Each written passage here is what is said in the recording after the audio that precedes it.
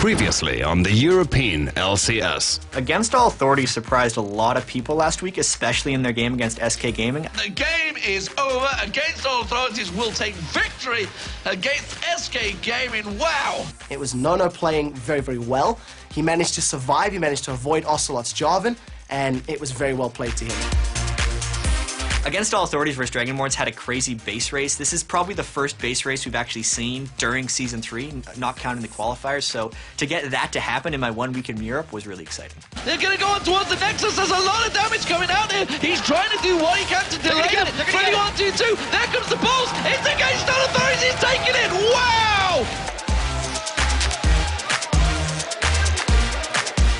FNATIC definitely got some revenge against Wolves, but they weren't happy about it. And FNATIC are gonna finally take victory. We do see a little Diffigio coming out, yodeling his way in there, but the little answers are not gonna be enough to stop the might of FNATIC picking up the win and going 3-0 in this weekend. So they got their revenge because they won the game, but they want to beat Wolves a lot worse than that.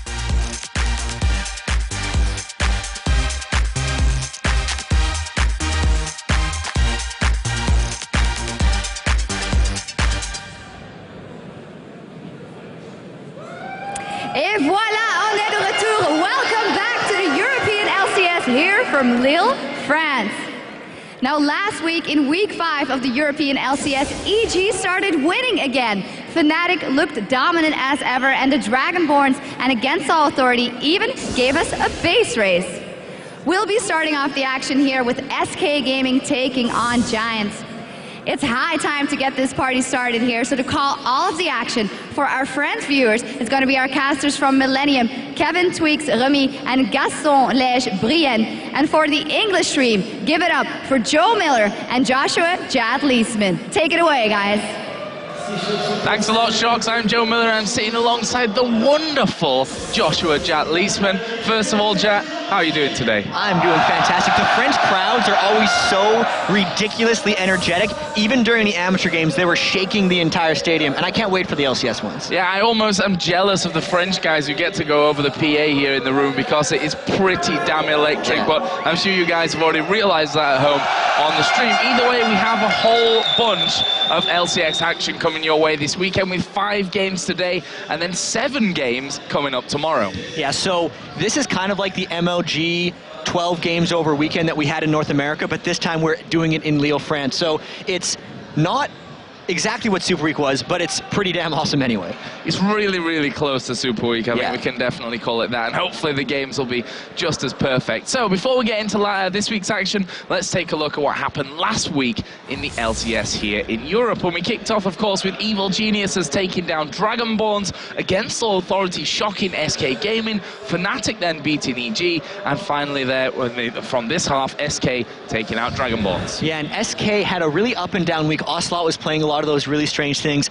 The games kept going, though. We had all 8 of them, so Evil Geniuses actually beat against All Authority. FNATIC beat SK Gaming in one of those up and down games for SK. SK said they got completely outplayed. Then we had the base race between Dragonborns and against All Authority. Dragonborns was winning most of the game, and then against All Authority came with the base race, and of course FNATIC got revenge on the Copenhagen Wolves for that Super Week defeat. A great week it was last week in terms of results. Let's have a look at the standings and see how that leaves us here coming into week 6. Of course, at the top we have GAMBIT, 9 wins for 2 losses. FNATIC behind them with more wins, but not quite the win-loss ratio they're looking for. That could all change today, though. They're, of course, at 11 for 3, SK Gaming at 8 for 6, and EG in 4th at 8 for 7. Yeah, and in 5th place, we have Against All Authority at 5 and 7. Just the same number of losses as Evil Geniuses, so they could make some kind of push pretty soon. Dragonborns has 2 new roster members this week. They need to make a push. Ozone Giants at 4 and 8 as well, tied with Dragonborns. And then Copenhagen Wolves, even with the return of Bjergsen, still haven't fully recovered from that 0-9 start. Yeah, and of course, if you missed anything from the previous weeks, you can check them all out at lolesports.com, along with stats, replays, and also figure out what's coming up here in the future. And don't forget that spoiler button at the bottom. You don't want to get yourself spoiled on all these great results. So we know what happened last week and how the teams are currently standing in the league table. Let's take a look at what we're going to see here today in Lille. First off, we'll be kicking off the day with SK Gaming versus Giants, moving in then to Against All Authority versus Evil Geniuses. Third game of the day is the one a lot of people are waiting for. GAMBIT Gaming will take on FNATIC, the top 2 teams in the LCS battling it out. Then we have Wolves versus Dragonborns, and the 5th game of the day is going to be GAMBIT Gaming versus SK. Okay, everything is ready here for today's first matchup, so let's get back to Sjokz to introduce the teams on the stage. Thank you very much. Okay, it is time to introduce the teams. First up, it's going to be the blue team with their team captain Ocelote, and of course your very own hyrqBot. It's SK Gaming!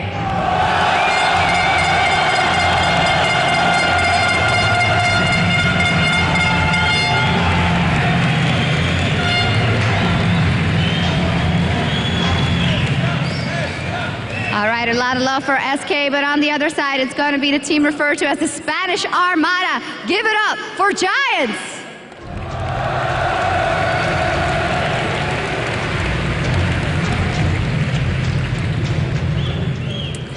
All right, I think you guys are ready, but I'm just going to check. Est-ce que vous êtes prêts pour ce match?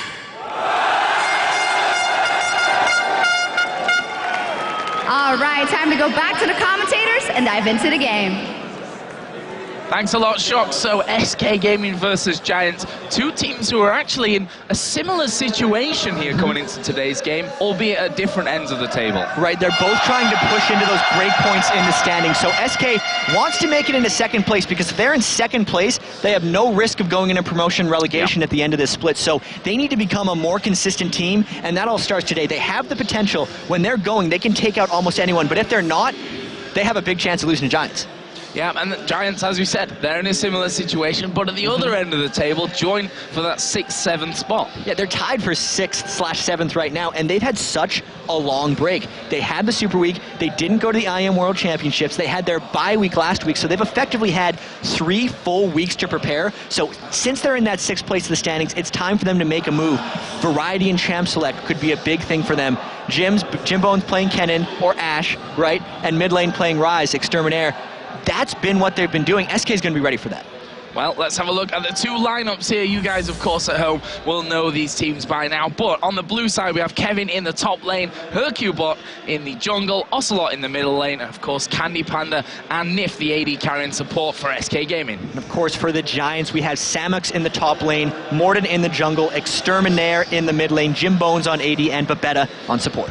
So before we go any further, as per usual, we're going to pick out one key man in each of these teams. Actually a hard decision considering the superstars that we've got in both of these lineups. But for SK Gaming, we're talking about here ocelote in that middle lane. And he's usually the guy for SK Gaming that gets displayed. But last week, just because of his champion select differences, he played Jarvan and Zed and a lot of new things. His play is so key against Giants, especially since Giants also keys off their mid laner. So whatever ocelote does will be huge.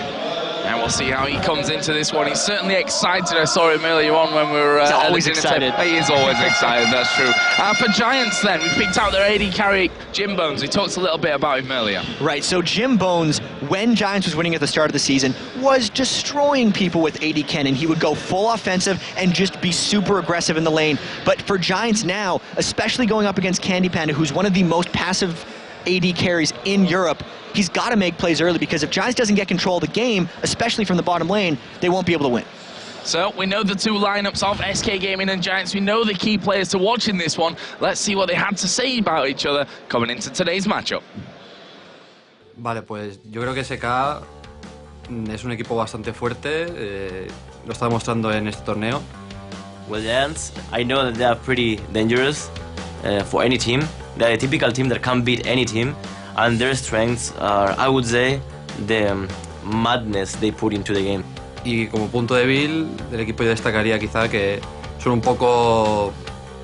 van por emociones, es decir, si les va muy bien, se suben mucho al carro y generan mucha ventaja, y si les va mal, sí que se vienen un poco abajo, y la idea es esa, que se vengan un poco abajo porque no les sacan bien las cosas al principio y a partir de ahí ganarles terreno. When there is a lot of stuff going on, they are the winners always. So one thing that I think is crucial from what Babeta said there that is bang on the mark is talking about how SK Gaming, if they're emotionally ready and feeling good, they're all screaming at each other. They seem to do very well, but they're also, on the other hand, a team that if things don't go well for them, that kind of weighs on their shoulders a lot in the game. And that's always the thing for SK. It's strange that this is still the problem we're talking about. It's just kind of in their DNA. They're the streaky team, right? They're the ones that can go into any game, beat anybody, so they're highly feared. But also, teams like Giants or Copenhagen Wolves are the teams in the bottom of the standings. They want to play SK too, because there's a chance they could get ocelote on tilt a little bit. They could get any member of that team falling back a little bit, and they could pick up a victory, right? Yeah, and that's what they've really got to work on, in my opinion, is this whole emotional attachment that they have to their leader, to ocelote, that sometimes if ocelote's not feeling good, the rest of the team have to almost pick it up from there and say, come on, it's still fine, we can still win this game and still power things through. But I guess we can talk here while we've got a little bit of time in terms of the situation that both teams are in. SK, they're pushing up to that second position. Basically the top two is the magic number here in LCS. Right. If you don't want to be involved in that relegation, the chance to, I guess, technically have your dreams smashed almost, in terms of you could not be playing in the LCS next season, at least if you're not in this top two. That's guaranteed in the next season. It's so crazy to think that even the third place team will have a playoff against the sixth place team at the start, and if they lose that playoff, they'd be dropped into the relegation. So. Like you're saying, absolutely, SK has to pick it up. And it's strange, we were looking at the new stats that we had on the LoL Esports page, and the leading assist markers in all of League of Legends, Nyph was #1 for European teams with the most assists. But SK Gaming also had like 3 people in the top 7 or something for assists, and that just shows the way SK plays. They roam around together a lot. So yes, they are a streaky, emotional team, but like when ocelote's going and the team is all falling around with him, everyone pitches in for kills, which is a little unique to them. Yeah, and the actual number from that one, from Nyph in particular, 81% of kills, total kills up until now here in the European LCS, Nyph has been involved in. That is a humongous number. We have to point out that Edward, he wasn't quite up there with the assist, but that's because he had actually a lot more kills than everyone else, surprisingly enough. Yeah, he had 21 kills on support. He's a little greedy with those support kills. I actually believe it was more kills than Morden, who is the jungler for Giants in this next game. Yeah, and I think more than Negod Bro as well, the top laner from Copenhagen Wolves. You can see the fresh crowd there. They are I think crazy is the right word to use here. They are absolutely brilliant. A packed arena here at the Zénith arena. You can see there some Against All Authority fans as well joining. Obviously, they are technically a French team, the Against All Authority organization. And surprisingly enough, ocelote comes on camera and the crowd love him. No surprise there. This crowd just has such an extraordinary amount of energy. I remember when I was doing Tales of the Lane as well in Paris, France, they were shaking that place for 12 straight hours. So these guys have actually all been here packing this arena since the amateur tournament started. So they're already 5 games deep, and we have 5 more to go. And they're not lacking in energy. Somehow the air horn still has juice left whenever they go to rabble up the crowd. That's the wrong word, but they're crazy fans. Yeah, we were actually wondering how long the air horn is going to last here, and you know, we had a best of 2 best of 3s, almost 2 games, almost 3, and it's still going strong. So the air horn is here to stay, I think, for the day today. But likewise, we talked about SK in their position, moving up towards second. Giants are in that same situation, but at the bottom 2 teams will definitely play.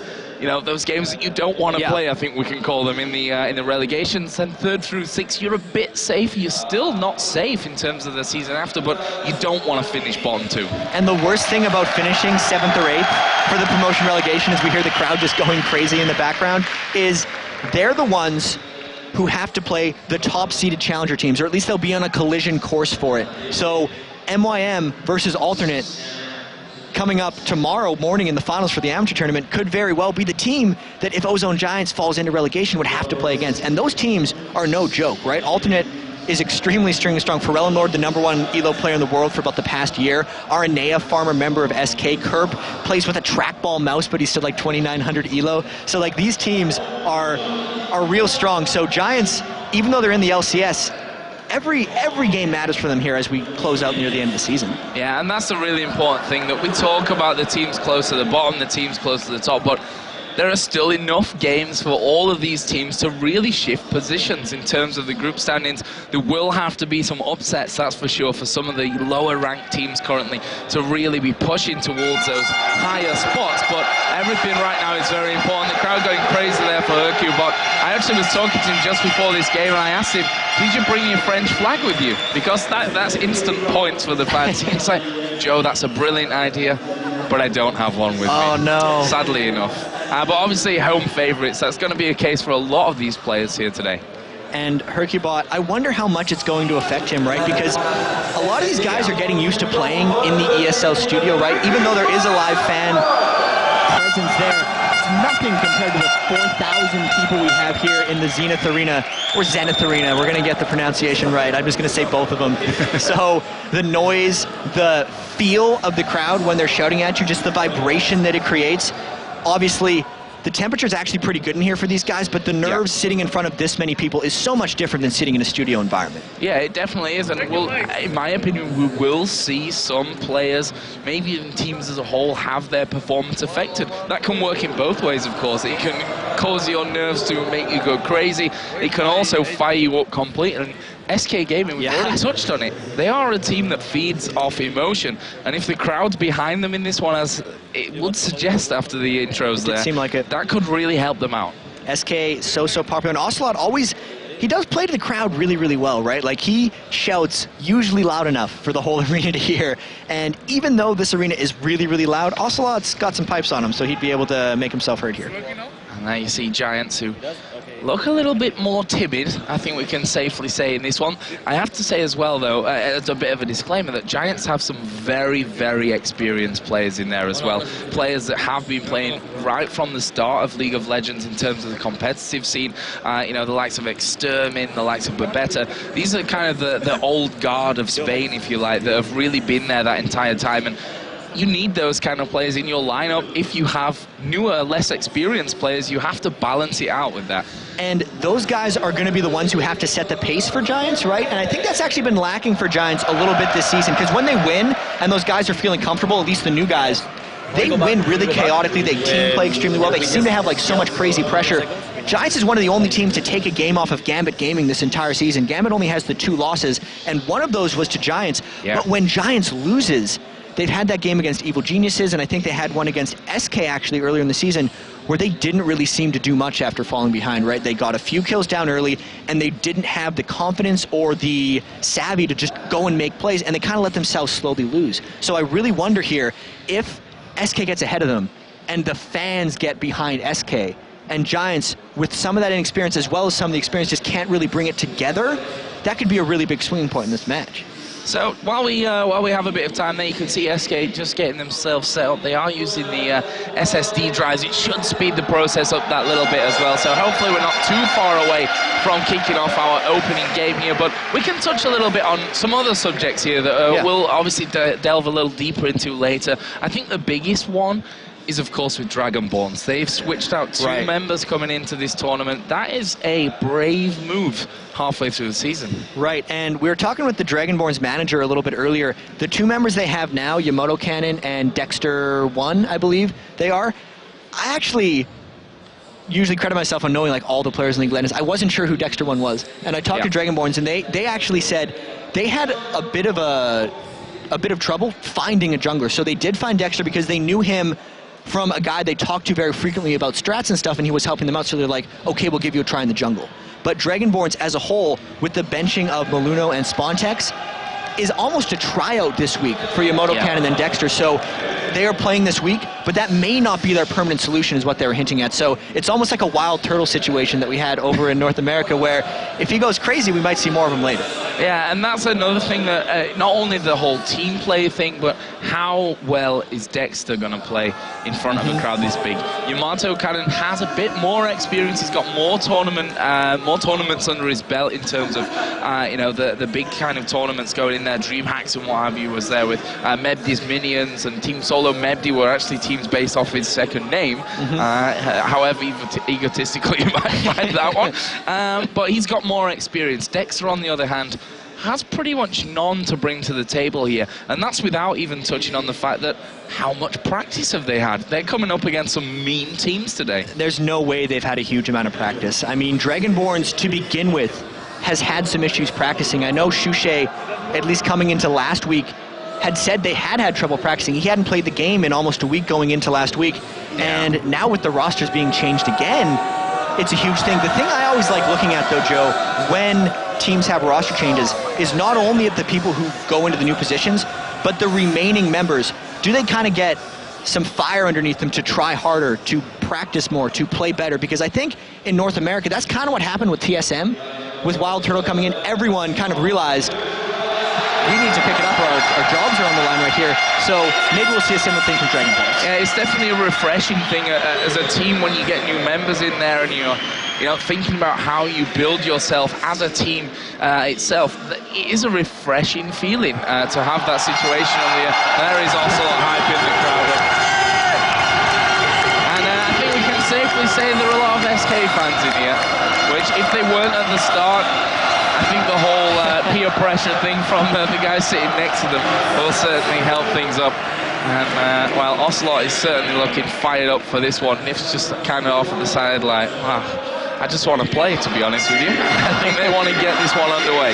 Yeah, I believe they're having a little voice comm issue, but this is going to pump them up. I mean, we're talking about an emotional team here. They're just charging up right now. They're ready to fire off their giant laser. Yeah, obviously the team's up here on the stage. Like you said, the problems that they have with the voice, it's kind of understandable outside of really boxing them into a room somewhere on the other side of the building.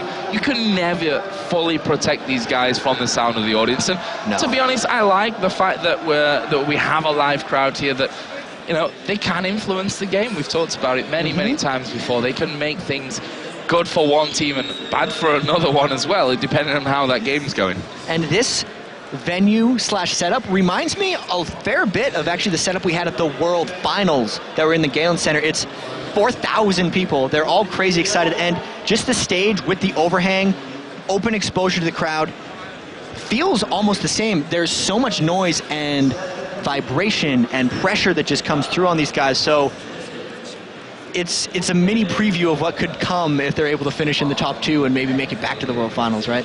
Yeah, and I think we can say to the people out there that are in the local area, I mean, Lille's really easy to get to us. I think you found out getting out of the train station, about to get in a taxi, and the hotel was right next to us there. We do have tickets available still for tomorrow, so, you know, if you're in the west side of Germany, Belgium, Holland, you're really in quite close proximity to Lille, so get yourself down here. A massive, massive atmosphere that you can experience, and some great games. Of course, the final of the amateur promotion tournament tomorrow, plus the 7 LCS games coming up tomorrow as well. So if you're in the area, make sure you get yourselves down. We're going to be going to a quick break here, but hopefully when we come back, we'll be able to get started with SK Gaming versus Giants, guys. Don't go anywhere.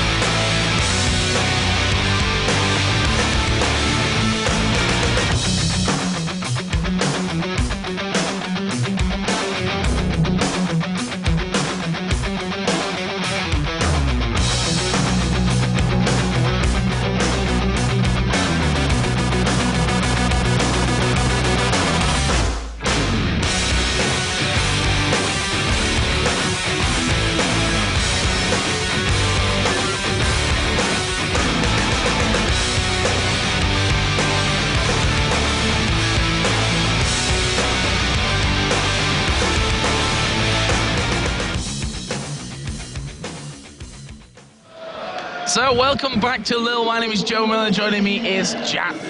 How are you doing, Jatt, today? I mean, I'm doing good. We got off to a flying start. We were both so pumped. We've had a couple of little issues, but those seem to finally be resolved, and we're about ready to kick off SK versus Giants. Yeah, let's just kind of recap some of the things we went over. This is a huge game for both SK and Giants because SK is on the brink of 3rd and 2nd place. If they can move into 2nd place, they have no risk of dropping into promotion or relegation, and they also get a bye into the split end season tournament. Giants is currently tied for 6th/7th place, so if they don't move up out of that spot, they're tied with Dragonborns, then they are immediately put into relegation at the end of the split. So the race kind of starts now for these guys. Even though it's been going for the whole season, they're really starting to think more and more about this stuff. So that's just where they are at in the standings. So what's your opinion on this game as a whole, Jatt? What do we need to see from both of these teams to kind of step up what we've seen so far? This game, more than other ones, I think, really depends on what happens early on in the game. SK is so emotional, and that is amplified by the size, the hype, and the energy of the crowd. For Giants, the same thing kind of goes, because when they fall behind, they really stagnate. It might not be the same type of momentum, emotional issues that SK has. It might just be a gameplay thing. They haven't practiced enough, and they're not experienced enough to really know how to make plays when they're behind. So if they don't start off well, they're in trouble too. So what about champion select? We'll be getting into that very shortly here. We've got some fairly obvious bans on some which may surprise a little bit. I think, you know, that Kennen is one that really stands out aimed towards Giants. So Giants really love Kennen, Ryze, Ashe. It'll really show what SK has planned if they're going to ban out Jimbz or not, or if they're just going to go with generalist bans. Because there's not that big of a champion pool for Jimbz, right? He hasn't proven to play many AD carries. Then also the fact, Giants has had 3 weeks to scout SK. We mentioned Giants has had 3 weeks off. SK hasn't had any weeks off. They went to the IEM Hanover World Championships. They didn't have a bye week last week. They've played, I'd almost want to say, 8 games since Giants has just been able to look at them and just draw from what they've been doing. SK was first picking Jarvan in almost all of their games last week. Yeah. Whether Giants wants to take that away, maybe Morden in the jungle with it, or if they just want to straight up ban it, we'll have to see, because I'd expect SK to lock that in right away. And 3 weeks in the LCS, you know, is almost an eternity to create something new, to sit down, to practice it over and over and over and over again, until you really feel like you've got something nailed. So maybe Giants will you know, have a bit of an ace up their sleeve coming into this one. Right, especially since they're one of the teams that does have the gaming house in Cologne, Germany, I believe, right? So they have been able to practice it now. After the delay, crowd still has tons of energy. We are into champ select. So what are we going to see here? First ban, surprise, surprise, it's Kennen. Yeah, so AD Kennen right out for Jimbz. I wonder if they're going to continue to ban out those champions. Kale is also a ban for Giants. That's potentially an Ocelot ban. I know in some of the games last week, all 3 bans were targeted Ocelot. It's no secret that he really needs to do well for SK to succeed.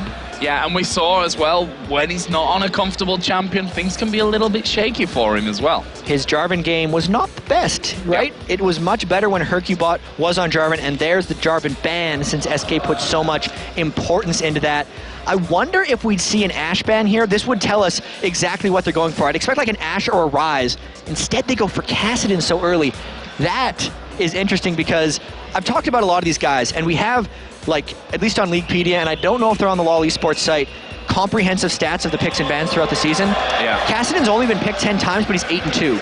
And that's because teams last pick Kassadin. But what this tells me is Ocelot wants to play a champion that gets countered by Kassadin, that's why they banned it. Well, first pick has come in there as well. Shen, by the way, was the final ban, which not really a big surprise. He's banned pick pretty much 100% of the time. But the first pick insta-lock-in really for SK was Zed. And Ocelot's best game of last week was on Zed, right? So he was able to be aggressive, he was able to go all in, he was able to start team fights. And the coolest thing about this is I don't think Kevin plays Zed, but the potential is there for it, right? You can do Zed top, mid, or even in the jungle, like Insec was doing for KT Roaster B at MOG, and just destroying people with it, the carry jungler. So more and more and more, we're seeing these first pick champions in a lot of different roles. I do think that's an Ocelot pick, though. So let's have a look then what Giants are going to open up with here. Zyra, we've seen it played in the support role and in the middle as well. And for Giants, I almost feel like this is an extra pick. I feel like he's going to be the Zyra. It does leave him that versatility. Nasus, of course, something hyrqBot picked up a little while ago. I like this start so far for Giants because Zyra has so much control that it would give Nasus time to run in and make something happen, and neither of these guys are particularly vulnerable to Zed straight off the bat. Well, let's see what SK drop in there. Volibear, he's been a very popular pick up until now here in LCS. Obviously still plenty of time to have that one change, but because he is so highly contested, with that Nasus being taken away from hyrqBot as well, it really wouldn't be a surprise. Volibear, Nasus, the Diamond Prox junglers that have now just become the premier junglers in League of Legends. Just like every jungler that Diamond plays. Yeah, next to Zooter. He was playing that MLG. And Jatt's a happy man about that. Just running in. I don't know if I love seeing Uter too much. He just runs at people instead. I like playing him because you feel amazing, but I'm not sure about that. So Lulu comboed with Volibear is quite nice because the Giant Bear running in with the extra move speed gets him that extra little gap close. I do worry a bit, though, about hyrqBot's ability to close here. Running into a Zyra and running into Nasus's Wither. No matter how much move speed he has in, he's going to run straight into that root and right into a Wither. So it is a little dangerous picking Volibear into that. So what are they going to complement Zyra in? That's the great thing about a Zyra pick as well, so early on that it could be the support, it could be the middle. You can change your reactionary as you go along. Yeah, and with these picks from Giants, they don't know really what SK's got for an AD carry yet, but they do know about the Zed right now. So even though Jimbz wants to play Ashe, Ashe is just fodder for a Zed ultimate, right? She cannot get away. They need to make sure that during the 3 seconds of burst from Zed's ultimate, they can either peel or stop it from happening. So if they don't go with Trist, which they have, as soon as Zed ults on Trist, she can knock him straight back almost 1,000 units and make sure the damage can't fit in. So it blocked the Ashe pick with the Zed, but that might be why they went for the Trist. And the Kha'Zix also locked in there by Giants. Right, and that's just... not sure where that goes, right? It could be mid lane, could be top lane. It's another one of those things, and I almost think that the champ selects are going a bit slower, in particular because the players like pandering to the crowd. There's been Teemo chants at the end of every champion select all day for the amateur circuit, and I think we had a really brief one there, but they're not baiting them quite as badly as the amateur teams were. Are we going to see a Teemo pick though, Jatt? Professional opinion? Professional level Teemo. Not yet, I don't think. But CandyPanda, if he picks Misfortune, would be very, very good. Misfortune has a really strong mid game and also lane bully early, which would potentially keep Tristana down. If SK goes with this composition, ooh, that means they're really going for a roaming, like, shut them down and then crush them victory. That means the Kevin is in the top lane with Zed. Ocelote's got that TF. Well, let's see what Giants have got to finish off with here, and then we'll figure out exactly where Kha'Zix is going to be, where Zyra is going to be, whether they'll go for a different champion here in the middle lane to either of those two and put Zyra in support at Kha'Zix then in the top lane.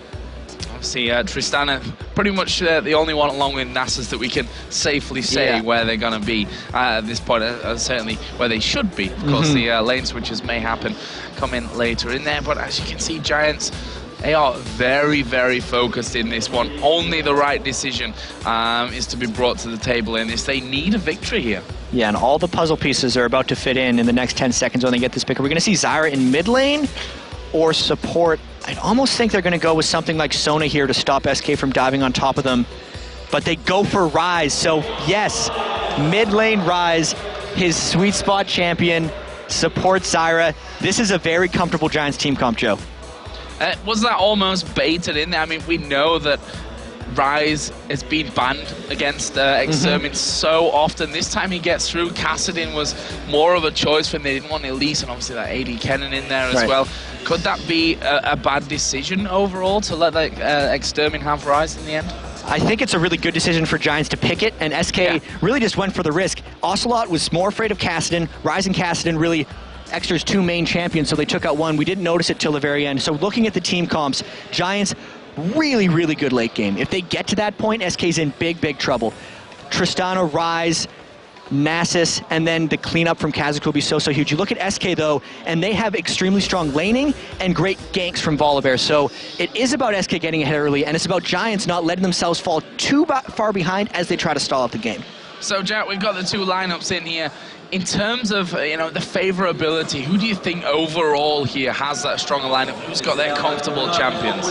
I think SK is on quite comfortable champions if they can pull off their combos, right? Just if Zed and Twisted Fate go in at the same time, so if Ocelote and Kevin have their synergy worked out, they will be incredibly potent, and they will be able to punish the laning phase of Giants, because Giants has a weak laning phase coming in. But on the other hand, you know, for Giants, you've got, as you said, the knockback from Tristana, the root, the wither. You've got Rise to lock them down there as well. It's going to be hard for them to get on top. Absolutely, once the team fights start happening, if SK is not far ahead, it's big trouble, right? Trying to almost get into assassinate Tristana when you consider Zyra is the hardest champion in the game to dive on. We've seen many pros talk about this before. Tristana knocks back. Fans are going crazy. We're ready to go. Yeah, that can mean only one thing. SK Gaming versus Giants here. Our first game of the week 6 here of the European LCS, live from Lille, France. And Jatt, we've talked about the teams as a whole. Level 1, can we expect anything here? Which team's going to be stronger, if anything does kick off? So Giants has a much more level 1 centric opening. They have 2 people who can start with Explorer wards, Exter and Babeta. Since Rise goes utility spec, he can fit in that stuff. They can get way more vision down for cheaper cost level 1, and also the root from Zyra is pretty much as potent as a gold card if you're looking over at SK, but it does look like Giants isn't going to do anything. Now it's really going to be all about finding vision of the jungler so that the lanes can play better. Well, let's see how this start goes down in the bottom lane. Misfortune is by the tri-bush, just waiting for that one. Nyph just dispatching that ward into the bottom side brush there in the river, and neither team, as you said, the league position almost dictates that we won't see too much risk from either of these sides. They know how important this fixture can be for both of them. Babeta has just gone up the ramp there and put that one into the corner brush, but SK not really reacting to that one. They are sticking very, very standard. They've got Misfortune, Lulu looking like they're going to head down to start off the golems. You've got Volibear starting with the Wraith. Twisted Fate might help him out there, and Zed towards the top. Yeah, so as you say, the only thing that we did note, though, is SK put down a lot more wards. Despite having fewer wards, they put down more of them. So really, all of them extended their wards right away. And here's a delayed invade by Exter and Samux. Kevin's going to see it, but he's going to lose some of his jungle. Yeah, Kevin going to spot Samux coming around the corner. Actually, Samux has not checked in there early on. He will finally go into that one. They'll have a bit of a bash at each other, and Kevin will back away. Samux will head back up towards that top lane as well, and not too much action to be had there. We can see that Giants just started off by their blue buff, having a little bit of help from the AD carrying support. SK doing exactly the same on their red buff. And we get to see standard lanes. So this is actually not something we've seen much of in the LCS lately. CandyPanda Nyph in the bot lane against Jimbz and Babeta. This is the reason, like, a lot of times purple side wants to, or red side wants to initiate the swap, but Jimbz and Babeta are just more confident brawling out against MF, which could be a bad choice because the first level 2 is big like that. Yeah, getting up to level 2 there. CandyPanda already putting down around about half of Jimbz' health away. And if we look towards this middle lane, Twisted Fate versus Rise. Talk us through this lane. Who's going to have the better, I guess we could say, pre-6 phase, because then Ocelot obviously is going to be wandering more. Yeah, I think Exter needs to fight Ocelot if he wants to get out in this lane, because right now, all Ocelot wants to do is shove out Exter, run Rise's mana down, and get him weak. If Exter's going to try to fight him right now, a gank would be there from Volibear. We could actually see a collapse of all the junglers together as Morden is going to walk right into hyrqBot. Oh, he actually just walks back there, and I don't know if that was a bit of a mind read going on, but he just said, no, I'm not just going to phase check that bush, I'm going to walk away. hyrqBot now showing himself here somewhat. He's going to charge in there, but of course Exterminare is well under range of the tower. I feel like Ocelot tipped their hand there because Morden was walking around and Ocelot made a play towards the brush where he was coming because he wanted to jump on him right away. That stopped Morden from going off and really tipped off Volibear's position without anyone ever seeing it. So, bottom lane, as we can see here, Nyph, CandyPanda on Lulu, and Misfortune. Until now, have a good lead in CS, but look at this in the top lane. Kevin going low. The Ignite is burning. Couple more minion hits, and that is first blood coming out for Samux. And this is so huge because Kha'Zix's early laning phase isn't that amazing until he evolves his spikes. The fight from Kevin wasn't quite there. This is the difference. No, never mind. They both started with the red elixir. I thought they'd do that. They popped him all early. That was the difference in minion fights overall. He took so much minion damage from that. I wish I could see his death recap. Oh. That's not the sign that we were particularly looking forward to in this one. But hopefully that will be fixed. There we go. heart skips a beat a little bit there as Jimbz actually going very low in this bottom lane. They're actually going to dive in on towards CandyPanda. Jimbz nonetheless goes low. There's a flash in. Kill for CandyPanda. He goes down to Nasus, and now Nyph trying his best to escape from this one. Morden keeping this low. The root will land, but have they got the damage? No, they don't. That was just the aggression from SK coming out, and they collapsed at the right times. I'd say the loser for that is definitely Jimbz, since he died, didn't get experience, didn't get the minion kills, and since CandyPanda did pick up the kill, he's going to be an edge in that. You can see him already picking up the Vamp Scepter. That gives him a 500 gold edge in that lane particularly, and the overall gold is going for Giants, but that's big for SK's bottom lane. hyrqBot actually he's going to be hanging around here. He was starting that recall off. Samux just leaping back towards that turret range, and hyrqBot coming through. Samux, now he's already used that elixir. Will he come out? Will they be able to kill him even? I mean, Kha'Zix is hard to lock down any time of the day with that jump, and hyrqBot leaves. And the fact that with the first blood he picked up that super early tier of the Goddess, the sustain that's going to come out from his W on Kha'Zix is so huge right now that it's going to be a tall task for Kevin. Kevin's actually went with a second Elixir of Fortitude just to survive that lane. Yeah, survival being the key for them, that's for sure. And we talked about that it might be Giants that have to survive into that late game to get things going, but things have kicked off nicely for them here. Tristana, round about half CS behind. Obviously, there was a kill for Misfortune earlier on. That's given the Vamp Scepter BF Sword boots compared to the BF Sword. Not the BF Sword. Wow, the Doran's Blade. I've had a week off, Jatt, so there we go. And a Doran's Blade and then boots for Tristana as well. I think the ward kills threw you off in that situation. Yeah, the cheers are back. Crowd's cheering. The ward cheers are back. You're like, what's going on? How's going on? Oh, it's the wards. It's tradition that started, went away, and apparently has come back again. But you're absolutely right about the state of this game. Giants opening up this well is huge for them. Really, if Samux continues dominating that top lane, and basically if Jimbz can survive this bottom lane against CandyPanda with the item disadvantage and the level disadvantage, then Giants will be looking super good. Right now in this bottom lane, Misfortune is still holding that strong CS lead. Actually, Volibear coming around the side here. Is there a ward down? Yes, there is. Volibear walking over the top of that one, and Tristana Zyra just backing away. Middle lane, in terms of CS, is just a 5 difference between Twisted Fate and Rise. But one thing that we need to point out now is that Ocelote has hit level 6 and will be making his presence felt. The strange thing is, though, Ocelote's 6, but he's not shoving. He's so worried about Exter's potential just flash Rune Prison and the Nasus ganks, since he's a little low on ward coverage right now. He's not able to push up and then go and gank. Ocelote will need to get ward coverage and probably a blue buff if he wants to make something happen, because he has to shove out the lane in order to go and gank. Top lane, Zed, got killed earlier on there, Kevin, and he is, as such, 12 CS behind currently, plus that 1 kill to 1 death. Plus, I forgot to add in there, 2 level difference as well. That can make a real big impact, especially if Nasus decides to get involved in this top lane. Yeah, and Zed, when he hits level 6, usually has that power spike, but he's fallen so terribly far behind here that that level 6 threat from Zed just doesn't exist right now for him. There is blue buff going to be given over towards Extermin. That's going to make him all the more potent here in that lane. As Ocelote actually just putting his ultimate down here. He is going to come in towards his top lane. Samux is going to leap, but will he be able to escape it? There is the teleport for Extermin as well, and Ocelote may just be in a little bit of trouble here. Actually, they've focused in on towards Kevin. Ocelote flashes over the wall. They stay safe. And that was just the teleport being traded for the TF ult. So many mid laners you see bring the teleport so they can follow around. And Ocelote went up there without really much items or too much threat, that the counter teleport from Rise actually made Ocelote burn his flash, which is just taking the pressure off the rest of the lanes. This is looking pretty good for Giants still.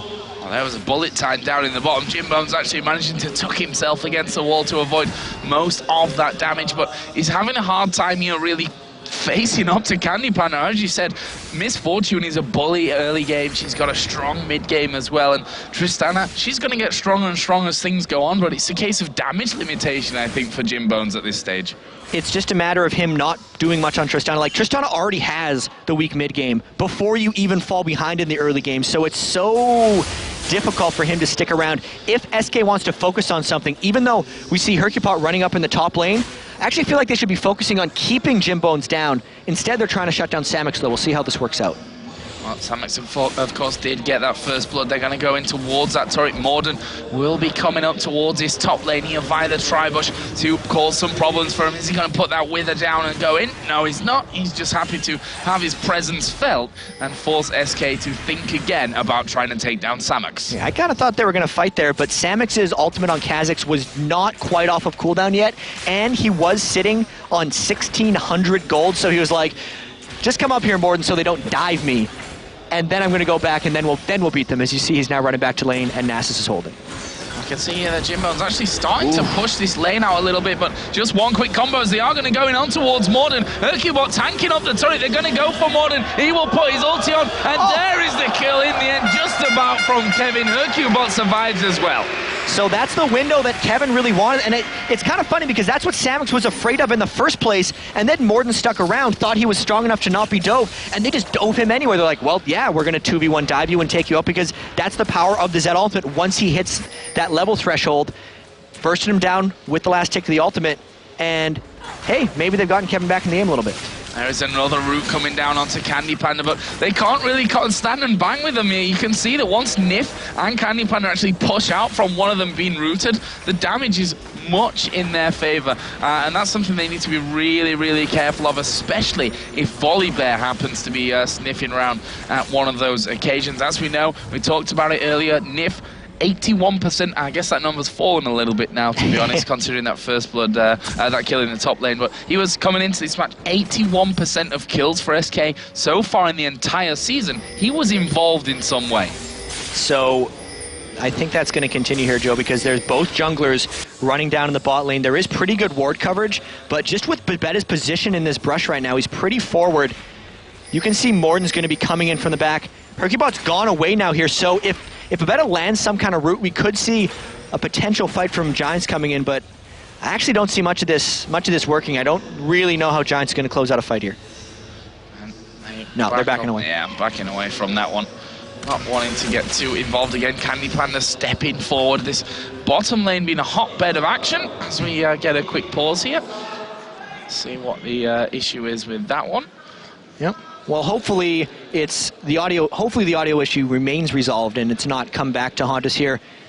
It's amazing these guys have really stuck it out early in the game. Like Giants, they are down a little bit in gold, but the start, considering their late game power, is really, really strong. And you know, they really just want to play the game, I think. Yeah, and I actually was talking to the admins a little bit last night, and there's some interesting stories come out from their perspective, which of course we never really get to hear about, which was some of the pauses that we've had so far, around about the 20 minutes time. I'm not going to mention team names that this happened to, but it's quite interesting the fact that they played 20 minutes, and after 20 minutes they realized that they had no sound. That just shows you how concentrated they are in the early games, listening to their teammates about what's going on, and only when things settle down they realize I can't actually hear anything.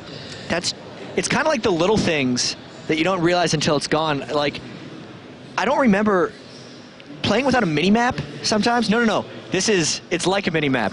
Playing Tetris once.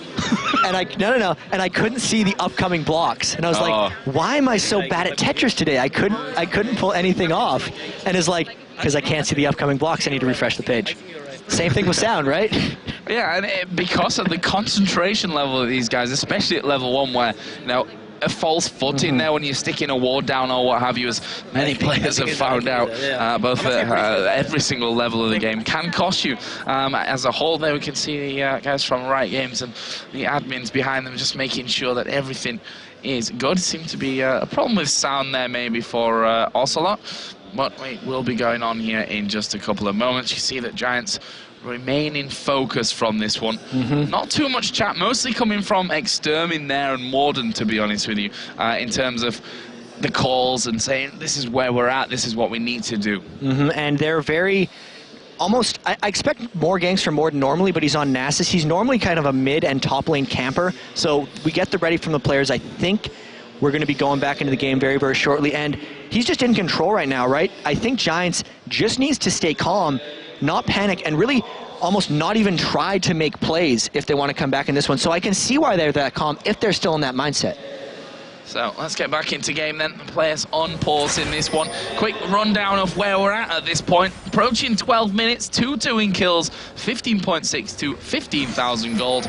No turrets taken down as of yet, but are we going to see any more action onto this top lane? Both junglers are top side of the map. Kevin actually having that red buff on at this point as well. Obviously, from a little bit earlier on, this could get interesting. And you can see by the ward coverage of SK that they're really trying to focus this top lane. They have one in the brush that Samux is in right now, so they can go. Here we go. Flash going to get the toss over as well on towards Samux. Can they get the damage in there to take him down? He's below half. And the knob there coming in from hyrqBot just to finish things off.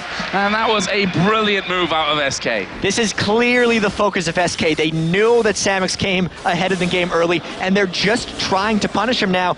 Working out pretty well. They're going to get this turret, despite Morden being up there.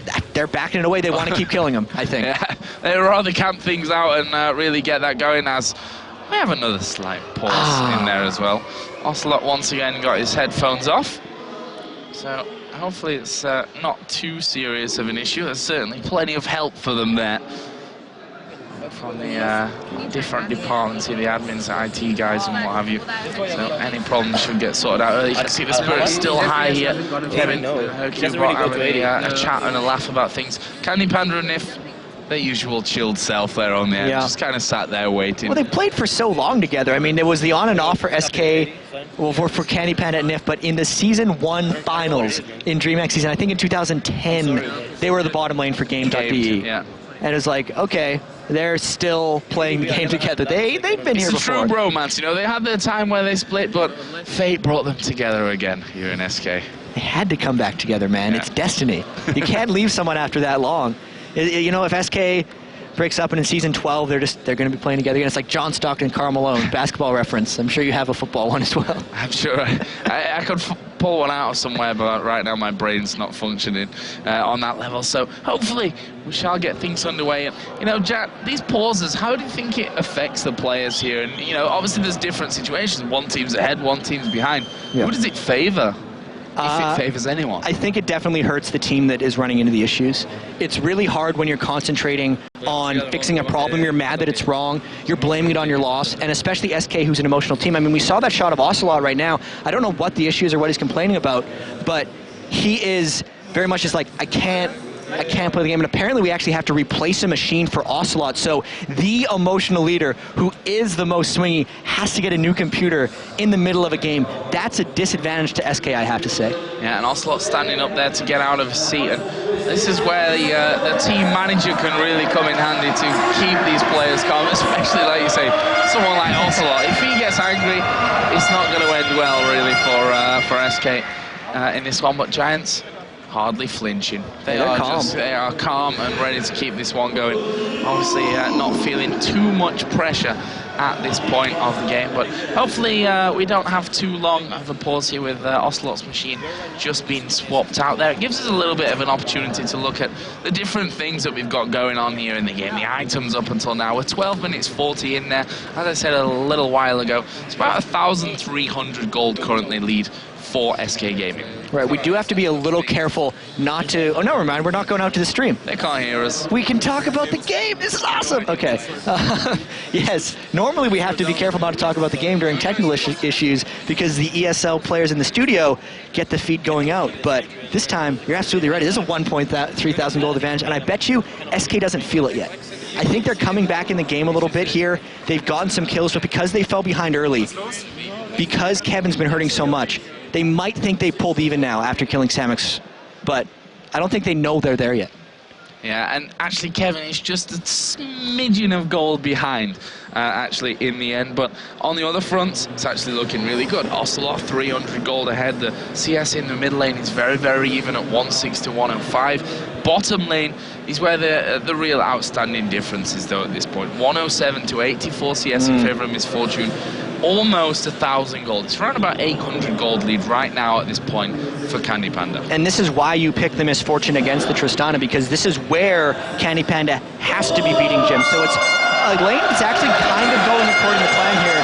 As you can see, the crowd's still super far behind hyrqBot, but CandyPanda really going to have to pick it up soon. He's sitting on 2,400 gold right now, so he's actually not bullying Jimbz that much. But when he comes back, he should definitely look to get very aggressive. Yes, he shall be hurting a little bit, that's for sure. In terms of items, what have we got here as well, Rise? Moving up towards that Rod of Ages, pretty standard stuff in there. Got the tier in there as well to get that stacking. We got the Sheen plus the blasting one in there for Ocelot, so he's got the workings of that Lich Bane going up. And Exter, with his Rise build, he's the guy who really started the double Rod of Ages trend. So he's going on that first Rod of Ages, but as this game moves on, I really want to see how Exter builds out if he gets enough farm for the double Rod of Ages. And I liked an awesome comment I saw with how much SK gets crowd support when Ocelot was kind of standing up, raising his arms, everyone went crazy. Said he had a lot of crowd control. I like that one. That's actually a good one. I'll give props to whoever that one was over on Reddit for that. But other areas of the game, one thing that we've kind of touched on, but not too much in terms of where they are currently, is the junglers. 47 to 58 CS in favor of Nasus. Both got a Kindle gem in there. Spirit Stone picked up for Nasus. Boots on the other side. Kindle gem, Madrid Razor, and the boots for Volibear. I'm liking this jungle trend. Everyone just goes for Lock of the Iron Solari. Makes your gank so much more potent. I see both of these guys going straight for it. They just want the CDR. The only difference here is that hyrqBot went for a Madrid's Razor on Volibear, where I was watching Diamond Prox's Volibear as well over at MLG last weekend, and he would pretty much always go for a Spirit Stone. So it is a little bit of a different build, and I know it's kind of hard to follow since we're not in the game and we can't see these things, but hyrqBot's Volibear is maxing the W, which for Volibear is the execute at the end is called Frenzy. He's got 4 points in that right now, and it increases your attack speed, which is why he's going for Razor. But when Diamond Prox plays Volibear, he goes for a Spirit Stone and maxes his E, which increases the slow and increases the damage of the slow area. So they're building to match their skill usage, but it goes to show that even at the pro level, there's two different ways to skill up Volibear. Yeah, and that's always great to see. I mean, let's be honest, 3 or 4 months ago, no one was even thinking about Volibear, so to have that variety coming in at this point as well is a fantastic place to be. And Ocelot, as you can see there on his screens, is now sat back down, and we should be ready to kick this one off in just a second. I can actually see that he is loading back in, so we will be able to get things going forward. How much of a lead does SK have at this point, Jatt? I think it's small. I think any lead they have right now is imaginary because they have much weaker late game. So they're up about 1,000 gold, and they need to really create the lead from here. They have the stronger early game champions, but the lead doesn't matter for them. The gold lead actually isn't that going to be too important throughout this entire game. It's all about the game time and the clock. So Ocelot loading back in then, actually will reconnect, and we should be able to get this pause off in the next couple of moments here. One thing that I don't think we did touch on was the fact that there's Brutalizer now added in there for Kha'Zix, along with that tier that he picked up after getting his first kill, the Cutlass over on the other side for Zed. And this is the Zed item. I mean, a lot of people sometimes ask, like, why does Zed rush Cutlass or Blade of the Ruined King? And it's because during the 3 seconds of amped damage that happens during his ultimate, you pop that active of the Blade of the Ruined King or the Bilgewater, and it will hit again near the end of it with the extra damage. And we're back. There we go then, back into game. SK Gaming versus Giants. A 1,300 gold lead up until now for SK, but we'll see if they can get those plays into action. Ocelot back into game, feeling a lot more comfortable, hopefully, and does, in fact, have his ultimate available. So if he so wishes, Destiny could create some openings here for SK, but if we look at the minimap, it's looking like Giants are attempting a Dragon. And it doesn't look like SK is in position to get this one. Kevin realized his lane was missing. He's collapsing down now. Ocelot might pop his ult for vision, but I don't think SK is going to fight this. This is a free Dragon for Giants, and it's going to even out the gold lead close. It's only 500 different now. And that is a big step for Giants as well. Being behind on gold, albeit a little bit, they know that their late game is stronger. So if they can keep up or even have a slight gold lead or maybe even a slight disadvantage is not even a problem for them there. That they are the ones that are going to be in control. Another blue buff going to be given over here to Extermin. Get himself back into that middle lane. Is still a tiny amount behind. And this top lane here is so much attention by SK. I'm really surprised SK didn't take the turret earlier. They need to accelerate this game. They're probably going to kill Samux again. They have a potential 3-man gank, and they need to because Kevin has actually went for his 3rd red elixir of the game. So that's 750 gold into consumable items. Probably getting the turret here as Samux gives it away. Exterminare was just chasing ocelote through the middle. Ocelote not really wanting to get involved in that one. And talk to us a little bit about that. I mean, 750 gold, like you said, on these elixirs. How much does that damage him moving forward in terms of his, his end game build? It all depends on what he does now, right? Like, if he gets 750 golds worth of objectives and pressure onto Samux, it's worth it. But with just the turret, yes, that's 750 gold for the team. They're probably getting that anyway. Unless he gets way ahead, it's not worth it. And here's the gank by ocelote. He couldn't make it in all the way, though. It might just be a red buff steal. Yeah, they're going for that red buff. It's going to be picked up in the end by hyrqBot. He will smite that one away. Say thank you very much. You can come to your own conclusions, I guess, where the destiny really was needed in the end, but better to secure it, I suppose. Yeah, and ocelote's been itching to use that ultimate. He's actually not gotten much freedom from Exter throughout any of this. He's not shoving the lane very well. He's just now going over for blue buff, but Morden's actually waiting in the wings to try to screw this up. Let's see if SK can mount a counterattack. Well, Morden was just stood on top of a ward literally 2 seconds or so before that had actually timed out. So SK knew that he was there. Ocelote will then be given this blue buff here once he finally gets in there. There we go, tanked up a little bit by hyrqBot at the end. But as we just saw the AD carrying the support, to touch on them again, because that lead is still quite major, 143 to 119. Jimbz's not been having too much time to free farm in that one, but overall, I guess he's not going to be as far behind as he's starting to look like earlier. He is only 25 minion kills behind, and that's how far he was behind like 6 minutes in the game. Yeah. He's held it out just fine, as you said. He's still down 1,000 gold, they're about 900, and the Bloodthirster versus no Bloodthirster is huge, but unless SK can actually do something about it, Jimbz doesn't care. If they're not fighting, he's fine. And obviously does have that mobility. If things get a little bit sticky for him, he can get himself away as Nyph will take the damage. Let's see, Glitter Lance down, that will slow things up, but the fact that Babeta has that route, even the ultimate should he need it to protect Jimbz, who's got that jump away himself, also running Flash. I don't think we really touched on that earlier on. He's relying on that mobility that Tristan is going to have to keep himself alive there. And the lane just continues to be a farm out. It's a little weary of SK not making anything happen. I mean, Ocelote's ultimate is about 8 seconds away. There's actually a teleport from Giants. Giants trying to fight.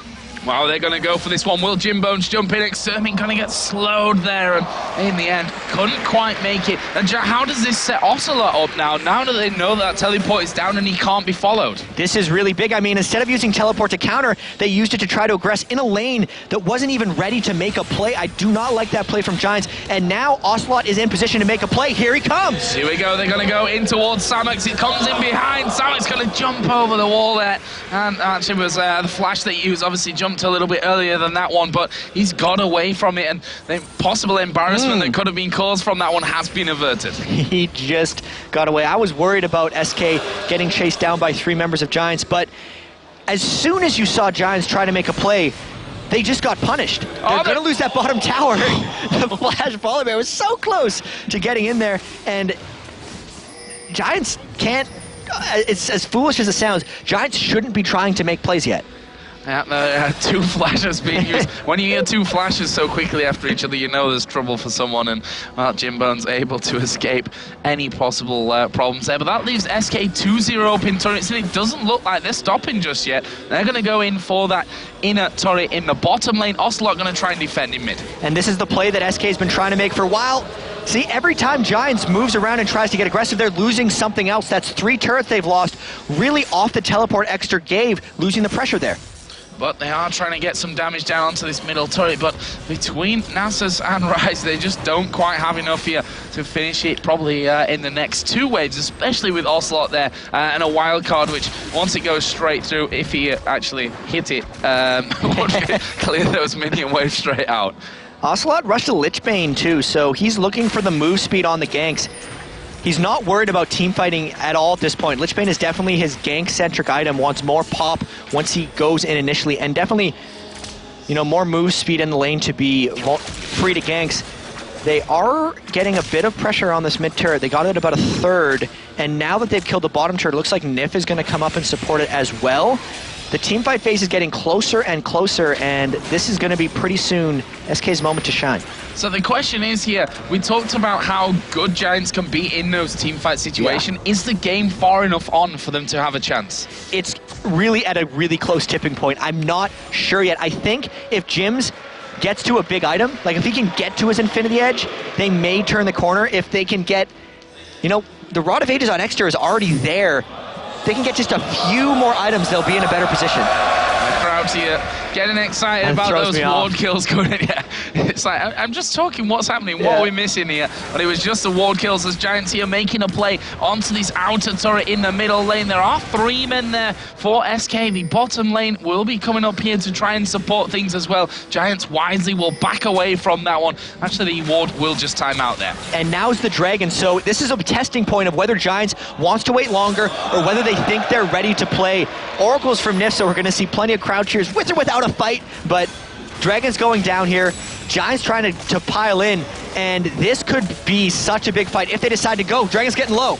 Giants starting to work their way in. Dragon is going to be taken there by SK Gaming, but hyrqBot was trapped in there. There's the wild growth coming down. Kevin going to take down Extermin. hyrqBot is still alive, will finally be finished off. Kevin, though, is mopping up here. He's done a ton of damage. Morden will actually dodge away, but can Babeta escape? He flashes away. Ocelote teleported in, and Babeta is still running, and he will escape that one. Ocelote didn't close on anyone with his destiny in that case, but oh man, Morden's caught. Yeah, Morden did so well to dodge early on to that finisher from Zed, but, well, misfortune tracking him down there in the end. That will be 7-3 for SK, plus the Dragon, Jatt. Dragon, turret, 4 for 1. Everything went SK's way. They got the objective control, and they won the team fight. So Giants was not ready for that one. They piled in kind of sloppily. They dumped everything onto Volibear, and the timing of Nyph's wild growth on him to allow his passive to actually tip all the way up on Volibear was really, really key. It forced so much focus from Giants away, and that's a big lead that just exploded for SK. Yeah, that's exactly what Giants didn't need, I think we can say, at this point of the game. Jimbz going to be looking to get as much farm as he can in there. Actually going for that Infinity Edge first. He had the Bloodthirster, the Vampiric Scepter in there, but decided after that pickaxe plus the Crit Cloak and headed up towards that Infinity Edge. Afterwards, what else do we have? Samux has got the Black Cleaver now in there as well. So the Black Cleaver will be pretty good for them, but Jimbz isn't ready to take that yet as the wards. I'm going to kill myself. No, at some point, I don't know what I'm going to do about these wards, but the Black Cleaver will help Tristana. Once Jimbz gets some items, I almost feel like he should have went with something other than Black Cleaver early because the group shred isn't helping their team damage too much, and they're going to have to find a way to deal with the sea of wards that SK has purchased from the base. Look at all the green in their inventories. SK is going to be looking for a Baron Force, I think, pretty soon because they know how badly they won the last team fight, and they know the timing windows of this game actually quite well. So I expect that sea of wards is going to see up the red jungle of Giants, and we're going to see SK try to make a play somewhere. Yeah, and that's the problem that they really have right now, is a lack of wards compared to SK's multitude of them. Both teams do have an Oracle in play, but, well, if there's nothing for Nyph to take down, then SK have already got the advantage in that position. He's headed over towards the blue buff now. He's going to be clearing out. Wait for it. That's a lot of energy. Yeah. These guys need to see some more action, I think. We need to get them tired out. Here we go, and we are going to get them going in. Oh, the bullet time will rip straight through Babeta. Everything working out perfectly there for SK Gaming. And, well, that was an easy kill. There's no safety in Giants jungle anymore. There's too many wards out from SK. There's too much control coming through from Nyph's Oracles. And now we might see the Baron play or just a slow push because they've exploded this to an 8,000 gold advantage. They have the items like Bloodthirster Black Cleaver is what CandyPanda wants to land a really clutch bullet time in the next team fight, even though he has just used in that last fight, but they don't care. They're pushing up mid lane, Joe. And that was perfectly in position as well. We can definitely say maybe a little bit of overkill to kill off Azira in the end, but that works out too. As they are probably going to have this turret away. Yes, they will. Lichbane certainly helping out on that front, and SK going to simply head up towards the top lane. Kevin has had it pushed out this whole time. Rest of the team will join. Giants can't really stand and fight it. Giants just not ready. They just got Infinity Edge on Jimbz, but they're not even in position. Another turret should fall to SK here, but Giants might try to initiate. Their whole team's not here, though. They've gone in towards Kevin. Wild Growth comes down, but he is actually going to stay alive. Just about finally finished off by Kha'Zix, who will jump away, and that will be a kill for a kill, but they've lost the tower. Tower for a 1-for-1, especially killing Samux, is kind of good. SK Oracle's expired on Nyph, so they have a false sense of confidence here. They don't know they're on top of war, but they're ready to turn something around.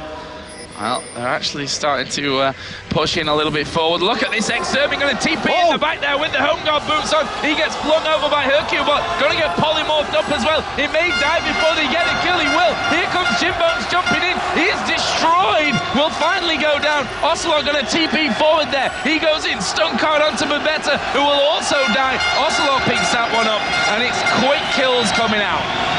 Look at the roar from the crowd. That is amazing. 3 for 0 from SK. Just saw your face. Wow. It sounded like a steam train coming through the building there. That was insane stuff. The crowd here definitely on fire today. And SK, you know, they're not far behind either. 12 for 4 up in this one. 10,000 gold lead. I think the question now would be, what, if anything, can Giants do at this stage, Jatt? It's a matter of the stall being too long. They have to wait for SK to make a mistake, but with all the outer turrets down, the next potential point of contention is Baron, and they're already 11,000 gold down, losing every team fight.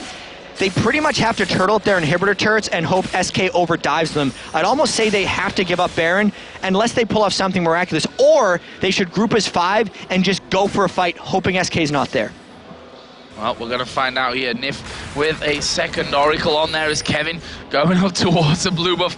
Didn't really get hurt too much from that little bit of an attack that came out from Jimbz, and that's not a good sign. He's got Infinity Edge in there, got the Zeal coming out as well. And now Morden actually in a lot of trouble here, getting caught somewhat out. ocelote is still charging forward into him, but they've taken half of his health without Morden really even realizing what had happened to him there. Kevin is pushing the bottom lane out, which of course doesn't have an inner turret on it. SK have got full control of the jungle as well here. And SK is definitely winding up for a Baron play here.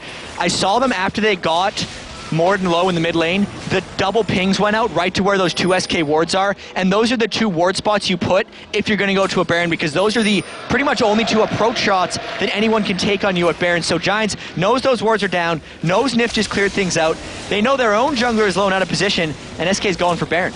Well, Kevin is not there, of course. He's pushing that bottom lane out here. Tristana is going to go away, and actually Kevin's going to go straight in on towards Jimbz. He will jump away, but will it be enough? Uses his ultimate, and he's gone. Curse splat, I think is one of the ways of saying it. Zed does that to people sometimes, and there's no armor on Jimbz. So those 3 red elixirs that Kevin picked up, I think he's on number 4 right now, are worth it, because the team picked up enough of an advantage. He got rid of his poor early game, and now he's crushing.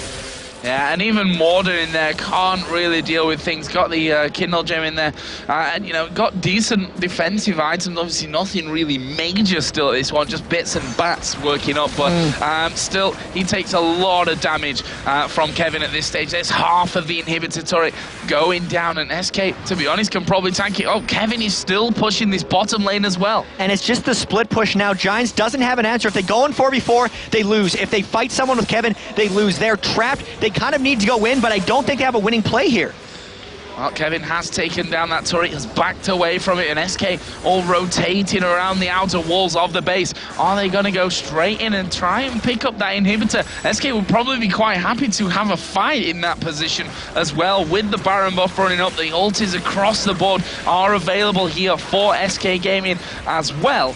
Well, the question is, will they make the move? Will they go for it? It's probably a case of, you know, that stun card landing when someone steps a step too far. And it looks like Giants is just kind of giving it away. They need to jump in and fight, otherwise SK is going to get this next. I almost expect them to go now. Here we go, flashing from hyrqBot. Wild Growth goes on to it, bullet time comes across them all as well. They're very, very low here as Samux will be focused. Can he be killed off? ocelote is actually going to be using his ultimate in here. He comes in at the backside of Samux, who flashes over the wall, and the wild cards come through, don't quite get the damage, but Kevin is chasing down here. He wants more kills, but meanwhile the rest of SK are just going for the towers. Volleybear coming in as well. Samux is still running away. He's still being chased. There is the bear, and he will be finished off by hyrqBot. Even though it was a little sloppy for SK, they got the job done. They 2-for-1 fought. They got an inhibitor. They actually ran back before they got the second, but they're so comfortably in the lead, and they've got the leading turrets out of the way. They can go back pretty much whenever they want.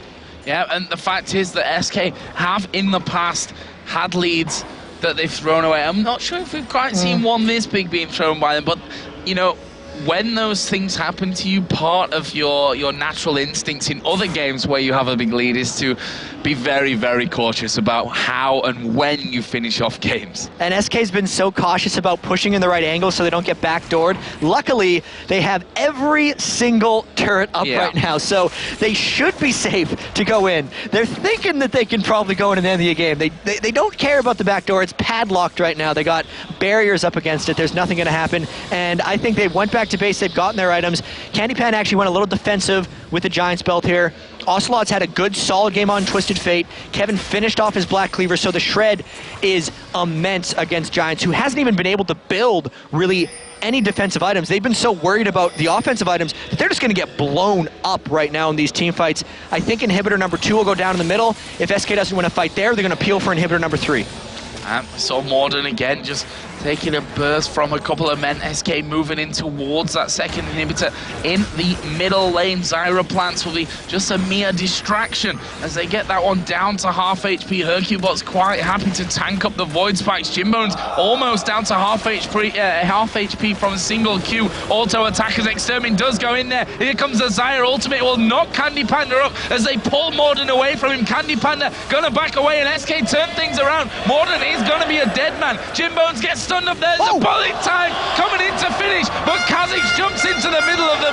Not for long though, he is destroyed. The wild growth was on CandyPanda as well. That will be a 3-for-0, and SK could well finish things off here, and SK will finish it off. The surrender comes in, and that was a much needed victory. ocelote and hyrqBot on their feet. The fans were behind them, and it was a real strong performance in the end from SK. Despite the delays, despite ocelote having to deal with technical issues, they came through strong. Not a single death from him there, so they kept their heads about them. The emotions are back for SK. Gonna try to carry this momentum through. Big win for them. Well, a very, very solid win indeed. We're gonna go over to our analysis desk where Jason is waiting with Aranea.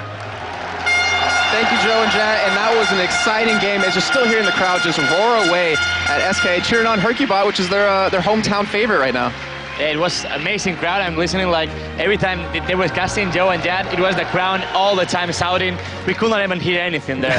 Yeah, the thunder amazing. We kept hearing, and not to mention every time a ward was killed, I look over at Jatt and he's just like twitching. He's like, ugh, bad memories of the World Finals. It was really, really annoying. Like every kind of wars, they used like gel every match, and well, it was a really nice match to be. All right, well, yeah, speaking of the match, we had SK versus Giants, and we have to talk about how the game kind of progressed. You know, talk us through how it kind of went on early on and how you kind of expected the game to go based on compositions. Yeah, early on, I didn't expect Kha'Zix to kill Zed like they did. It was a 1v1, and Kha'Zix ended winning that 1v1 with the minions.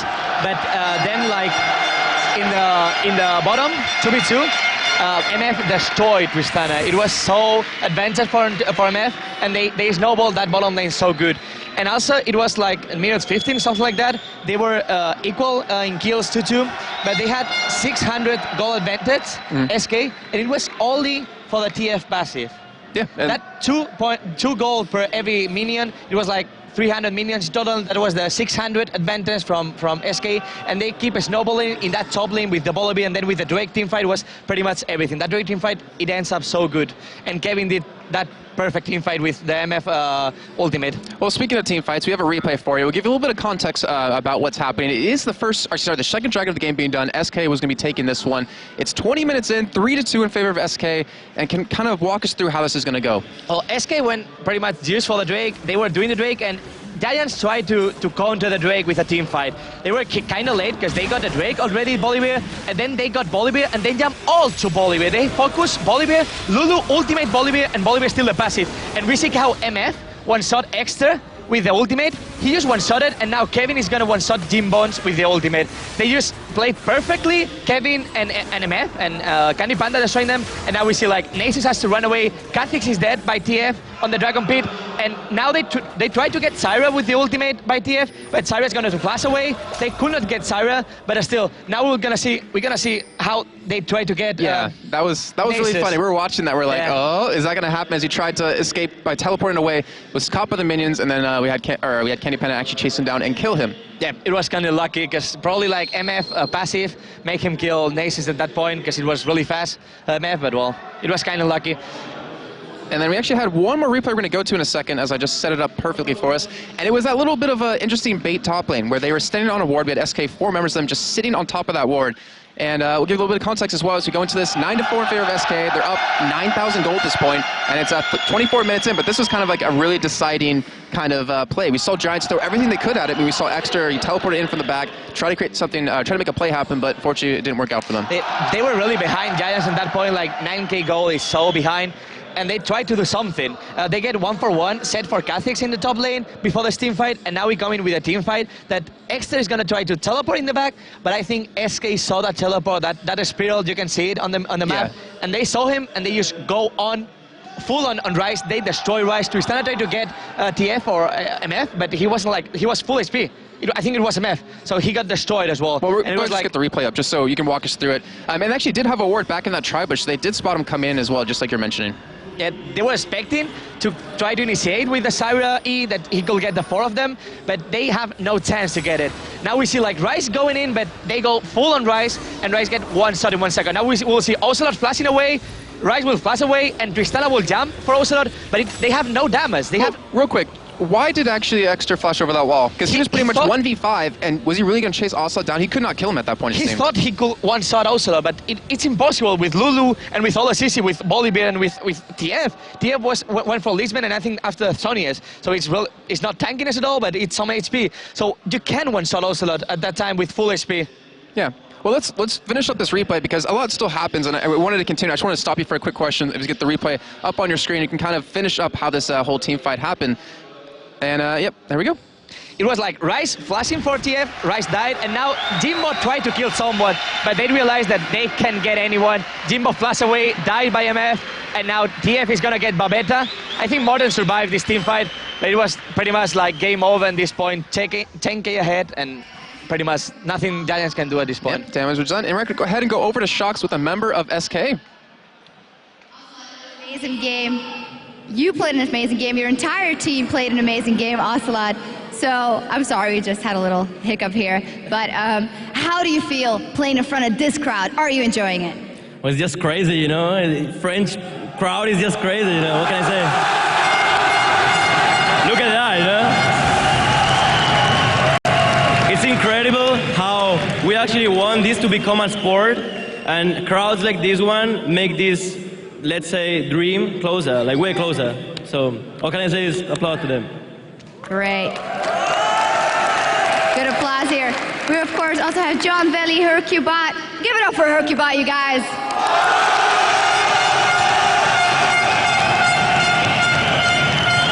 All right, John, I'm gonna ask you a question in French later on, but first off, we saw standard lanes. Does that make your job as jungler easier, or does it not really matter to you? It's not really matter. I'm comfortable in every situation, so I'm fine. They are trolling me. You can answer in French. Huh? You can answer in French if you want. I'm French. Do it. I'm French. What? Answer in French. Answer in French. Speak French. Oh, I can answer in French. Yeah, do it. Ah, bah c'est plus simple d'un coup. Okay. So, ocelote, you didn't ban Ryze out and thought that would be a threat, but you handled him fine. How did that go? Like, we knew that if we don't ban Ryze, they will pick Ryze, so we actually pick a hero that is maybe not the best hero against Ryze, but it's actually pretty fine, which is TF. And we just guessed like every lane and the jungle, and we'll just do better than good, like always. And that's what happened, and I don't know, there's nothing I can say. Like, all of us played really good. This guy played really good. Everybody played really good. It's an awesome team. I'm really happy playing with them. Absolutely. So hyrqBot, qu'est-ce que ça vous fait de jouer ici, devant tant de spectateurs français?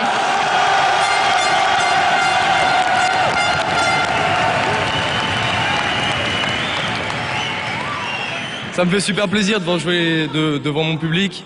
Ça fait longtemps qu'on attendait un événement en France, et puis on l'a, et puis regardez, tous les gens, ils sont là, non?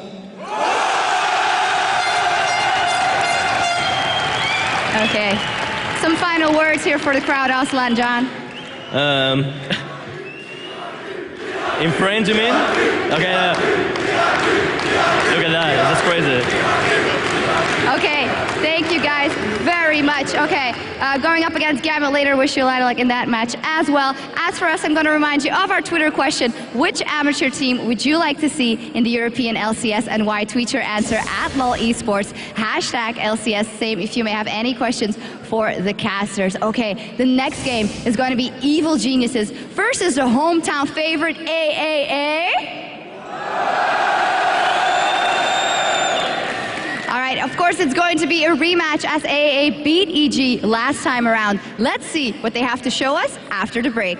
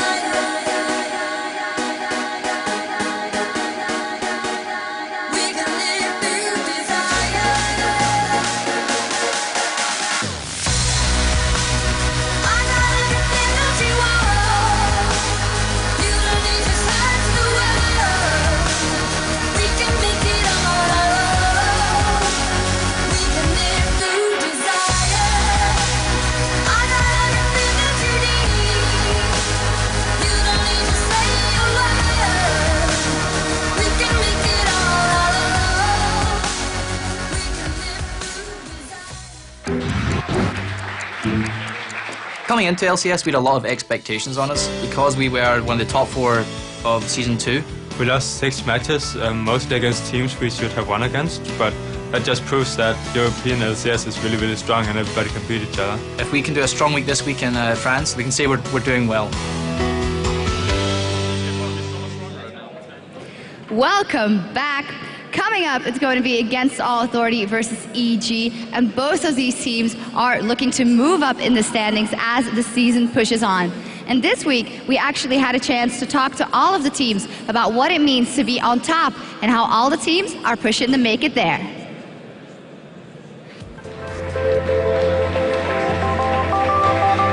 Getting first in LCS is a big deal. Everyone wants to be first, everyone wants to be on top of the ladder. We managed to do that, but the pressure was a lot for us. We couldn't prepare against any team, and we just simply underestimated Copenhagen Wolves, which were last back then. Nobody wants to lose to the 0-9 team, so everyone is like, oh, we don't want to lose to Wolves, and we have nothing to lose. Like, we could only win, pretty much. We only had something to gain from it. You imagine you want to be at the top of the leaderboard, but that means every team is going to map their strategies out for you. Because if you're the #1 target, people are going to cheese you, people are going to whip out unconventional picks. You could see that in the game against DRAGONBORNS. They ran Soraka, AP in Italy, bot lane, something that hasn't not been seen before in the LCS. While that not maybe the key part of their victory, it does show that they're ready to innovate, they're ready to catch the top teams off guard. Same way FNATIC did it with the Soul in Blitzcrank. I think I prefer always being the team to beat than being the underdog. Some of my teammates don't really agree with me, but I actually like it. Like I like being pressured. I like knowing that you are the one that everybody's looking at. So that creates pressure into us, and that makes us train harder. That makes us have a positive mindset about it, and actually I love it. The first place is all the time good because it's just like shows that you can win everyone, that you are winning, and if you hold the first place, if you get the win streak, the enemy teams will be afraid of you, and like if the enemies are afraid, they will just like, okay, they're first, it's fine losing to them, and if you got that mindset, you will lose. All of the teams in the LCS are really hard. If you cannot underestimate anyone, and I really enjoy playing against hard matchups.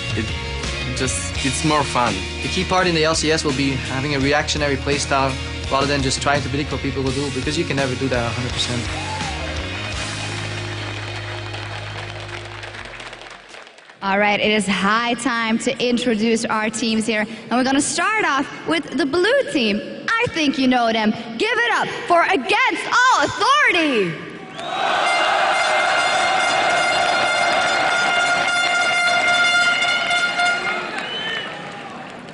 And on the other side, it's Evil Geniuses!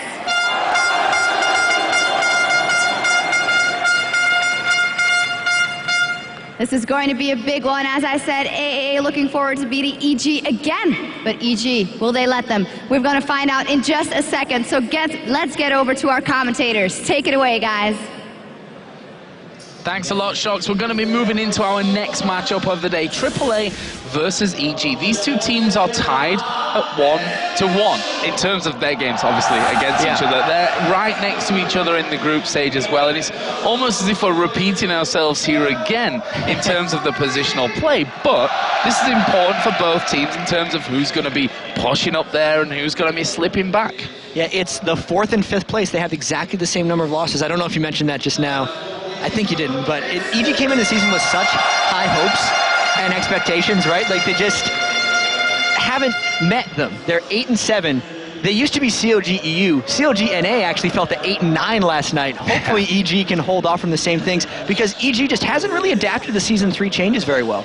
I know Froggen had a super extended interview as well where he was saying, our style of play just doesn't work anymore, right? Their old farm out, be very cautious, let Froggen kind of be a Nivy and make plays, isn't as big, so they have to experiment with a lot of new stuff, and they have been doing that. It's just a matter of finding the right thing for them. So what about Against All Authority? Because their start to the season was a lot rockier, I think we can call it, than what we saw out of EG, who have not really had the best last few weeks, but they at least started out strong here. Against All Authority, they've kind of been up and down in terms of their results until now. Yeah, AAA had a really good week last week. I remember when I was preparing for the trip out here to do the 2 weeks of LCS, I was trying to look back at Against All Authorities matches, and I was trying to see like trends in their picks and bans or anything consistent that they were doing, and it's like they were running completely contradictory compositions sometimes. One day they'd do like a full engage comp, and then they'd be a poke comp, and then they'd be, here's a laning comp, and now here's a late game comp, and it's like, I don't think they know what they're doing, is what I was thinking. I was talking to him, was like, yeah, I don't think they do either, but they're finding their way now, right? Like last week they were really strong. They kind of have that identity now. We talked with Karalius in the interviews as well, and it's like the objective-based, try to get one play going and then grouping around it is one of the things they do. And they certainly have the skills. I mean, they themselves were a team that they said it's a miracle that we're here in the LCS in this first half of the season. But actually, they've got some really amazing individual players. It's just taken them that time to get things rolling as a team.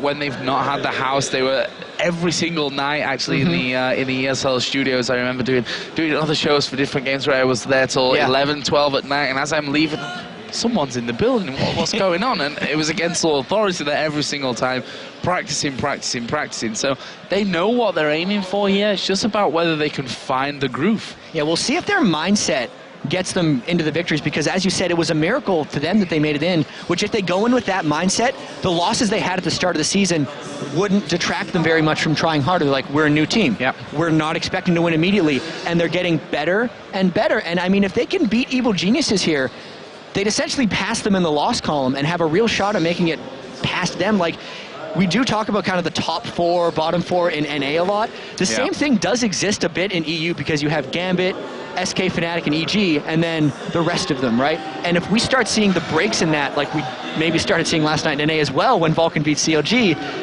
it's happening, and it's happening at the same time, which kind of tells me that the lower teams have had enough time to practice now that they're really starting to gel and become a threat. Yeah, they're getting to that kind of point, the tipping the scales, I think we can call it, get in there and really causing a few problems for them. But EG, you know, we've said that they've not had the best of times lately. I think Sjokz opened up with, last week we saw EG winning again, which is something that, you know, it was called a slump, it was called a rut, it was called all different kinds of names to describe that kind of drop-off in form. But was it really that, or was it a simple case of the other teams having EG's number? I think it's definitely a combination of both, because way back, if you just think about EG as a team, they are standard and they had the same play style. So they can fall in a rut because teams are countering their play style and because they can't adapt, right? Like they had the formula last season so they could adapt to all different kinds of play styles and just kind of absorb it into their slow game farm. But if that doesn't work, they have to find a new thing, right? And they just haven't gotten there yet. Yeah, and that's the problem I think that they're facing here, EG. I mean, I think they were the first team to actually get a gaming house set up and running in Cologne, which is quite an interesting thing, considering the fact, like you said, they're still struggling to really find their way almost. It sounds very spiritual and what have you, but you know, the way that they have to play in Season 3 is very different to that style that EG taught us almost back in Season 2. But you know, there's still lots to come here, and I think they're fired up. They were here early yesterday, actually, to check out the venue. I think the only team that came in yesterday after they drove here from Cologne. All of the teams had a big bus in together. They came here to check things out, to see really what to expect, and I think they're feeling quietly confident about how this week's going to go. And this is the venue that they're used to, because in Season 2, Evil Geniuses, back when they were CLG EU, probably played more live events than almost any other team. They were constantly all the European circuit, all the European qualifiers. They made it to the finals of the OGN. I think it was summer at that time, might have been winter. It was the OGN season that they were in. The OGN season they did very well in, and they are so used to the big crowds, right? This environment, and that could be their edge this week a little bit. Yeah, and we can't ever forget, we talked about in game number 1 with ocelote and his crowd control, and hyrqBot in there as well as kind of fan favorites, but EG, you know, as a whole, they are pretty popular guys here. I mean, when the teams came up onto stage, they sat just off to our left-hand side here. The fans actually crowded around the stage. There's 2 security guards there making sure that no one was jumping up on stage to try and get photos and interviews. They are a very, very popular team here. On the other hand, Against All Authority are a French organization. They are one of the more long-standing French organizations in there, with the likes of Millennium and what have you. They have French players on the lineup as well, so they're going to have a lot of backing. I'm interested to see which way the crowd sways in this one. If I had to guess, I would say it's Evil Geniuses, and it's just, I saw them before the show, and like Snoopeh and I think Froggen were actually just like signing autographs, and there's just huge mobs of players just around them. This is like during one of the amateur games, which the fans were actually super into as well.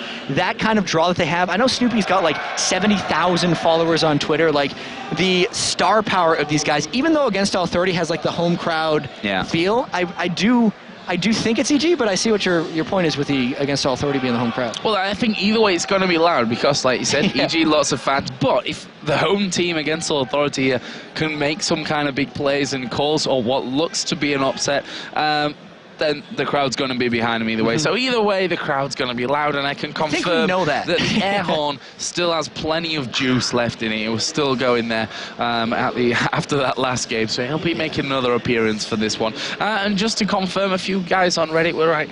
It looks like Joe and Jatt are sat in front of a green screen there, and there's no crowd. We're actually here.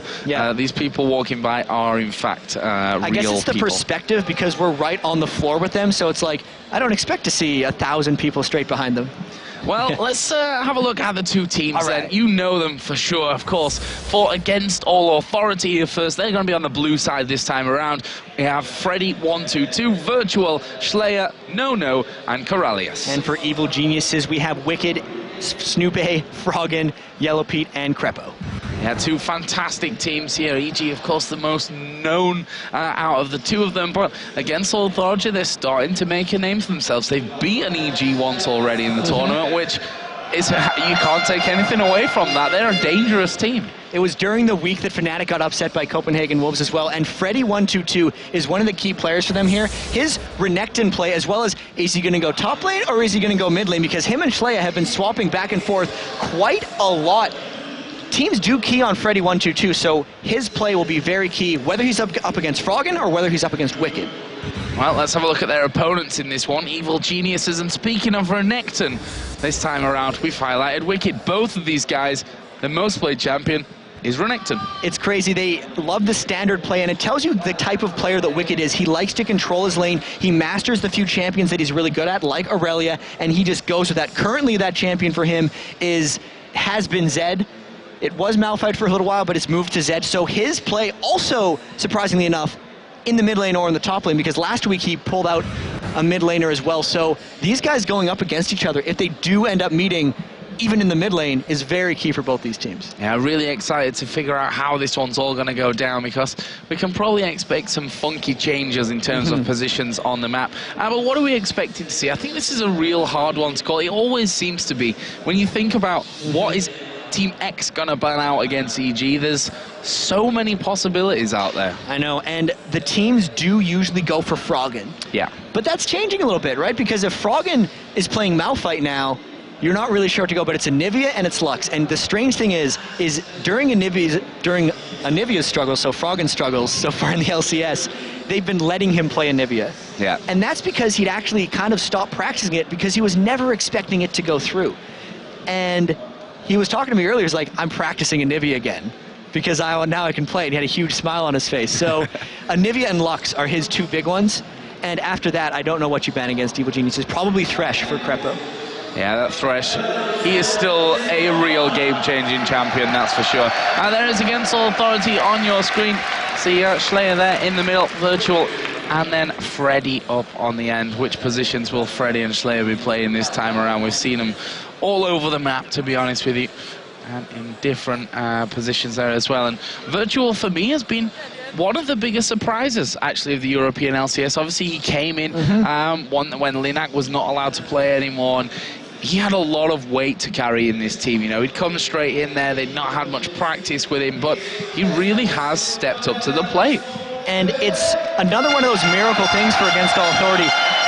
They had to replace their jungler right before, and it's just been about him meshing with the team, right? Yes, these guys are very good players, but none of them, maybe aside from ShLaYa, were like super known as super top players in the European community, but because their team play is coming together, they're fighting for fourth place. And there is the horn. Yeah. the fans aren't cheering with it this time. I'm like, wondering if he's got more than one bottle of compressed air to keep us entertained throughout the weekend. I'm sure he will have. Now you can see the EG guys, their manager behind them. Yeah, it looks like they may have some slight issues as well. We should be able to get underway real quick here, but we will get word to you guys what is going on in these situations. But listen to that crowd. We've been sitting here long time between the games. They still got the energy. They've got the energy. I do know what they have breakfast for breakfast in France, because I've had it here as well, and well, it gives you plenty of energy, that's for sure. And these guys, you know, they're here. It just shows the passion that we have all over Europe. It doesn't seem to matter where we go in the world. We see amazing crowds all over the place, and I think that's just a big testament to, you know, the passion of all you guys out there, to the fans of League of Legends as a game. Yeah, League of Legends fans everywhere are super passionate and super loud, and for some reason, the fans in France always come out the loudest from my memory, right? I don't know why. It was Tales of the Lane, crazy loud. There's only like 500 or 600 people that crammed into this kind of old theater arena and made it shake. And slightly fear for my life a little bit with it falling down. And then here, it was like a rumble of a train flying in. This is a great acoustic arena too, the Zénith Arena. I think it's normally like a theater for shows and stuff. It's not really a sports arena, but it suits so well for what we're doing here that the sound just carries so perfectly. Yeah, this is a concert arena. The likes of Rolling Stones, for example, have played here in the past. So, you know, this is a big venue, and well, it doesn't get more packed than filling every seat, I suppose. So we can be happy with that. We're going to get a bit of a Mexican wave going here, I think. There we go, all the way around.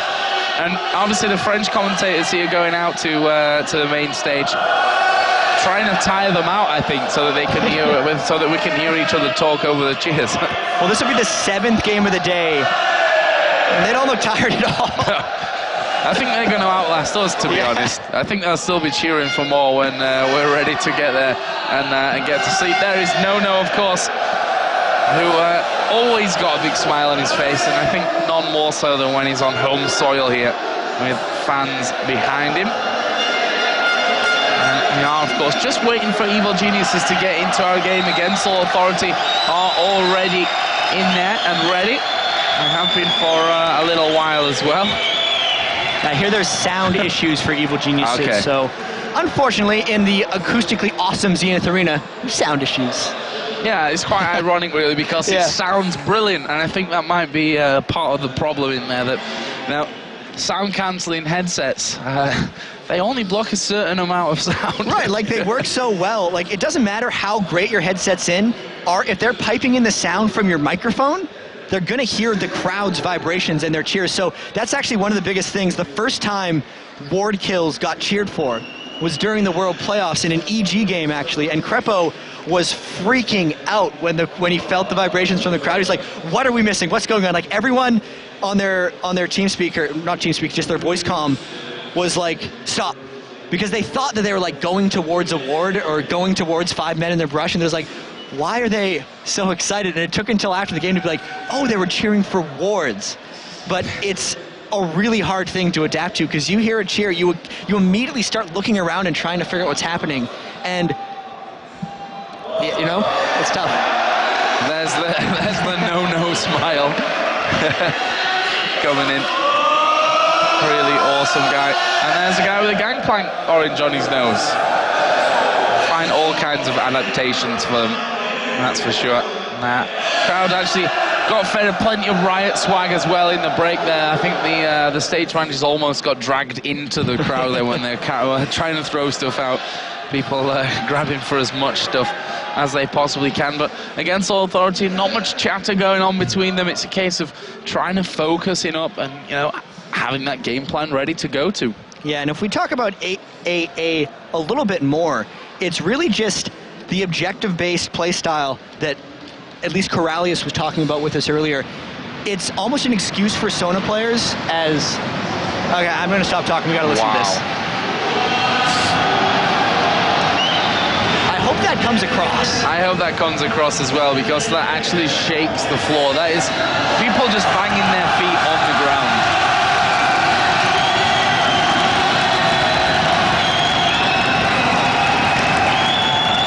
And this is between games.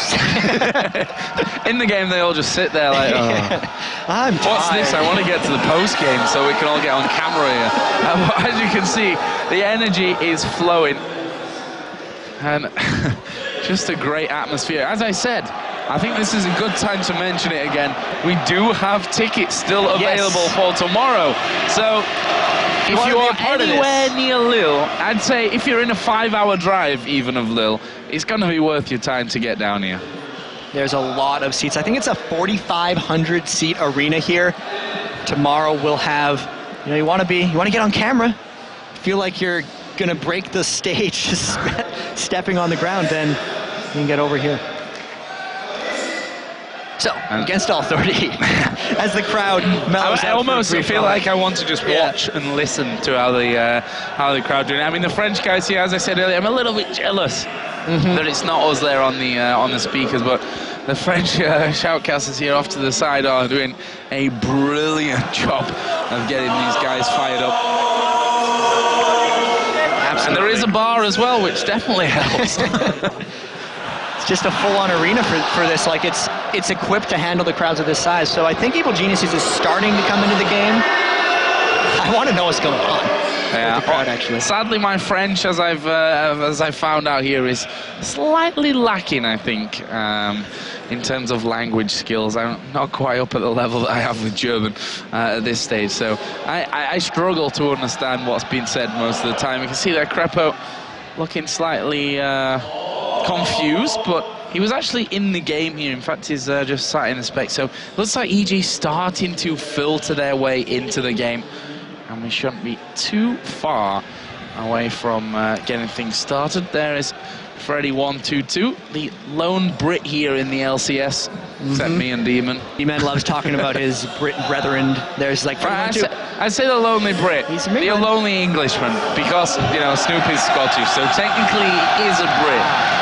Which I shouldn't offend entire Scotland by saying that they're not in Britain. Of course they are. But yeah, EG are getting themselves in. Apparently, Krepo's having some problems with static noise. I think that might be the crowd. I think there's going to be static noise throughout this whole thing. So Karalius for Against All Authority did give the excuse almost. It's a tactical excuse for Sona's missing their crescendos. He says all he's trying to do with crescendos is hit the most important target. So when he only hits it on one person, that was the most important target. But it is a difference of play for him. So in this game, if he ends up picking Sona, which he's picked in like 85% of his games, I think he's only not played it like 3 times in all of the LCS. We'll see if he gets the whole team in his crescendos or if he just goes for 1 or 2 people.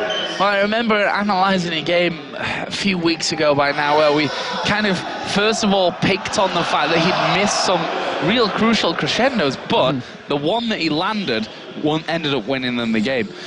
So that could have even been against Evil Geniuses. It's kind of melted into one awesome time here, LCS, up until now, but we have seen some great games and a lot of Sona, as you rightly pointed out there, for Karalius on Against All Authority. But we have been told that just a couple of minutes and we should be able to start off our second game of the day. Don't forget, we'll have 5 games today, and then tomorrow the best of 3 Challenger Series final between Alternate and MYM. That's going to be a cracker, definitely worth getting up early for as well. Followed by then 7 LCS games tomorrow. Yeah, and just talking about the amateur circuit a little bit, especially in Europe here, those are some really, really strong teams. Like MYM was expected by many to make it into the LCS. They got knocked out, I believe, in the very last set against Dragonborns way back in Warsaw when we did the qualifiers. And Alternate was in that crazy group of death with Giants and FNATIC. Actually, FNATIC almost got knocked out by Alternate of the entire LCS. Like, if that game would have went a little bit different, we wouldn't even have FNATIC in the league. So the strength of those teams in the amateur series is going to be really, really strong. So if you're thinking of watching the 7 LCS games tomorrow, definitely check out the amateur games right beforehand as well. Yeah, because this is MYM and Alternate. They're both 2 teams that could definitely stand and fight against the teams that we have in here. Just as I mentioned that, my point was, we could have not had a FNATIC in the league, but at the same time, that would have meant we had hyrqBot not as often on the analysis desk. That was at the point where he's trying to take pictures of us here at the side, and his camera's flashing, and he actually doesn't seem to know what he's doing at this point, which is, I suppose, nothing new from this. But EG are slowly but surely crawling their way into the server. We have 3 of them now in the game. Unfortunate technical issues, but I mean, I feel like the energy of this place should carry it through for these guys, and if any team is used to dealing with long delays, it's Evil Geniuses. I mean, they, for some reason, when I'm casting these games, they have issues, right? The World Finals, even last week, their game against FNATIC was when we ran into the internet problems at the studio, and now they got technical issues as well, so I love talking about these guys. It happens a lot. Yeah, they definitely know what they're going with. There you see a full picture of the crowd from somewhere above our head, I think, here at the side of the stage. Where do they have all these cameras? And they've hidden them up in the dark corners of the arena, I think. But it gives some great shots. There is the earthquake of hammering feet. Really can't stress enough. In fact, you guys at home are probably really annoyed at us at this point because you're not here and not able to do that, and we keep going on about it. So we'll stop doing that for now. We'll let you experience it for yourselves. But yeah, running into a little bit of time issues here. Obviously, we have the arena all night, so we'll get there, that's for sure. But on paper, Jatt, EG are going to be the favourites coming into this game. What's he going to take from Against All Authority, just judging by what you've seen from them before? What needs to change from them? What's been good from them, even, that they shouldn't change? I think their laning is actually is what they focus on. So during the picks and bans in this game, they're going to make sure that they try to outpick Evil Geniuses in lane, because even though Evil Geniuses is trying to remake themselves and become a more dynamic team, even a more aggressive team, and they do get more kills than people give them credit for. We were looking at the total assists, and I believe it was Krepo was like 3rd or 2nd on the list of all supports, so they do create aggression, but teams still look to beat Evil Geniuses in lane. And Against All Authority, since their game style and their overall thing is objective-based play, they can't make plays to get objectives unless they're stronger in lane necessarily. And that's really the only trend I picked up on going through all their games throughout their entire season. They love to pick to win the lane, and then they worry about the team play later. Yeah, and that's one thing that we kind of pointed out from them, is that they've had strong laning phases early on. Wolves were another team that had a similar problem, which was closing out the games. When they got to these advantage points, they couldn't quite give it that extra oomph to get over the finish line. They need to get that. I mean, that's something that comes with time, too. So the experienced teams know how to end games and know how to come back, but it could just be the fact that they're focusing so hard on the lanes that even if they have great team play, the comp's just not there, Joe. So, guys, we're going to be going to a quick break here, but when we come back, hopefully everything will be ready, and we'll be coming back with EG versus AAA.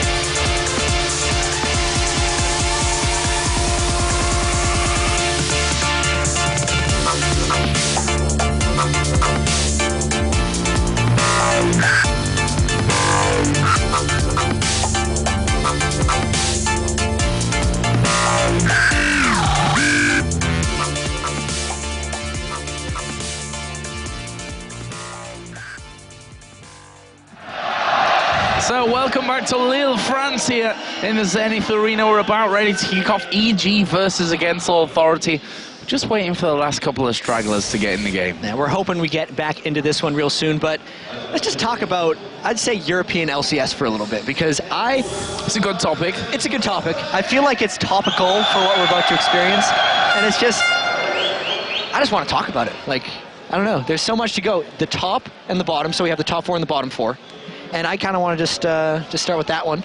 Well, I think the point is the European LCS, and I think Froggen said it in that last video feature that we saw there, that it just shows right now how strong the European scene is. How not even just the European LCS team, because we saw, for example, at the Intelligent Stream Masters World Championships, how strong the teams outside even of the LCS are. But of course, we're here to focus on LCS, so we'll start with that.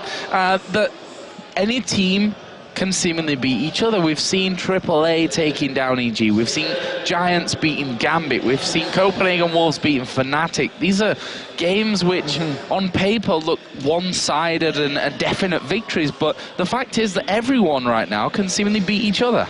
And it's the depth of the league, and also the best-of-1 format, I think, has a lot to do it. They get to scout each other. They get to spend a week coming up with the strategy. Some of these teams go into weeks and only have 1 game that week. Yeah. The max they usually play is 3, and if it's not a super week where they'll play 5 games, but the preparation time leading up, I think, enhances the quality of the games, and it also increases the chance for upsets, just because you get that preparation going in, and the fact that we have 8 full professional teams really gets to show that if the teams have the resources to practice, that they do get better.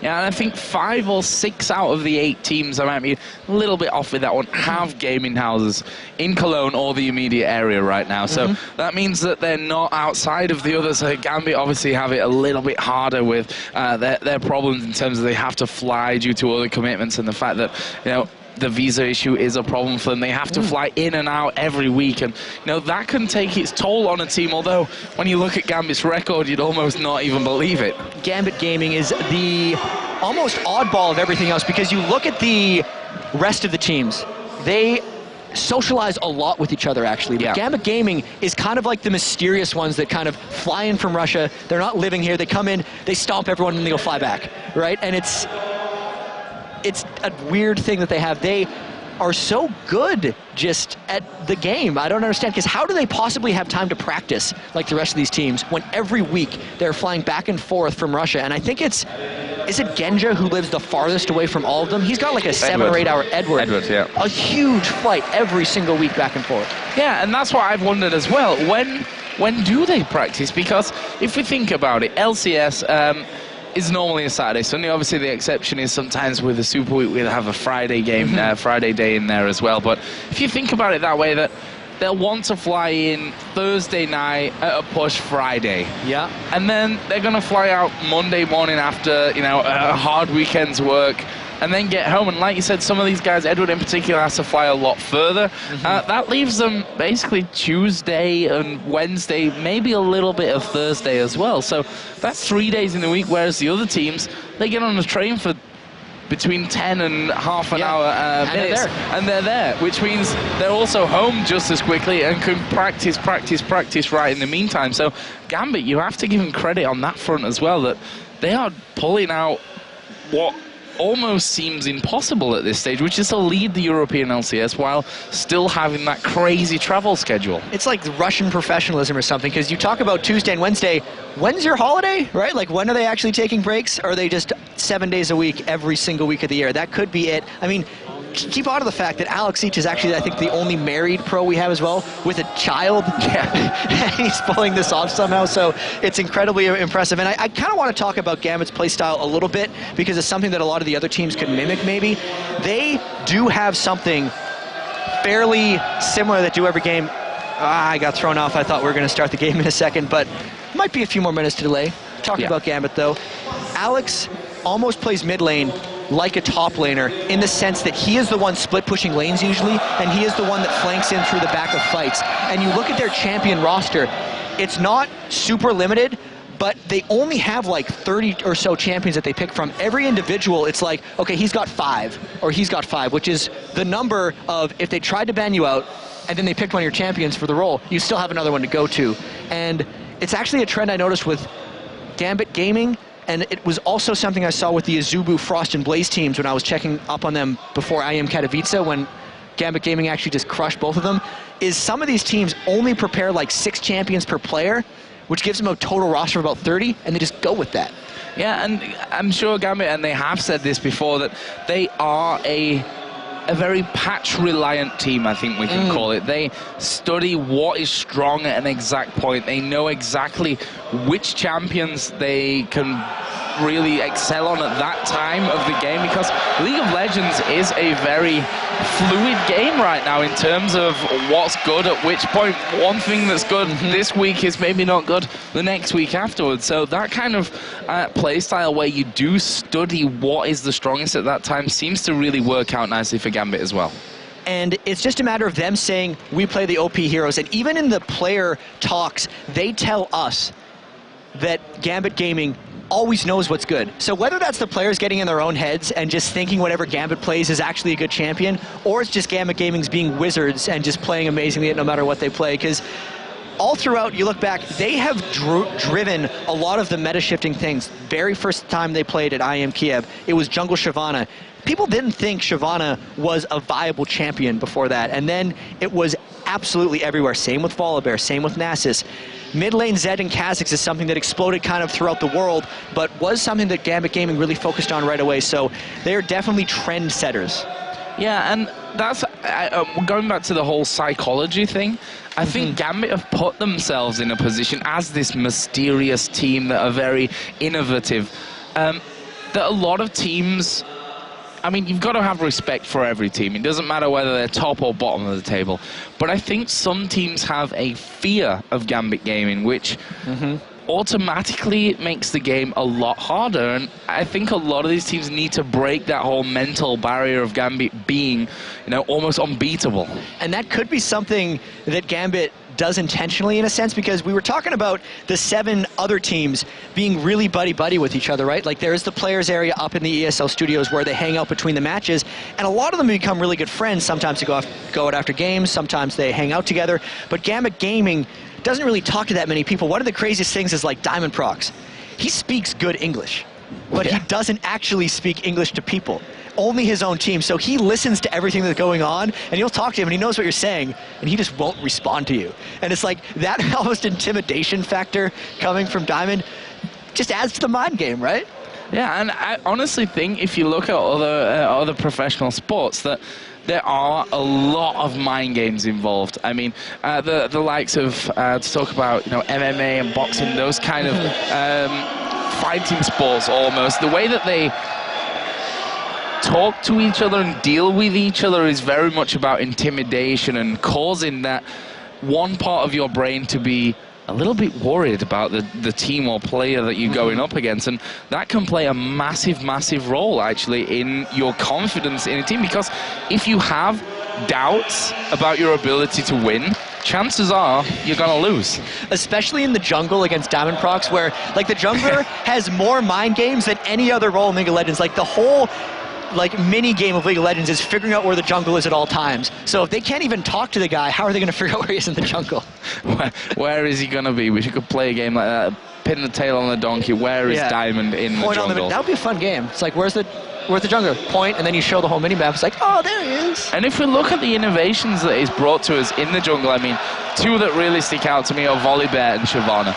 They're very fast junglers that get in your face very quickly, and they're the kind of junglers that if you don't know where they are the whole time, you can be caught out by them very easily. And also, they're ramping threat junglers, right? The amount of damage that came out from Shyvana in teamfights with her ultimate on was immense. Like, Volibear does almost more magic damage if he lives in a fight through his entire ultimate than a caster does. Like, he will position himself well. He's one of the only junglers, actually, that is near the top of the KDA consistently in all of the LCS, and it's just a matter of that type of champion he's very good at. That's why he plays Udyr, that's why he's played Nasus, because they have persistent threat in teamfights. So no matter what he does, he will be able to be effective in teamfights. Well, just had a message that one of the players, I think it's Wickd, who's just having a few problems with drivers here with his peripherals. He's actually just been downloading them. He's rebooted his PC a couple of minutes ago, so fingers crossed we should be able to start off Against All Authority versus Evil Geniuses here in just a few short moments. Yeah, and we were talking about Gambit Gaming's evolution right now of how they played with Volibear, with Nasus, with Shyvana, or even just the metagame entirely. Like, the lane swaps that people were talking about a bit, I almost want to stop calling them very Korean style or very Asian style, because that is what everybody does now. The game has evolved to a point that if you freeze a lane, someone is going to push. I was talking with Krepo about this the other day, and he was like, what we used to happen the first time we played these guys is if we did a 2v1, you just freeze them, or like you deny them. But now what happens if you try to deny a two-man lane, they just go mid lane and kill your tower. Yeah. And you keep freezing, they're going top lane and kill your tower again. And it's like, if people were doing this 8 months ago, EG playstyle never would have worked. And he's like, it's so simple now, and he just wants to know, like, what's going to be the next thing? Because it's there. Well, that's the thing. That's the $1 million question almost, isn't it? What's the next thing that's going to be so perfect and work out? And to touch on that, the whole Korean style, I mean, we saw it in Extreme Masters World Championship. The real, I mean, it's not groundbreaking stuff what they were doing there, the Korean teams. It was, you know, bottom lane, kill the tower, move to middle, kill the tower, move to top, kill the tower, and just go through it like that. It's almost a very simple tutorial style way to win the game that a lot of teams still have a very hard time against. And it's just the same thing as, I mean, I'm going to go way back to support AD carry. It's like, okay, you have double range. You're just going to keep your distance, farm, and be better late game. And that was like groundbreaking at the time that was a thing. Even when AD carries moved bottom lane from way back in League of Legends, it's like, wow, if I just play an AP mid, I can just kill the AD carry whenever I want because he has to build offensive items. It's like, whoa. And then you push towers, it's like, wow, that's a lot of global gold, and if we have more people, we can get the tower, right? It's just, what's the counter to that, right? Is it, what if we just follow them around the map if we don't want to let them have towers? Can we be quick enough? Do we need to bring more teleports? What if we brought boots of mobility on more people, let you push around, and we could get to the turrets? Like, I don't play at a level that I can try this kind of stuff anymore, but it's like, I kind of want to, because it's exciting, and you're trying to unlock the next secret, right? Which is actually not a secret. It's out there and it's in plain sight, but it's because that chain of thought goes one way and it's just somewhere off to the side, and when it gets figured out, that'll be the next strong thing that everyone's calling whoever's style who figured that one out. But I'm pleased to tell you we are in champion select here for Against All Authority versus Evil Geniuses, and we've already got a couple of bans out. Lux and Nyph banned for Against All Authority, so in release, no surprises there. Yeah, they're targeting Froggen for the most part, and the one thing on Wickd, everyone's saying Zed is the only thing. I think they're booing the Nyph ban. Yeah, I think people really wanted to see Froggen play that, and the first pick is Nasus as well, so that denies EG that a little bit. I really think Snoopeh would be super comfortable on Nasus, and they're just not letting him that type of jungler. Well, there is the Thresh that we talked about earlier on. We've seen him being game-changing in a lot of other compositions here, and we know that Krepo's good. There's not a reason that they would pick Teemo. There's just no possible chance that they would do either of these things. I love the enthusiasm. Like, I don't know how it happens every single time. And he gets booed when he switched to Greg. It's like, oh, ShLaYa, you're not cool anymore. And there they go again. So obviously the team's having a little bit of fun here with the crowd, but in all seriousness, misfortune Thresh for EG. Right, and that's the great lane for Evil Geniuses. It allows them to be extremely aggressive. It's a different style that they want to pick off, and if we see this Taric, I think that would be a jungle Taric actually, because we're still on the 3.03 patch, as we were talking about patches earlier, so it's not what's on live, it's right before the last set of Taric nerfs, and I think that's a Taric jungle. Well, we'll have to see. With the Nasus in there as well, and the Kayle, who, you know, I guess we could kind of move them all around. It's all right, I got you covered on this one. Yeah, of course, it's maybe the support, but there's a few things they could do. Like, you don't see Nasus top very much, you see him in the jungle. Top lane Taric is very good. And I'm talking myself into a corner here. It's gonna happen. Maybe. Yeah. Possibly. It's maybe gonna happen. Like, the reason I think it's gonna happen is Karalius loves the crap out of Sona. Sona's not picked or banned. He could just be afraid of Sona, of MF and... Sona's banned for everyone out there. I'm getting a big thumbs down from Arne now. He's like, no, we should let the analyst ask you picks and bans. They won't miss this kind of stuff. So moving swiftly on, we could have probably 100% betted on the fact that a Renekton would appear in this one. Wickd and Freddy is a most played champion from both of them. Will be locked in here, along with Cho'Gath. So to be fair, in my defense, the crowd is very distracting, Joe. We just filmed for a really long time. I was talking about diamond procs and stuff. I wasn't thinking about Evil Geniuses and Sona bans, but that's a very tanky lineup that EG has so far with Renekton and Cho'Gath. I love Snoopeh's Cho'Gath so much. I think it's one of his best junglers, and they have success every time they've picked it. And the fact that they've gotten Renekton as well to just be a comfort for Wickd, he got his most played champion again. Things are looking up for Evil Geniuses right now. Well, Against All Authority currently hovering over Shaco and LeBlanc. Those aren't real. I don't think either of those are remotely possible. Obviously, they're not going for Sona, but their AD carry will... I'd expect them to go for Caitlyn if they're going to win lanes, because Caitlyn is very, very good against MF, but Varus still outranges. Yep, going in there for that Varus, and that pretty much confirms that it will be a support Taric this time around for us. Yeah. I'm sad. Like, when Taric got changed, he used to be just incredibly strong in the support role. But honestly, when he was changed, he became awesome in the jungle and in top lane. He's since been nerfed on live, so we might never see it now. And the LCS was like the chance to see a top lane Taric. We saw one jungle Taric play last week in the European LCS, and that's been it. Well, in terms of ganking power, a targeted stun, you can't laugh at that at any point. No. That is a strong thing to have. And the fact that his armor aura is now more tied to his actual armor items, the increased gold flow from top lane in the jungle actually made it really good. But alas, it's not happening. Maybe some point over the course of the weekend. We've still got, 3 games after this. We've got 7 games in the LCS tomorrow, plus that best of 3 amateur game. And maybe Aranea listening will, in fact, bring us out a jungle Taric tomorrow, or maybe not as well. But right now, they're hovering over Cassiopeia, EG. And he's been playing a lot of this in solo queue. The fact he hasn't locked it in yet, it's the suspense. He's getting me right now. It's there, okay. The fact that he's went for Cassiopeia is exciting to me. He's been playing a lot of it in solo queue. We saw tons of Cassiopeia. He loves starting blue elixir, but that's usually only if he can get blue buff early on in the game. Yeah. I've been watching a lot of Froggen streams, so I'm excited about his Cassiopeia. That is an incredibly high damage thing, so if they can protect him a little bit, you actually have to protect Cassiopeia. It's much like an AD carry AP in a sense that it's just persistent damage throughout a fight. So, what about these two lineups then, Jatt? Break it down for us. Right, so Against All Authority is going for the lanes once again. The fact that they're swapping around the Shen and the Nasus means I can't really talk about the top lane yet, but mid lane Kayle and then Taric Varus is super, super powerful in lane bully EU. Look at Evil Geniuses though, and they're matching that for the most part. They know that Against All Authority wants to be strong in lanes. It is going to be a battle of the lanes in this game. They're probably going to brawl a lot if we don't see lane swaps. And obviously that will mean a Cassiopeia versus Kayle in the middle lane. Talk to us a little bit about that lane to start off with, because it's not one that we see these days that often. It's because we don't see Cassiopeia that often. And I know the fans are super ready for this, but yes, that lane is so much about consistency of Froggen's skill shots. If he can land the Qs, he can out-trade Cassiopeia for the most part, but as soon as he misses one, he's going to take a whole heap of punishment, because not only will he not be able to spam his Twin Fang, Kale's going to chase him down with the slow and just pound him down with those auto attacks. But one thing that we didn't quite note here is there's a teleport on ShLaYa and an ignite on Froggen, so that would give an edge to Froggen in lane.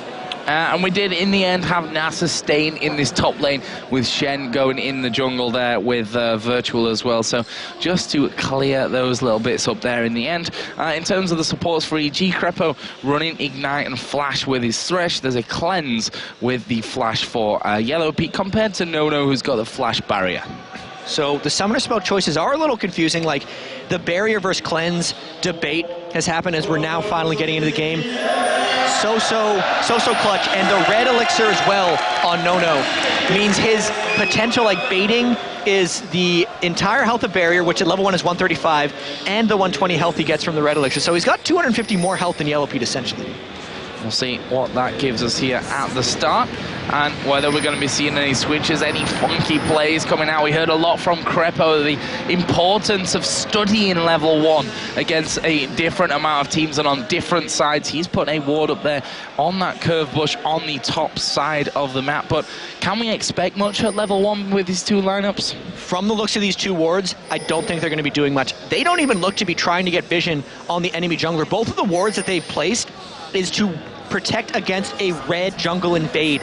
That's the bush that most people would come through if they're going to try to steal a red, but low wards from each team, no potential jungle vision. So we are seeing, again, standard lanes, low amounts of wards, and it looks like they're just going to brawl it out in lanes.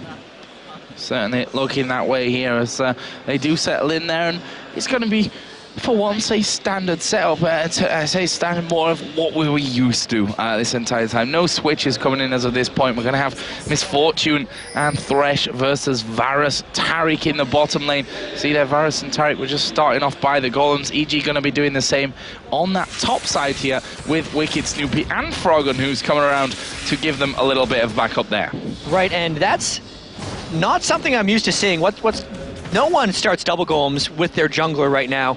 They're giving an extended pull to Snoopeh, and this is what they're doing. Okay, Evil Geniuses made sure that they also got a small camp so that going bottom in a 2v2, they don't get out-level 2'd because they'll hit it around the same time as the Taric and Varus lane. And certainly don't want to end up getting stunned up and against a level 2 AD carry coming straight at them there from that one as well. So they're going to get back in. Just a little bit of help given over to Virtual, who started out on this red buff as well. Obviously both junglers, I'd say that. Virtual starting out smiteless. Snoopeh actually did use his smite there to take away that red buff on the top side of the map. He's going to be headed down towards his blue side from this one. This bottom lane possibly going to be explosive with the fact that you've got that hook in there from Thresh plus the stun on the other side from Taric. This is going to be a really fun one. If Krepo lands a hook, it's going to be huge amounts of pressure for EG, but as soon as he misses one, the window of pressure goes directly back to Against All Authority, especially since Krepo has to stand still for so long while throwing a hook. If it misses, Karalius could go in for a stun and they could turn the aggression right around, because the straight-up trading potential of Varus and MF is actually quite equal, so it really depends on what the support's contribution is.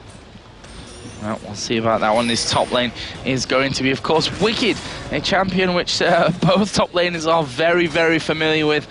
I've said it 2 or 3 times already, the most played champion for both Wickd and Freddy122. And, well, if you can't have Renekton, why not go to Nasus? It's his brother, right? Brotherly love right now. They hate each other, actually, as I think how it goes in the lore. Yeah. But Nasus is weak in lane compared to Renekton. It's almost jokingly so. Like, he very much has to be incredibly careful, and Wickd will look to pressure and bully him as much as possible in that lane. Snoopeh actually, I think, was spotted there inside of the mid lane. There was a ping going down towards the back of the Dragon Pit. Karalius had come up to put a ward in position if need be, but Snoopeh, I think, had already realized that they'd figured that one out. He backs away instantly.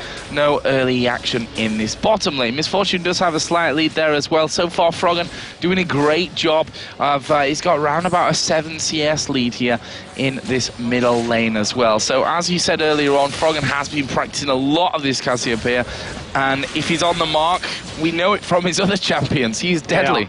He is a very, very dangerous Cassio. He did shove the lane up a little bit though, so all those creeps now going to ShLaYa. It's a very small lead that Froggen has, and the biggest fear of Cassiopeia players is the jungle ganks. But the fact that Virtual is playing jungle Shen, he has very low jungle gank presence, which unlocks a lot more aggressive laning from Froggen here. What are we going to be seeing in first action zones in this one? I still think that this bottom lane could be the big point for us there. Obviously, as you said, Renekton should be able to bully these Nasus around in the top lane.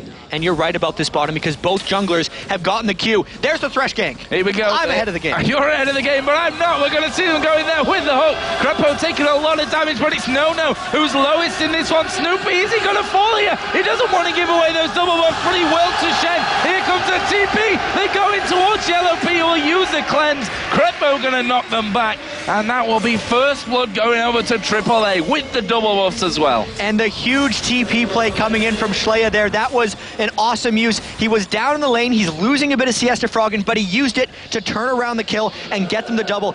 They smelled the Thresh gank coming. They knew it was there. Great play by Against All Authority for that lane. Really, really well played.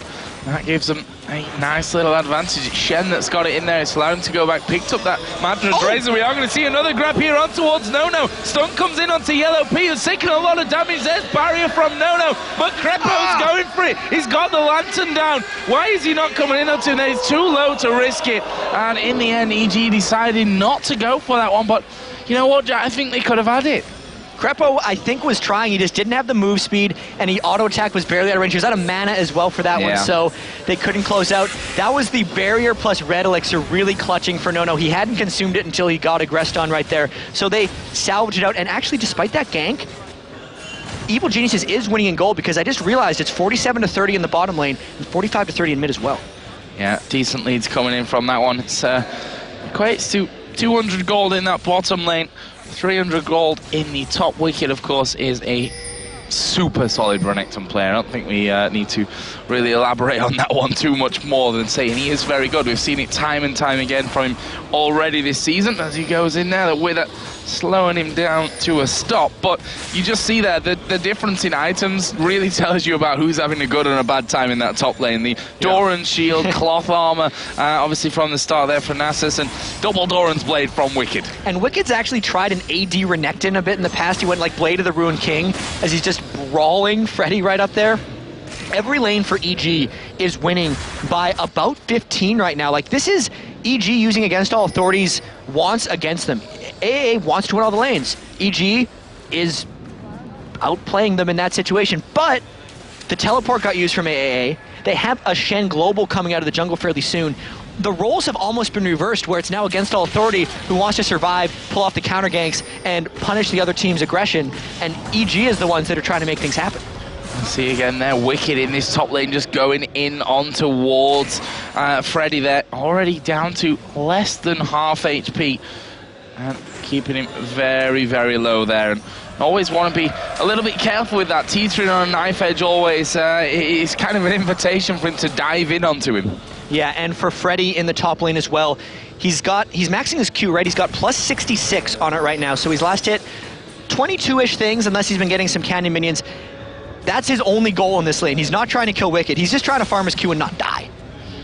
Now we saw Shen actually come into this bottom lane, and EG seemed to have sniffed that one coming. I'm not sure where they spotted him there, but they definitely did. They backed completely away. Obviously now they know he's there because he's in that top side of the brushing bottom lane, where there is a pink ward down from Krepo, so they know he's there. This is a dangerous position for Freddy as well. Oh yeah, he's trying to get himself back in there. Will put the ultimate on Renekton, slice and dice away. Yeah, but Wicked's ultimate's still running. Ignite coming back in 11 seconds. Freddy's either going to have to give up a huge amount of wave or just die, and he's going to give up the waves. Yeah, and using that Wither there as well, just to stop Wickd from really pushing in onto him there. And that will be Freddy completely backing away. Shen will come up to cover that lane. What is he going to go for here, Nasus? He's gone for the Doran's blade, so a bit of damage in there, a bit of health as well. All help to keep him that bit safer, but Wickd so far is doing, you have to say, a brilliant job in this top lane. He is playing the matchup as well, though. Like, it's not like Nasus can do much against Renekton. Like, the biggest weapon Nasus has in lane is actually his Wither, being able to just shut down the other guy's attack speed, but Renekton has so many spells that even if he withers him possibly, he's still slicing, dicing through him, stunning him, and throwing his Q around. Like, you're still getting chunked down if you're Freddy, so his item build is very much just like, I need the most efficient items possible so I don't get dove and killed 1v1, and that's what he's going for. So I've got a question for you, Jatt, here, and this will probably be, it's obviously on topic. I mean, what's the strongest way to run a Nasus and a Shen? I mean, we traditionally see Shen top lane, Nasus in the jungle. What's the best combination, in your opinion, to have that going? The one I've seen the most, like you say, would be Nasus in the jungle. Like, he's free farming, he's no longer a weak laning liability, and you still get the power of Wither, and it's also in more places than you'd expect. So they've done this because Freddy must have really wanted to play Nasus, but it isn't working out for them early, as EG probably going to be able to get this dragon since Freddy's stuck top. Yeah, Freddy is still up there. Karalius actually came up there with Tariq just to have a little bit of a look. They were on top of a ward the whole time, but as you said, just not got the positioning to do anything about that dragon, and that sets them 1,000 gold behind, 1,200 gold behind. 1,000 gold without having to get a single kill. EG really winning the lanes. They're not making plays. They're actually probably going to wait for Against All Authority to try to make their plays. So even though EG has needed to reinvent themselves kind of, this feels like an EG game in the fact that they are winning slowly and you're not sure what the other team can do to pull back. And considering AAA had, you know, those problems with closing out games and the lane phase was their strong point, it's not looking amazing for them right now, but we are still early stages in here. 10 minutes and 50 seconds to be precise. Let's have a look through some of the other items here, Jatt. We got the Stinger in there for Kale. On the other side, the Giant Spell in for Cassiopeia. I love this Cassiopeia build from Froggen. The fact that he went for the tier early means he spams completely without care, and then he's bought 3 wards right now because, as we said earlier, the biggest fear of a Cassiopeia is the potential ganks coming in. He's not going to let those happen. He's going to continue spamming with his blue buff, continue getting his tier going, and he will be a force to be reckoned with later in the game. I really love that build path. And on the other side, we look at yellowpete's build there. He's gone in for the Brutalizer, first of all, alongside that Vamp Scepter and the Doran's Blade. Other way, Varus, you know, he's looking like he's going straight up towards that Bloodthirster area itself. So, you know, how do we compare those two? Yeah, that's the one that catches me a little off guard. I'd almost expect Pete to go for a Bloodthirster, like straight after this Brutalizer, but in the lane, at least right now, he's probably trying to cut through a little bit of that Shatter Aura that Taric is providing, and he doesn't want that to get anything. But Freddy, will that Rupture land? Nope. Not quite. Stepped out of it just in time there, and Snoopeh instantly just backs away from that one. Actually, no wards down there whatsoever from Freddy. I mean, you know, he went back. That Doran's Shield was his first pick up there, then the Doran's Blade. He's been having to buy pots to even stay inside a lane. So now he's got to stay defensive with that one, as well as Krepo in this bottom lane, taking a bit of pressure, but won't be anything more than that. Yeah, and in that top lane again, Freddy hasn't bought wards because he's never not in his tower. Like, if he was going to place a ward, he would place it in that triangle brush behind his turret to see dives coming. The only thing he cares about, as we said earlier, is that Q. It's now plus 144 at this point, so it is kind of getting there. 800 gold behind Wickd, but he hasn't died yet and he hasn't lost his tower, so the lane might be going okay for him. It's really hard to judge Nasus lanes and what their goals are. What else do we have? Giant Spell in there for Wickd. We said earlier on that he got those double Doran's Blades even through the Wither. He slices and dices his way in towards Freddy. Quite happy to put down the damage as he goes. Boots some mobility on Snoopeh in there as well. Got the Spirit Stone plus the Null Magic Mantle picked up already. Other side, Shen, Kindle Gem Madrid's Razor from earlier Virtual picked that up after his kill. Neither of these junglers are really clearing that quickly. I'm actually a little surprised that Snoopeh hasn't put off more map pressure yet. Virtual has more gold than him, mostly because of that first kill that he picked up. But Snoopeh isn't super farming, isn't getting super tanky, and he is going towards auras. So like once Snoopeh gets an Aegis or a Runic Bulwark, he'll really start making an impact. But until then, the threat of Virtual Shen Ultimate is much greater than what Snoopeh is putting on the map. That blue buff again going to be given over to Froggen. As you said, the tier and blue buff combo just perfect for Cassiopeia. And the Giant Spell is also making it so other people don't necessarily want to all-in him. I mean, just look at the farm. 141 on Cassiopeia, 14 minutes into the game. I don't think he's ever going to break his 300 minion kills on Karthus at 22:40 in the game that he set at the World Playoffs. But on champions like Cassiopeia, he's going to make a run for it. Yeah, definitely is. And always has been a very, very strong farmer. As Wickd in his top just doesn't care at this point what Freddy can throw his way. 4,600 to 3,700 in there, so almost 1,000 gold difference between these top laners at this point. The interesting fact is that Varus actually has caught up in CS now and is in fact heading gold over yellowpete's Misfortune.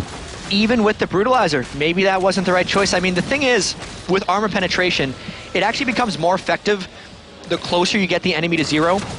So a Brutalizer Misfortune would be better in a lane that's not against Taric than in a lane against Taric, because he provides so much in the aura. You're cutting that down, but it's not giving you the same percentage increase of damage that it would give you otherwise.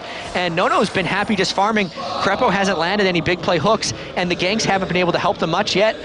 Maybe we'll see one here from Snoopeh, but the counter gank potential is definitely there from Virtual. EG has to be very careful here. Snoopeh headed down towards that bottom bush. Actually, blue buff is going to be going over here to Kale, unless Shen has just taken it in there, but this bottom is definitely our focus from this point. Okay, Virtual is just tanking it, telling ShLaYa to get the hell over here, I think is what he probably would have said at that point to get that one in. Wickd actually came in for a bit of a sniff, drops a ward in there as well. Karalius is going to get knocked up in the air, they go all in onto him, there's the bullet time coming through. Shen is not going to be able to save him there, the Stand United wasn't enough, flash away from Nono, just about from the hug of Krepo as well, but that was a nice kill, patient from Snoopeh. And it's a good thing that Evil Geniuses pulled it off right away, because that Shen ult could have came in and the teleport from ShLaYa was up, so being able to burst down that quickly prevented disaster really, and because they pulled off that slight edge, they might try a turret dive here. Snoopeh was thinking about coming around the back.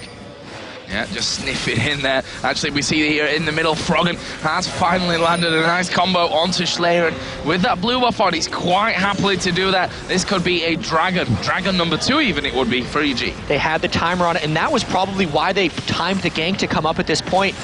So much of the time, it's kind of an old school strategy you don't see as much anymore, but if you have the Dragon timer and you're playing in a slow game where you can really focus on it, you coordinate ganks to happen just before, so you get the other team low enough that you get a free Dragon. So instead of like forcing the Dragon fights that we see so often, you just get them for free. Get them for free, and that's what EG have now had 2 of in this game so far, as in the middle, Shen sniffing around there onto Froggen as well. He had a ward in there. Is Wickd going to pop his ulti here? Going in on towards Freddy. In fact, the Knight is down from Freddy. He's giving Wickd a real run for his money with this one. Can Wickd get away? He's gone low. Freddy decides not to pursue, and there you see a bit of a change in the tables. He managed to go back to base and buy that Glacial Shroud, as actually the gank's going to continue. I don't know what Virtual's plan is here, though.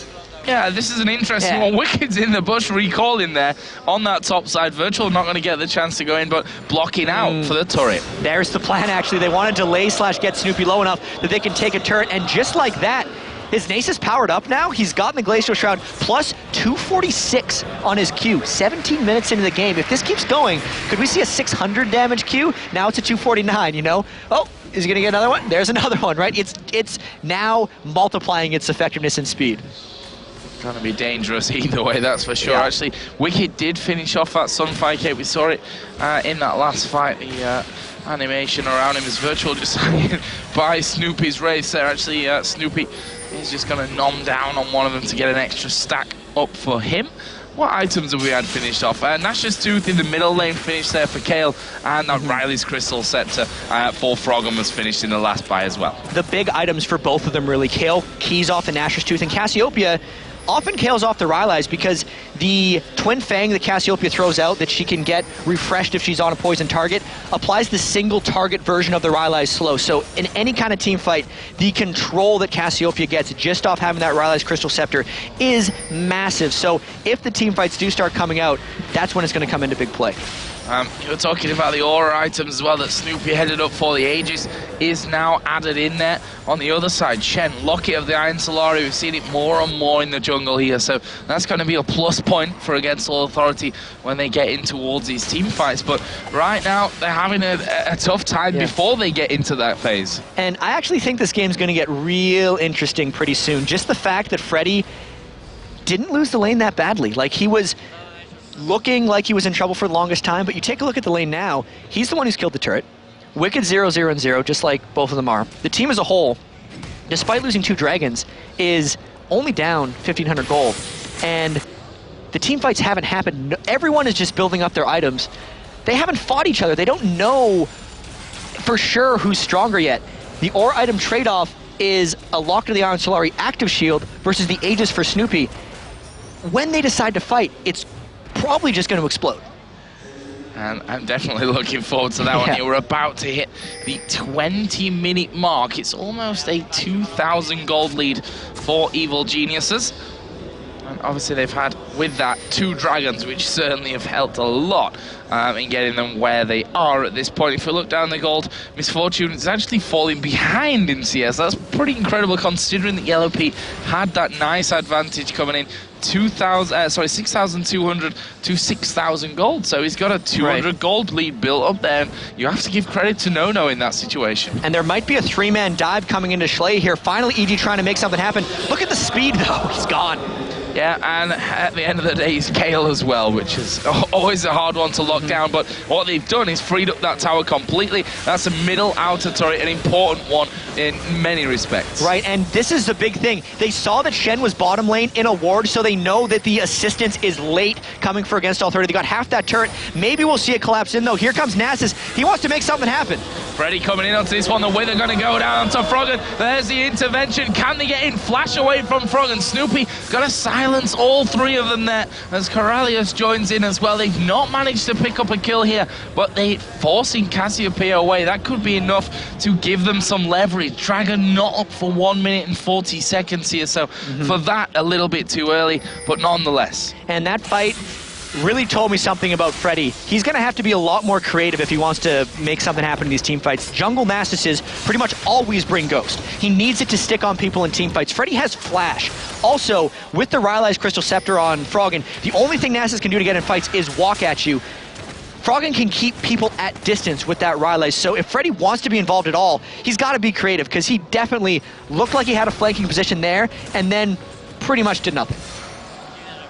yellowpete just trying to farm himself back level with Nono after being ahead for quite a while. Actually, Nono did go home with a good amount of gold to spend, actually picking up that cutlass, so he's going to be going up towards that Blade of the Ruined King compared to the Bloodthirster and Brutalizer that we have so far. So I think yellowpete, after picking up that Brutalizer, maybe realizing, I should probably gone for Bloodthirster anyway. Yeah, I think that was his plan all along, actually. He wants the Bloodthirster first, but he wanted the early armor pen for the lane bullying. I think he's going Black Cleaver after that, so the Brutalizer will still get used.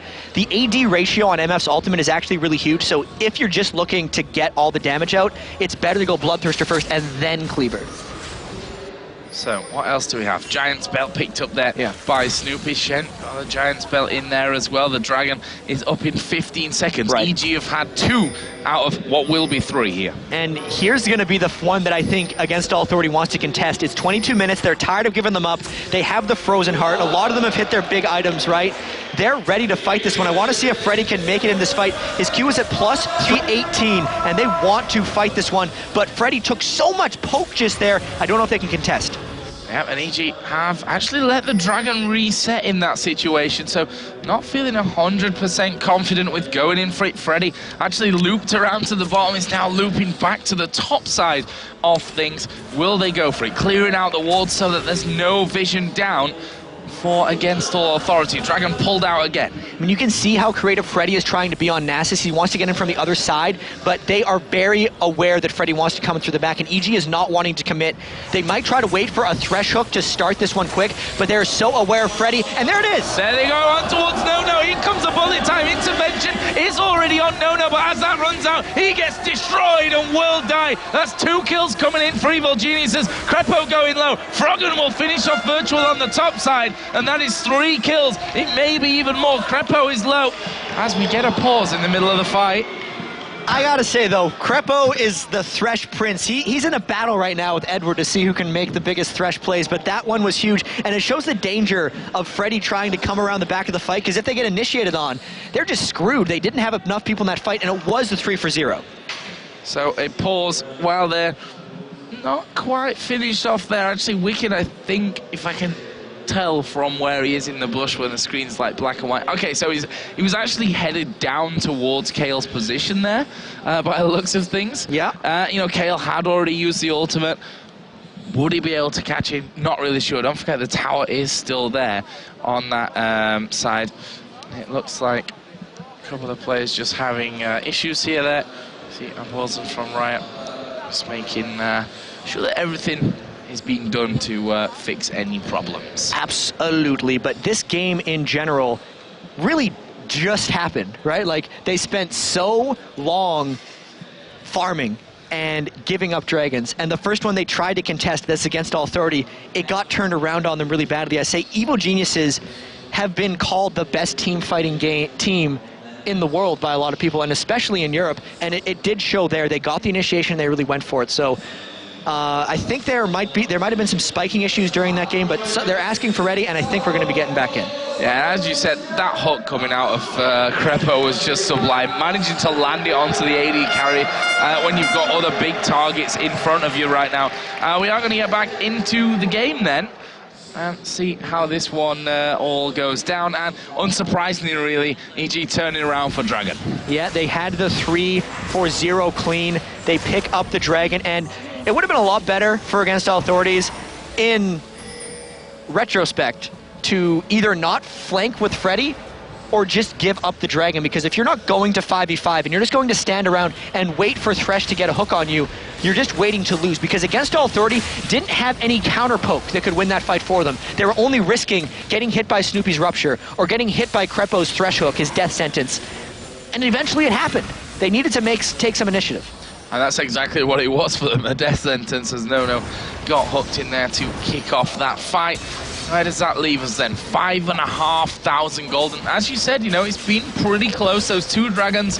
Only thing that had majorly separated out these two teams, but the third Dragon comes down to that big fight, leaves us at 4-1, and all of a sudden it opens up and looks really good now for Evil Geniuses. yellowpete, of course, is ahead now in the gold when you compare the AD carries. 8.1 to 7.5. He was 200 gold behind when we kicked that one off. And Froggen is turning into a really giant monster here. Like, I don't know what the current Season 3 record is for 300 minion kills, but we're at like 25 minutes, and he's going to be getting there pretty soon if he goes bottom and farms this one up.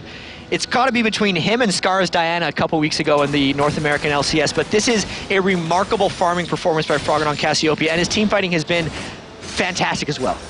And I'll tell you what, on the topic of that as well, you look at the man who he was against in the lane, ShLaYa, almost at 250 himself, yeah. So like, he's doing a great job of it as well. It's not like ShLaYa is getting hideously out-farmed or he's missing creeps. Like, 10 per minute is a crazy benchmark to keep throughout this entire game, and it's just, I think the small camps that Froggen's gotten and the other sneaky CS that he's been able to pick up have really contributed.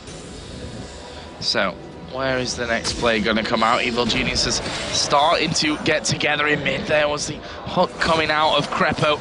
Actually went straight in between a couple, and that's the thing, you know, it's not just a simple, I say a simple hook like Blitzcrank, you know, it's got that wind-up time which makes it all the more difficult to hit. EG rotated into this bottom lane.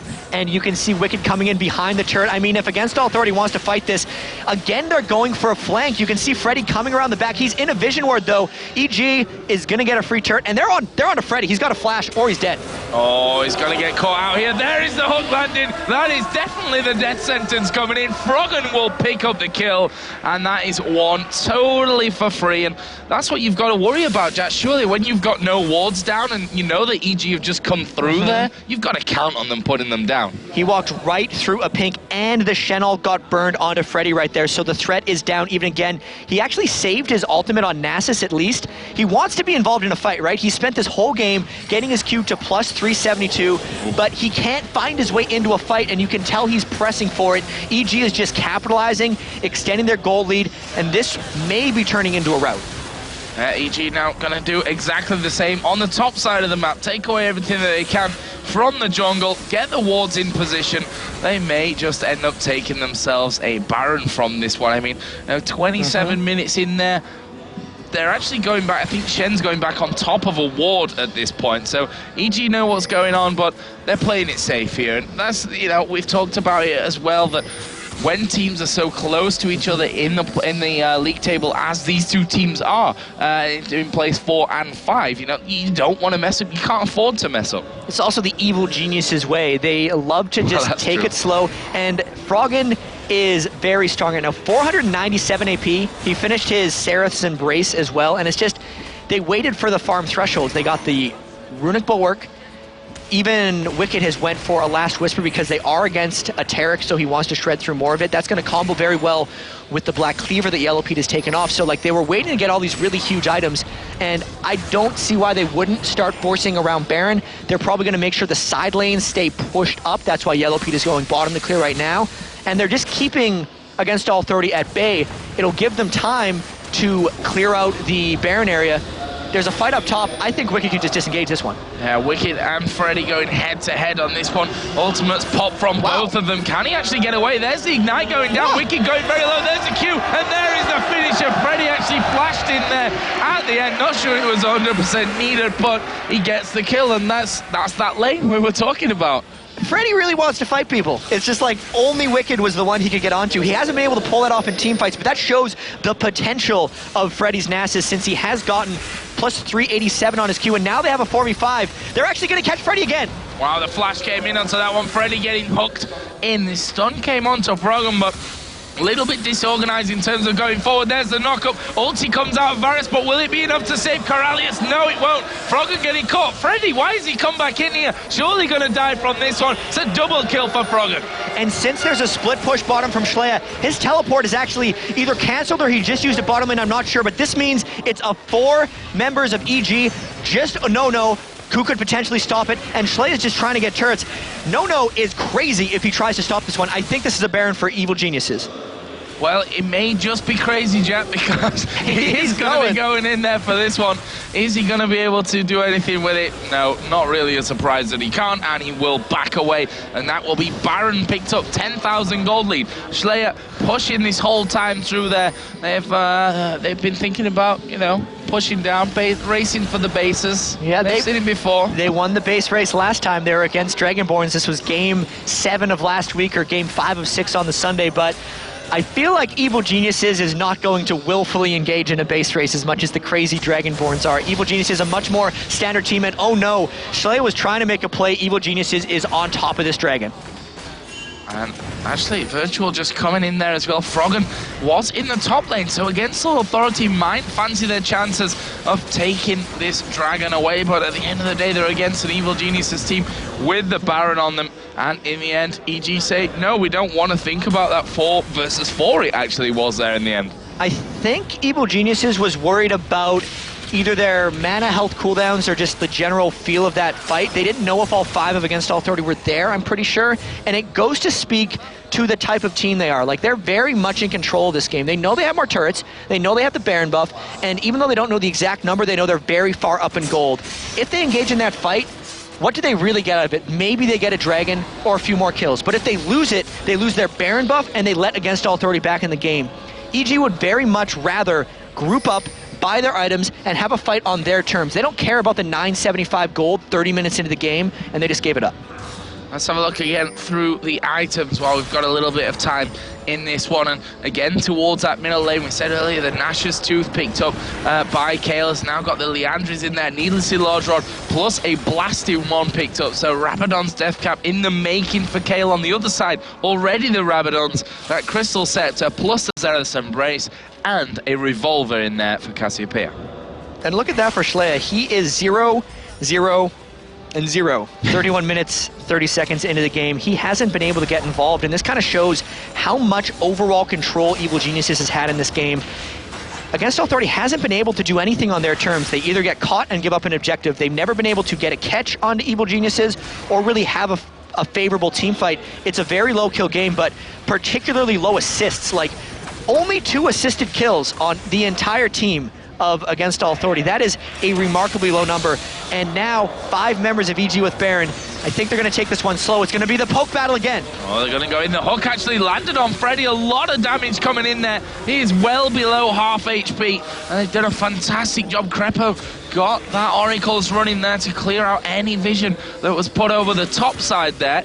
And as Thresh, you love it when they've got no vision. As Virtual actually going to turn in here on towards Wickd. The Virus ultimate going in as well. He is going to be Kale ulted up there as well. Froggen will take down Taric, but Freddy, he wants kills. He's in there again, trying to pick something up. It's a double kill for Froggen. Freddy finally will be finished off. They pretty much just ignored him that whole time. Turret's going to go down. He was only so much threat for an entire Baron up Evil Geniuses. Really tanky lineup we saw from the get-go, and Froggen plus Pete were extremely protected. Wickd was the meat shield for that battle. He's the only one that took any real kinds of damage. 3 for 0. Now they're pushing on the Nexus. EG pushing in towards the victory as they catch ShLaYa out as well. He's a dead man. Froggen is dominating. First Nexus turret goes down. Froggen might get himself another. Oh, barrier on the fountain itself. Well, the Nexus going to be focused here, and Evil Geniuses going to take down against all authority here. They go 2-1 in this head-to-head, but more importantly, a win in their 4th position in the league. That puts them a substantially farther amount ahead of Against All Authority. Those were the wrong words, but they did it through the delays. They have the spirit of the best spirit of all the League of Legends teams that go through delays. They were the ones with the problems too, so they overcame that as well. Great job by them. That was, even though Evil Geniuses says they reinvented themselves, that was a classic EG victory. That was a classic EG victory. I mean, 12-2. Doesn't really tell the story of how close it was for a lot of that time there as well. But that's not really our job to talk about right now, Jatt. We're going to be throwing it over to our lovely analyst desk with Jason Kaplan and Aranea. Thank you, Joe and Jatt, for that. That was an exciting game. I am here with Aranea, and tell me, first thoughts on that game. Well, I think like it was pretty much EG game. They were dominating every lane. At minute 10, they were already like 30 minions in top advantage, 20 in mid lane, and 10 in bottom. And they were like just snowballing that advantage in minion. They had like stronger lanes. Like Renekton is better than Nasus. Then we have Cassiopeia better than Kayle in lane.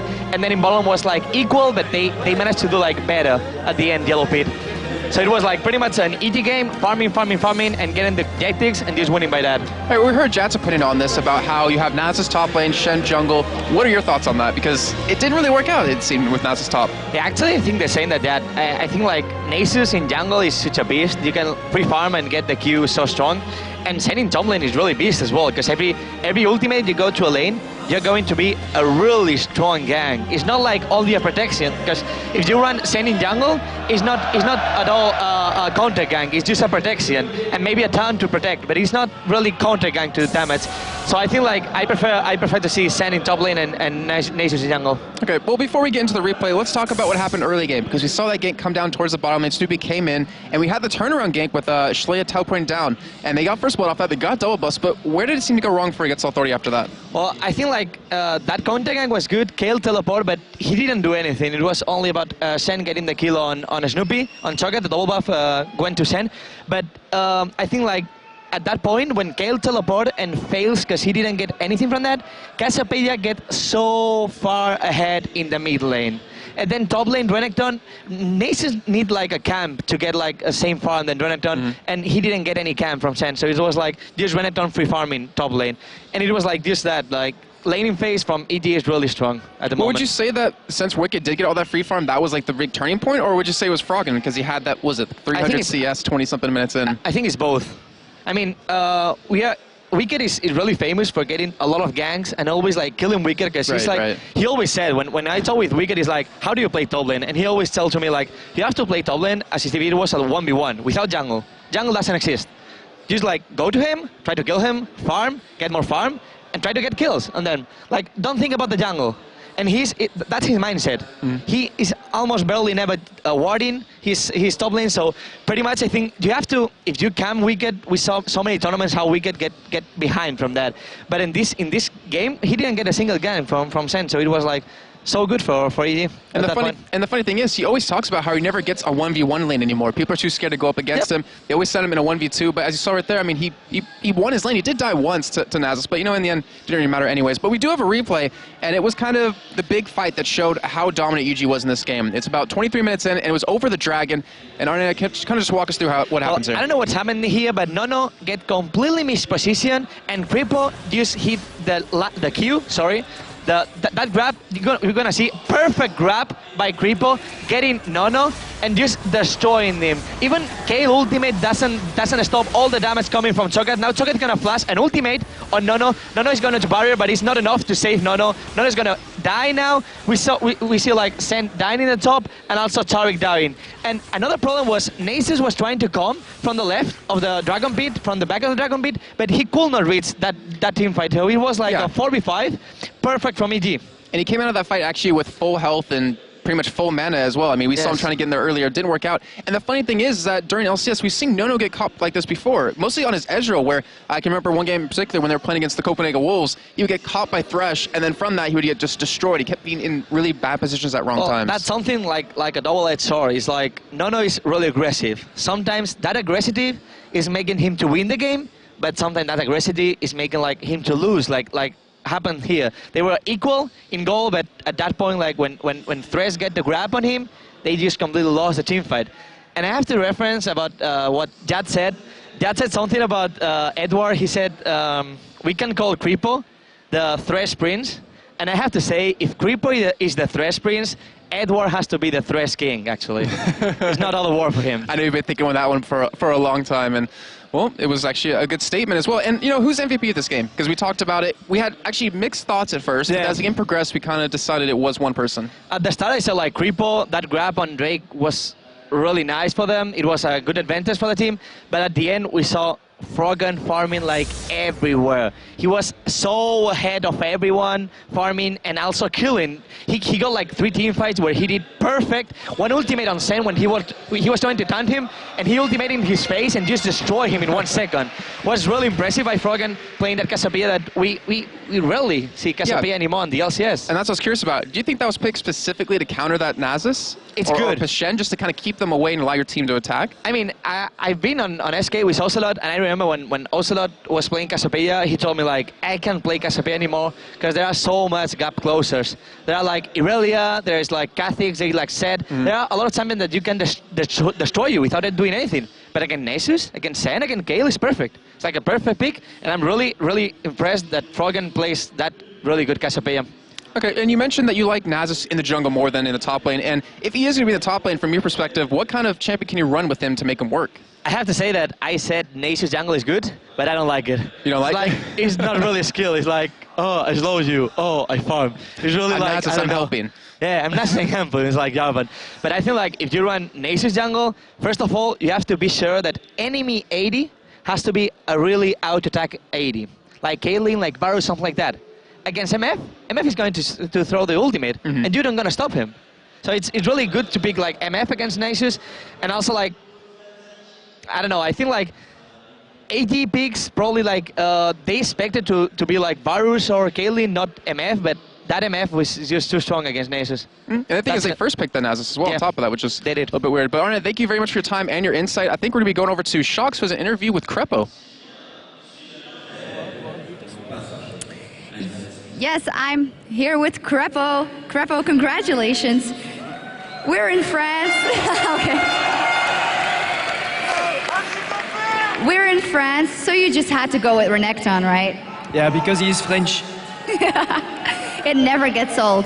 So the game was kind of an old school EG game, not that many kills. Snoopeh on a support jungler. How did you experience the game?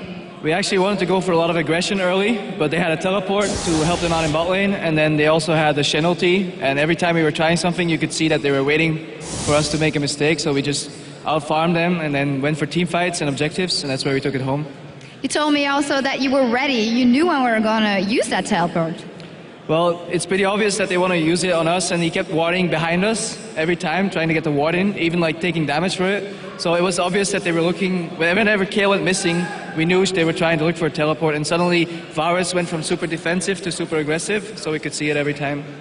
Readable game. Froggen is MVP. He played Cassiopeia. We don't see Cassiopeia that often anymore. How did it work in their team comp? Basically, they all had relatively short range, which they always walk close to Cassiopeia, and I can also hook somebody, but I can hook him without going in. So Cassio can just basically hit him constantly until they're low enough, and then we fly in and kill them all. Krepo, tu es belge comme moi, de la partie flamande, mais je suis sûre que tu as quelques mots en français pour les spectateurs ici. Wesh gros.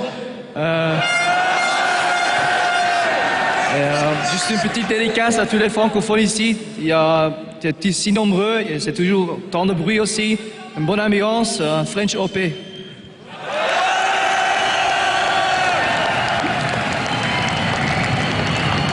A lot of love for Krepo. Merci beaucoup, Krepo. Now, GAMBIT didn't compete in the LCS last week as they played in MLG, but the Russian Overlords are back this week and take on FNATIC in their first matchup of the weekend.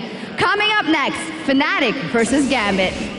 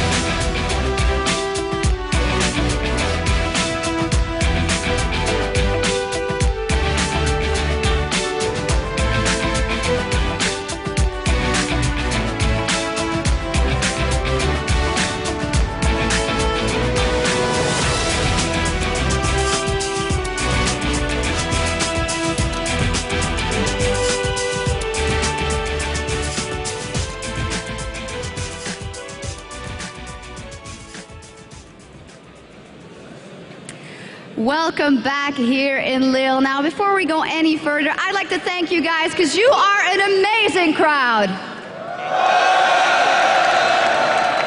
Vraiment magnifique. Okay, this morning we already saw that Meet Your Makers and Team Alternate will be playing each other tomorrow in our final for the promotion qualifier match at 11:30. And of course, for the LCS matches, we had SK Gaming taking a victory and Evil Geniuses triumphing as well. And now we've got a big one coming up. It's going to be the Season 1 champions FNATIC going up against GAMBIT Gaming. So let's introduce the team.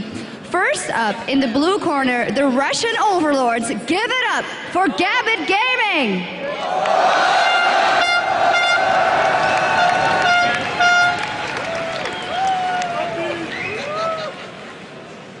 Very very concentrated, of course. And in the other corner, I think you guys know Yellow Star and SOAS very well. It's FNATIC!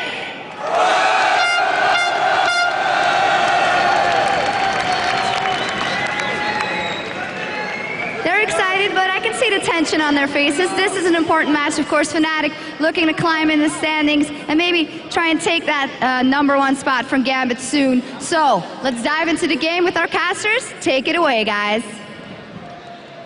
Thanks a lot, Sjokz. So Jason joining me here for the first time on the caster desk with his awesome post, or something like that. Slightly weird. But Jason, first time on the caster desk for you here. Pretty sick crowd we've got here in Lille. Yeah, I really have to agree. I mean, we went to our IM Brazil, and that was just an insane crowd. But here, I mean, you hear them stomping the ground, they're cheering, they're doing the wave. It is ridiculous. Yeah, it gets your heart pumping, gives you goosebumps. It's awesome. Well, it works for the teams as well there. And from what we saw in that introduction, it looks like the fan favorites for this one are going to be FNATIC. I mean, they've got 2 French players in their lineup, 2 big French players as well, we should say. SOAS and Yellow Star, both amazing, amazing personalities and superstars in-game as well. GAMBIT, on the other hand, they're the team to beat. FNATIC themselves have had problems so far with GAMBIT. They're 2-0 up on GAMBIT in the, I was going to say 2-0 behind from FNATIC's point of view, of course, in their head-to-head standing. And it's something really interesting is that we're going to see here, it's GAMBIT. They just got back from MLG. They went to 1-2 against KT Rolster B, and that might be something that might have to do with how they perform here, just the travel. You and Jatt were talking about how every week after LCS they have to go back to Russia, you know, they have school, they come back, and the travel gets you really tired. It gets you really kind of just worn out, but GAMBIT, it doesn't seem like they've affected them at all. However, as the time kind of progresses, I'm kind of curious to see if it will happen. Yeah, right now they are pretty much the team to beat, and FNATIC here, you know, we're right at the top of the table here. This is #1 versus #2. FNATIC have more wins under their belts, but their ratio's not quite there. But a victory here, their first victory over GAMBIT this season, would change that. Yeah, and the thing is, both teams are trying to hold on for those 2 top spots, because then they get that pass, they're going to keep their spot in LCS, and they don't have to worry about anything for a good couple of weeks. And FNATIC, I mean, like you're saying, this is a team to beat. This is a team they're having such a hard time taking on. They haven't beat them yet in LCS, and it might be their chance right here. They've had such a tough couple of weeks, I have to say, after Super Week, where they didn't perform bad, but they didn't perform that well, not that we're used to. Then they had Intel Xi Masters World Championships right after that. Then they had LCS the week right after. They haven't really had a nice break. Yeah, and a nice break is something that I think you need at some point during the season. It is grueling for GAMBIT as well. We've talked about it already. Even more grueling, the trips that they have to make coming in every single week. We asked you a little bit earlier on for your Twitter responses to the following question. Which amateur team would you like to see in the European LCS, and why? And Jason, our first answer, they didn't read the question properly. But we're going to read it anyway, because it's an interesting one. It's from _FM, or F Marzo, I'm going to have to say. Velocity Esports, to see Maple Street play against his brother. Of course, he is Odd One's brother, and that would be interesting, but that's not Europe, unfortunately. That's sadly not Europe. Nope. But I think it's a good point here as well. We obviously saw them playing in the MLG just last weekend in there as well. He is definitely a mini Odd One. When he came onto the stage, not knowing that he was Odd One's brother, I was like, did Odd One get shorter? Like mini Odd One. But, you know, very strong player himself, and the fact that he has a brother in such a, I'd say, a commanding position, he might have a bright future ahead of him. And that's something kind of funny, because Meet Your Makers, they're in the same position as well. Mackler and Makati are both brothers. You know, I'm assuming they live in the same house as well, and it's something that's really interesting to share with a sibling like that. Not to mention, it must be frustrating, because you must hate them sometimes when they mess up. Yeah, I don't know who's got the harder position there. Odd One is the superstar already now. Or his little brother who's, you know, trying to become as big as his big brother, and, you know, he's got some big shoes to fill, Joe. Make his parents all proud of him. It's like, look at me, man, I'm getting there, I'm getting there. I know that Odd One's really great, but give me some love as well. I don't know. I think we're going to see, obviously, League of Legends is getting bigger and bigger all the time with these regular seasons that we've got. We're going to be seeing more and more upcoming players that you've probably not even heard of right now, but they will come to the forefront, if not this season or next season, then in the seasons after that. Yeah, I really, also, going back to Twitter Crush just a little bit, I love how loaded it is, because in Europe, in my opinion, you have so many good teams that easily could be an LCS. We have another Twitter response which leads right into it. It's from @SquareCrowLOL. And he says Millennium for sure. Love them. Tab's Fizz play is insane. Well, I'm going to add on a little bit. Is insane because honestly, it really is. But like Millennium, Meteor Makers, Alternate. We saw Mistral do very well against Alternate as well earlier. And we saw TCM, which was formerly known as Hey, I Just Met You. All these teams that really could be in LCS. Yeah, and that's something that we pointed out. Not last weekend, the weekend before. It's been a long one.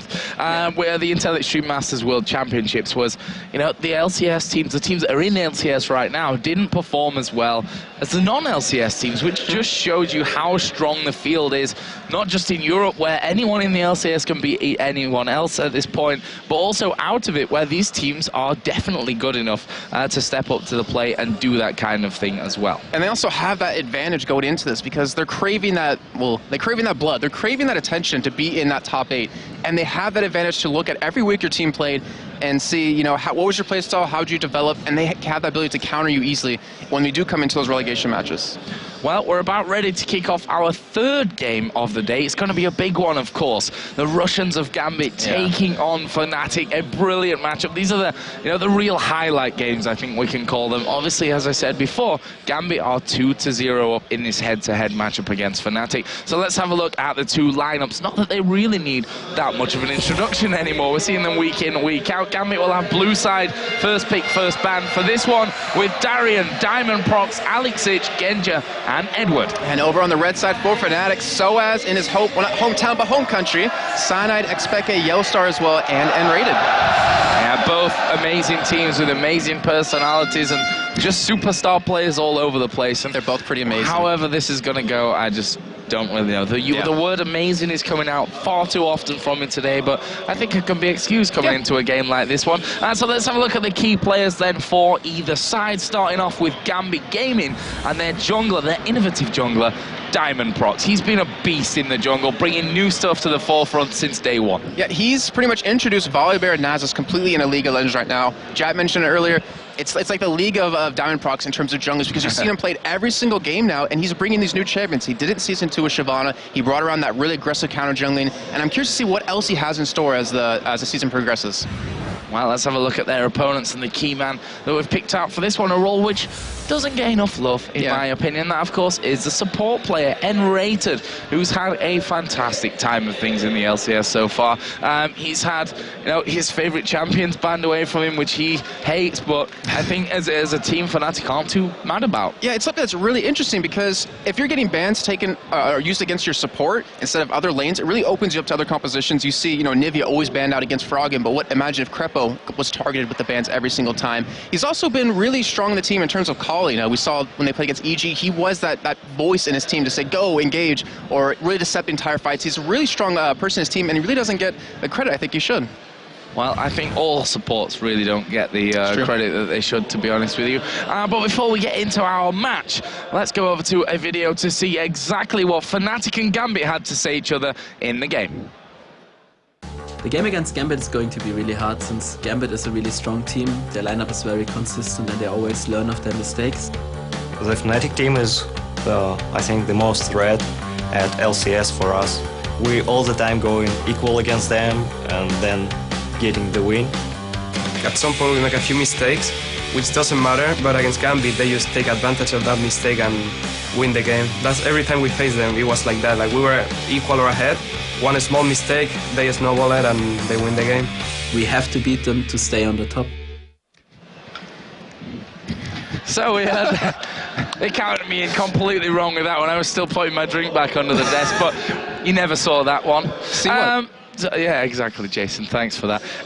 So our game here coming into, it's going to be a hard one to call. There's no doubt about that one. There's no real favourite. I guess you can say, just going off the standings and how things have gone before, that GAMBIT are the favourites for this one. But in my opinion, it's too close to call. Yeah, and also FNATIC is the crowd favourite here, as we heard earlier when the teams were being introduced. And we personally can't really experience that, but how much energy, how much, drive, or, how much of an advantage it really gives you in game, because it gets you so pumped, gets your team really working, really, your mind really preparing for what could come up in the match. And I think that really should be talked about a little bit more. Maybe if we, have someone on the analysis, we can talk to them a little bit about that. But it does give FNATIC a little bit of an advantage. Yeah, the advantage, every advantage, I think we can say at this point, if you can take just that little bit, is really, really helpful. And that advantage may just be the crowd in this scenario. scenario, FNATIC may be able to feed from that one, but we know GAMBIT is a bunch of cool customers. They don't really get... They don't seem to have problems with any kind of crowd. Doesn't matter if they're in the US, where they're, you know, if they play in a US team, they're naturally, you know, not booed, but definitely not cheered for in those kind of games. They're gonna be, they're gonna have the same scenario here with FNATIC being cheered for as well at the same time. They just don't seem fazed by anything that you can throw at them. It's really a good point, because I think you, me, and Jatt talked to us before. Is that you look at how the team's focused during the game. You see FNATIC, they're, you know, they're hunched up, they're looking at the game, they're really focused on the screen. But you look at GAMBIT sometimes, and they're just sitting there like, you know, that's cool, got another kill, whatever, kind of thing. They're so relaxed, and I'm really curious if that's just a thing with GAMBIT, or if that's just their mentality going into the game. I think it's a different kind of focus, because they are focused, but it seems to be a little bit more relaxed and a little bit more on the fly that they react to things. And I think that's what makes them one of those teams that, you know, you can play very level games, as we heard in that one, that the games so far between FNATIC and GAMBIT have been even up until the point where you make the slightest of mistakes, and GAMBIT will just seize that opportunity to win it. Yeah, and as I think Deman coined the phrase for us, they give you, or if you give them a finger, they're going to take your whole hand or your whole arm, kind of thing. And that's what GAMBIT does best. That's what they did best in Season 2, and that's what top teams do really well in general. Like, if you make that one mistake, the game isn't about playing extremely well, it's about not making a mistake. Because when that happens, the other teams can take advantage of that and just pretty much take the game from you. Well, you can see there on your screens, FNATIC getting themselves all ready and set up for this one.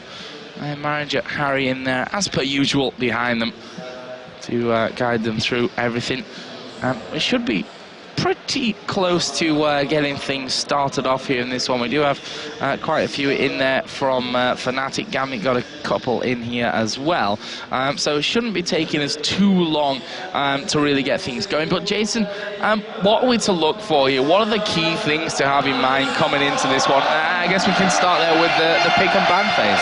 I think it's going to come down to FNATIC potentially banning out Edward, because he's been such a really dominant force in that bottom lane. He creates a lot of trouble.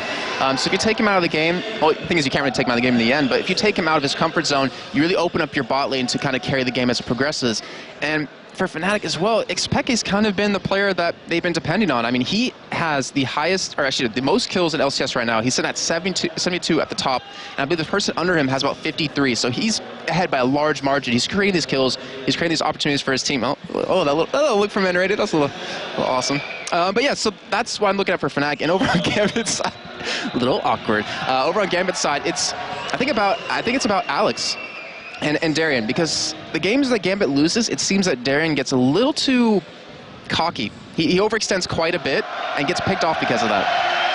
Cheeky little look there from Cyanide, who's having a drink. And yeah, you mentioned that point about, which by the way, you can find all these stats over on LOLesports.com. A new feature added, I think me and Jatt saw it and we were like, oh, that's new. There's a table down at the bottom of the team section where you can sort every team and every player by the amount of kills and things like that. Really cool thing to look at. And as you said, Peke, top killer so far in this one, but also in top 3 of deaths, as Edward has asleep.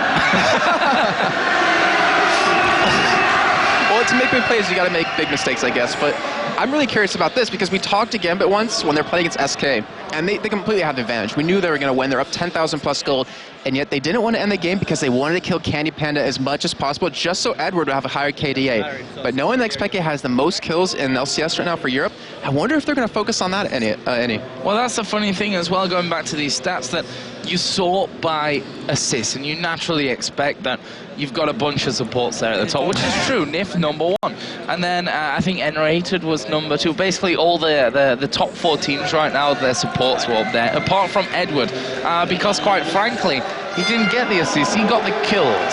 He has more kills than the Copenhagen Wolves top laner. He has more kills than there was another one in there. I can't remember who it was. Someone in the jungle, like.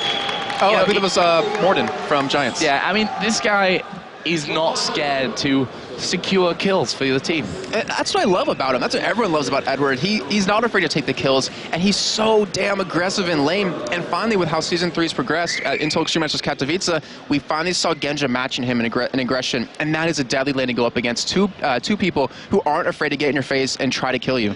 Yeah, and on the other hand, this middle lane, Peke versus Alexic, that is an all-star lane matchup, that's for sure. We've talked about it already. Peke, most kills in LCS so far. Alexic, on the other hand, most amount of farm. That's not really a surprise for us, I think. Yeah, and the thing is, with how Season 3 progressed, it wasn't necessarily about farming your own camps anymore. It was more about that quick pace action, getting as many kills as possible. Expect he's shown that with being obviously in the top of the bracket for it. But Alex, he's still, I mean, if anyone on his team or on GAMBIT actually hasn't really adapted as much, I would have to say it mostly is Alex. He hasn't really gone around to his roaming status where he used to do it back in, I think it was middle of Season 2, where he'd roam around into the lanes and help pick up the kills. Instead, he likes to farm, likes to push that turret down.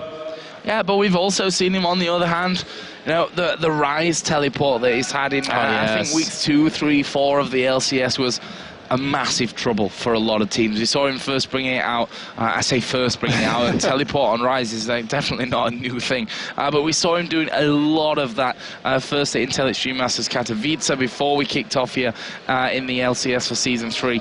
And then he really brought a lot of that through as well. So you never quite know what to expect out of GAMBIT. They've got that manager behind them. If it doesn't go to plan in the first game, as you loved, apparently, you're going to Jason, bring that out on me. The belt comes out and it's all good again.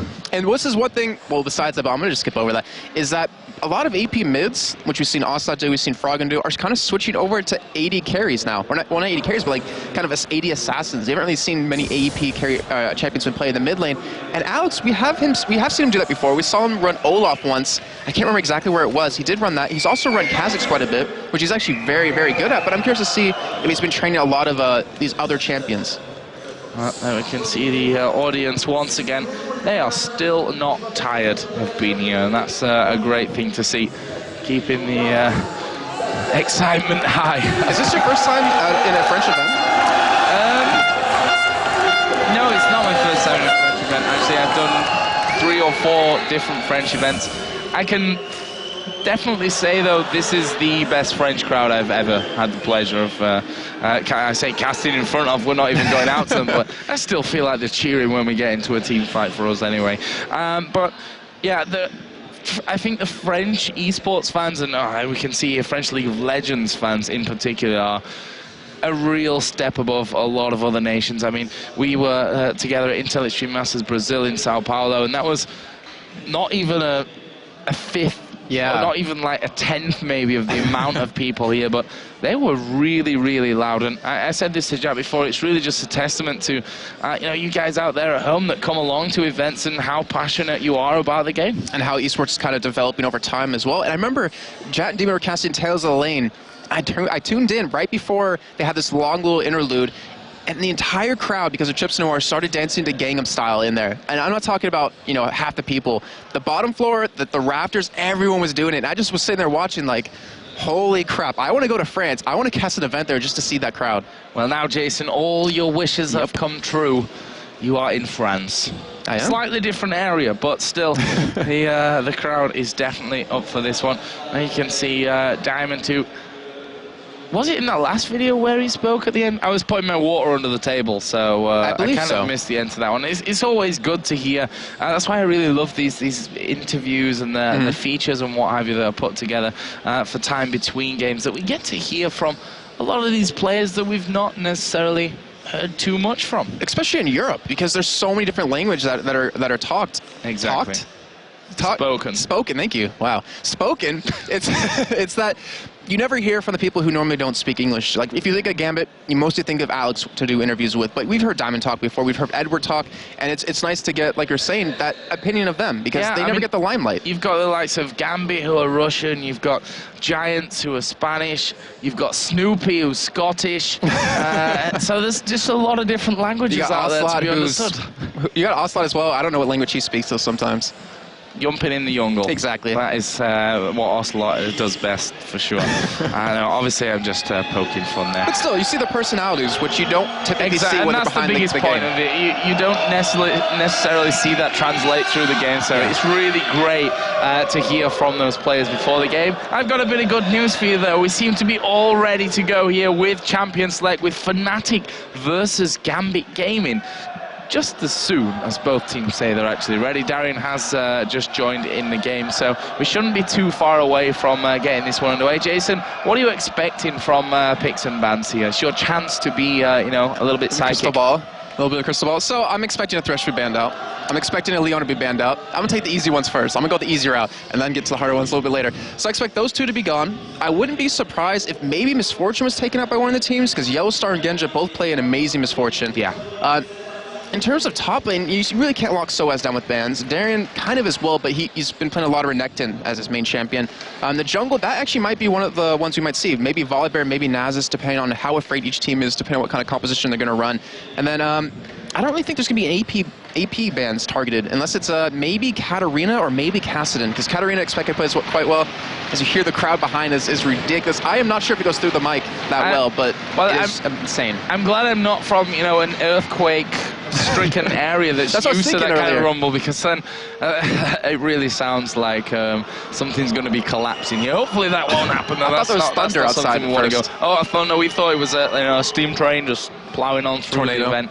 It's very, very loud here. But we are finally into the picks and the ban. So let's jump into that. Let's see if Jason's crystal ball is actually working today, or whether it's out of order for this one. Shen actually ban number 1 from FNATIC. My bans will come in there, I think. Maybe. But yeah, Shen, I mean, we've seen Darian play quite a bit of them, even Soaz. Not really seen him much in the jungle, but he's really just annoying in the top lane. He has that great split push power. I'm not even sure if the people on the stream can hear me over the crowd right now. It's that loud. But Leona, that second ban being taken away from N-rated, and then the Renekton coming in right behind that. But no Thresh ban just yet. You got the Leona one in there, though, and I think that's right as well. We pinpointed it in the pre-game as well when we were going over the two teams, and you know, pointing out N-rated as one of the key players for this game. There is a Nono ban coming out of GAMBIT. We did see N-rated play that last week, and it was kind of, it worked out pretty well. He said he actually doesn't like playing Nono at all, but to ban that out is kind of interesting. And there's the Thresh ban, Joe. Is kind of expecting that one. I mean, you have to. Because you have to take that away from Edward. You can't let him play his favorite champion. However, Sona will be available for him, it looks like, if he does decide to go for that. Well, let's see then what finally GAMBIT decide to ban out here as number 5. You can see that they're chatting away, getting themselves through this one. You see admin's just talking to Alex. Hopefully everything is running smooth on that side. And just as I say that, jinxed it. Well, we did have that last ban up. I'm not sure exactly what the problems were, but Alex was the one to leave out of that lobby, so hopefully things will be fixed shortly, because, Joe, like, this, for me, is probably the highlight match of day 1. Like, these two powerhouses going against each other. I know what they've done wrong. They're on the wrong sides. We actually had this problem before with the first game. They should have been on the opposite sides, but they played anyway. I don't think really anyone caught onto that one. And the next game, we had to flip it again. So obviously, this time around, it goes back to normal, but they were on the wrong sides again. So we're going to see them switched around. I'm not sure if we actually get a new ban phase here or what. That's a good point. I don't really know what is in the rules, because, I mean, knowing you have that first pick, you could leave a champion open that you want to lock in first. I guess we'll find out when we do get back in there. I would assume, since they did start, that it would be the same bans, but we are being told that it actually will be fresh new bans. Thresh new bans. Thresh new bans. It's going to be in there as well. But we'll have to see about that, and whether they decide, as you said, because you're on the different side, you may choose to leave something open when you've got that first pick available to you in the ban phase. So let's try again then with this one. And GAMBIT on the blue side against FNATIC on the red side.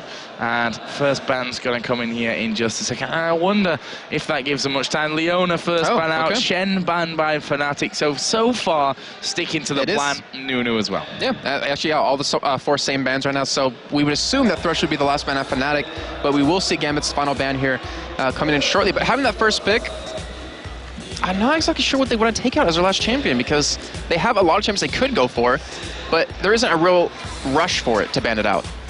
Yeah, and GAMBIT's last pick might be swayed by this one as well. We didn't actually see it there, unless I missed it right at the very end, but no, I don't think they actually picked a, banned a third champion out there, and they go for Elise in the end. All right, that's a reasonable ban, because we've seen Elise in the top lane, we've seen her in the jungle, we've seen her in mid lane, and she's one of those really annoying champions that you can interchange between different positions in the game. And just like Jarvan, which we did see Ocelot run in the mid lane instead of in the jungle with hyrqBot, there's a lot of champions that can do that. And now with their first pick, trying to decide what they actually could go for here. Maybe lock in Sona?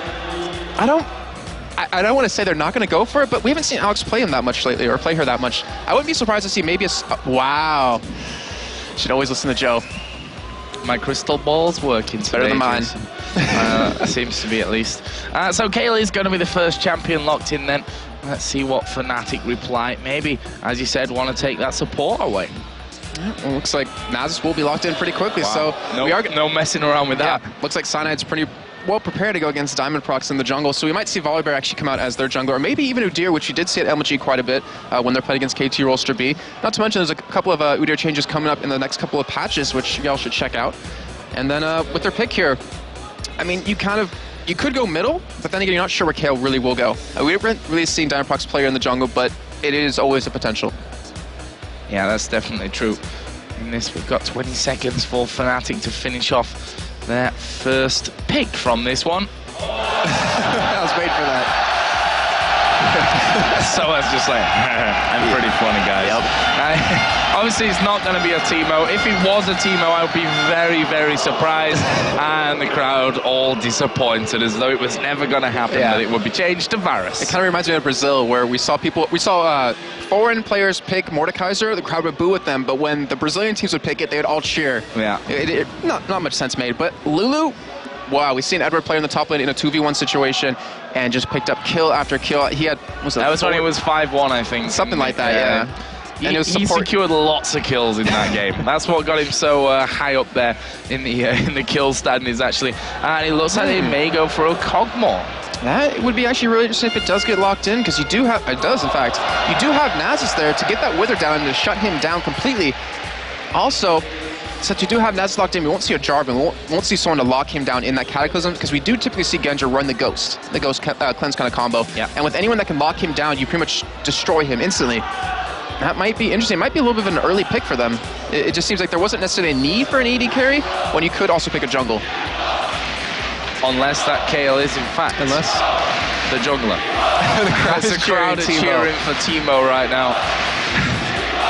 I want to see a team give it to him. I'm not sure, as you said, how well it's going out over the stream, the sound of the fans, but I hope that you can hear everything that's going out. I can barely hear you actually through this. Yeah, pretty insane stuff going on. So, what will FNATIC have in there? They've got Varus and Nasus locked in here for their first couple of picks. You can see Yellow start on your screen there. It's going to be playing, most likely at least, that Varus in this one. There is a Blitzcrank. The Blitzcrank, of course, another big, solid pick for Enrated. Who would have guessed that Edward goes towards Teemo? But Enrated obviously is an amazing Blitzcrank player, but we should not forget that we've seen this before from them, where they picked him Blitzcrank, but sent him top with Soaz.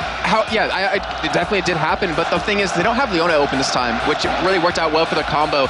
He is a phenomenal Blitzcrank, just like you said, and with that Blitzcrank, you don't need that terrain out of Jarvan. If you land a pull onto Kog'Maw, he's gonna die, if he's running that Ghost Cleanse. So that really creates a nice opportunity for him, especially when you have xPeke playing Twisted Fate in the mid lane. Especially when you have xPeke playing Twisted Fate in the mid lane. That's where you were going with that one, right? Yeah. Okay, good. So Teemo, I very much doubt, will be actually the choice from GAMBIT this time around. Volibear is obviously a lot more of a probable pick, and a Kha'Zix. I like that pick, actually, because you have that ability to just jump into the back line, and then you have that Kayle ultimate to protect him. However, with having a Kog'Maw who potentially could get pulled in, you might need to say the ultimate for him as well. So you're really kind of torn between what champion you want to use that on. But over for FNATIC side, they have a pick available. They have a nice amount of CC already built up with those 4 champions. Their last pick, which would most likely be the top lane, I'm going to say, over to Soaz, I wouldn't be bad for them to actually pick up a little bit more damage. Like Teemo. That could happen. No. Probably not, but they need a little bit more damage, in my opinion. Well, let's see. Obviously, it seems to be a bit of a tough decision from FNATIC this time around. They're not reacting to the crowd chants of Teemo at this point. Zed is available. Zed is available in this one. I mean, we're talking about top laning. We're talking about Soaz. Yeah. So he could play anything, as we've seen from him time and time again. I mean, we see him play Lee Sin when he was already nerfed or balanced, and he's going for, looks like a Jace. The Jace. he was the first player really to bring Jace to the forefront at Gamescom in the European regionals, actually. Yeah, he played quite a bit against Shen. I don't remember exactly what team it was, but it was Curse. It was Curse? And yeah. Curse got destroyed by his Jace pretty much, but that gives them a nice amount of mobility, so they can easily chase down Genji if they need to. You have that Wither to lock him down, you have the acceleration gate, you have the overdrive on Blitzcrank. It's a really good team for catching someone, and also they have the damage to just burst them down if they do get that pull. So, who's your favourites then from this one? We've gone a little bit through the lineups. Who are you fancying for this game, Jason? I think I really have to give it a FNATIC. I'm just thinking about it because I'm not a huge fan of Kog'Maw when they don't have a great amount of protection for him. I mean, they do have the K ultimate, they do have the Lulu ulti as well, but that's kind of about it. I mean, we know Genji has amazing AD carry, but when you're a Kog'Maw with no protection running that Ghost Cleanse, and you have a team like this who can jump on you, it's going to be very hard for you to get your damage down. So, in the end, I think I have to get over FNATIC. Well, we're going to be kicking off here shortly. GAMBIT 2-0 up in the head-to-head matches here against FNATIC. Don't forget, this is first place versus second place. FNATIC have more wins, but their ratio isn't there. And this game would actually put them top of the league. If they manage to beat GAMBIT Gaming in this matchup, they would go top of the league. So this is an important one for both of them. But it's it's obviously not officially relegation, but almost so. The way someone would get dropped down into that third position where then would have to play that relegation later on in the season. This is a top two clash, but you know, first we heard the importance of being first for all of these players right at the start of the day, and no one wants to be second, to be honest. I mean, with the relegation, it really is a huge thing that we, have to start talking about as the weeks progress, because playing for 10 weeks in the LCS just to be knocked out, it's kind of like a kick in the crotch, almost, I have to say, because you worked so hard to get there. You qualified once, and then you just have it taken away from you mid-season. So we have a slight pause here coming in. Who would have guessed? Case of deja vu going on. But we have our admins up there to get that one fixed. It's actually a pause coming out of GAMBIT here. I'm not gonna lie, a pause right now though kind of builds up my anticipation with this game, my excitement, because I really hope and I really expect this game to be so explosive, to be so back and forth between both teams. Yeah, I think we're in for a real treat in this one. We can see that one of the admins behind Edward currently. In fact, both of them are in there, in the shadows at the back. I wonder if Edward has the balls to troll an admin, because he trolls like everyone, but I wonder if he would do that. Well, they're not usually the right people to troll, honestly. Probably not. They're not the people in. They're the people in the position of power almost, and you don't want to upset an admin, especially when he could. I guess we can say come in handy later on when you need pauses for other kind of stuff.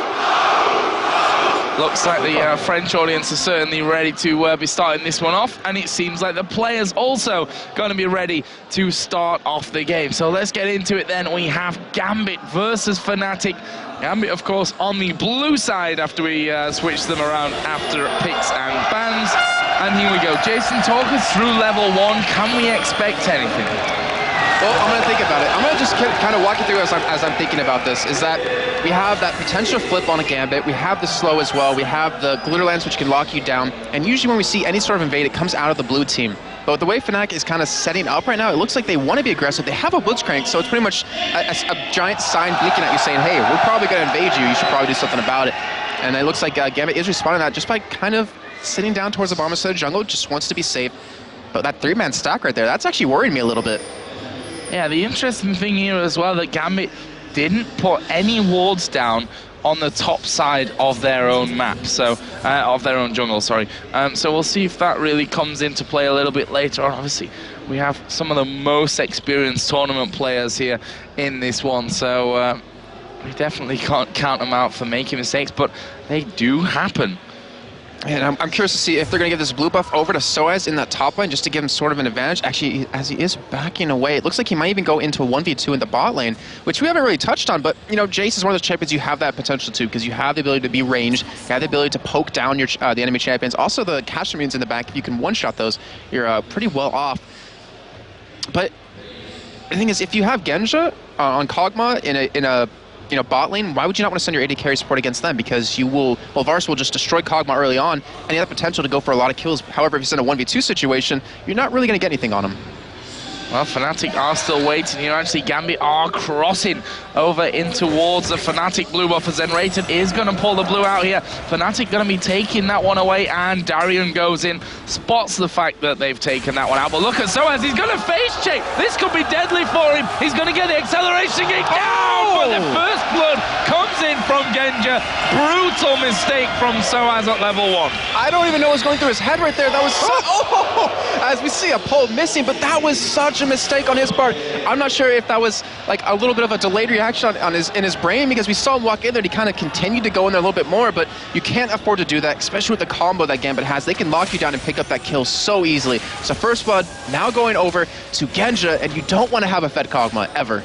You don't want to have a Fed Kog'Maw, that's for sure. And that gives them an instant huge advantage. He started off obviously with that Doran's play, and the interesting thing is that they'd seen the fact that only Darian was in that top side, which I don't know if he thought, okay, well, if he's there, they're not going to go full on into our jungle, maybe, and that's why he's ended up going in there. But such a dangerous play, a bit reckless coming out there from Soaz, and that's a gift that you just can't afford to give to GAMBIT.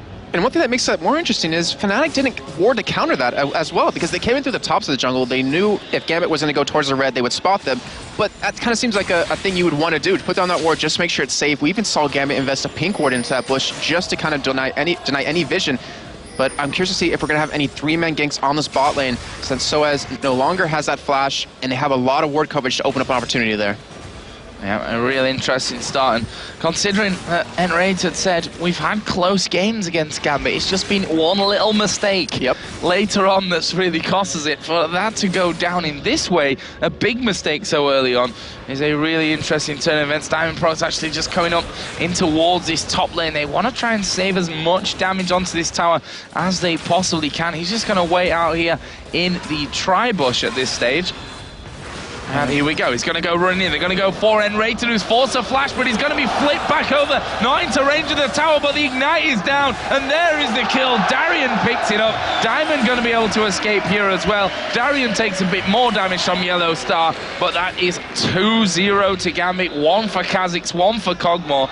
Doesn't get much worse than that after 4.5 minutes. But still, that was a great play by Diamondprox. You really have to give it to him, because entirety of LCS, he's been in the right position pretty much every single time. He opened up that kill with that Ghost, with the Bear running straight on him. You can't really escape that ever, and giving his top lane that nice advantage.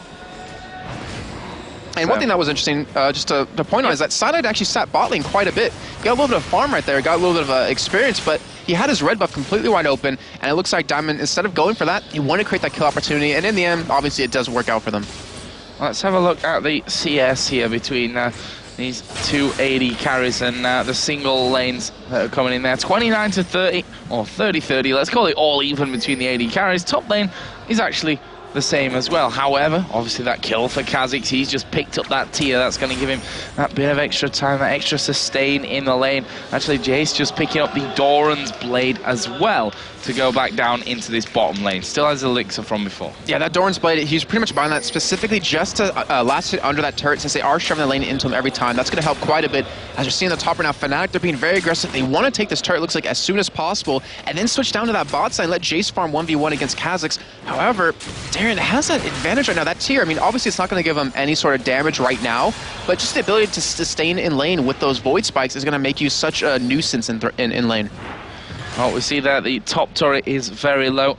Let's have a look down towards the bottom turret of FNATIC and see exactly how low that one is, how much damage they've done. Okay, we can just about see it there in the top right corner. Just a little bit of damage being done as Darian now in trouble in this top lane as well. Ward put down. Can FNATIC get in there? He's got the pots running from this one. Actually, Enrated turns around. Yellow Star will turn around as well. But Twisted Fate, he's going to ulti in and he's going in. Can Peke get in? There's a flash. He's not really got much mana. Turns around, but Peke still manages it. And I don't think he quite realized how little mana he had from that one. In the meantime, Diamond here starting off with the Dragon. He's going to have Kayle and the bottom lane coming up to help. Yeah, great turnaround by them to actually go for that, knowing that they committed so many ultimates into the top lane. And funny enough, Xpeke, he just hit level 6 when he did ult up towards that top side, but luckily picking up that kill, GAMBIT will lock that Dragon down and give them a nice little bit of a goal lead, sitting on a 1100 advantage, but this top turret will go down for FNATIC, and they're able to pretty much pick that turret off of that Dragon.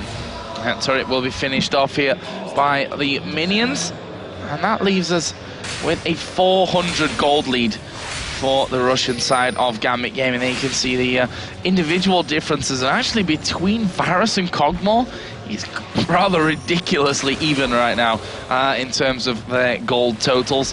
What else do we have in the middle lane? He's also within 50, 30 CS there, if I could actually it's 130, whatever, Joe. He's very close as well there. The CS obviously is in favor of Kale at this point. Kha'Zix's also starting to pull a little bit ahead of Jace, but he should be able to farm that back up once they get towards the tower. And something that's a little interesting over on xPekka's side, he picked up a needlessly large rod. So to me, that kind of says, hey, I want to go for ganks, I want to go for kills. I'm not trying to go for any sort of split push. And usually you see, you know, Sheen into a Lich Bane, which we did see earlier today.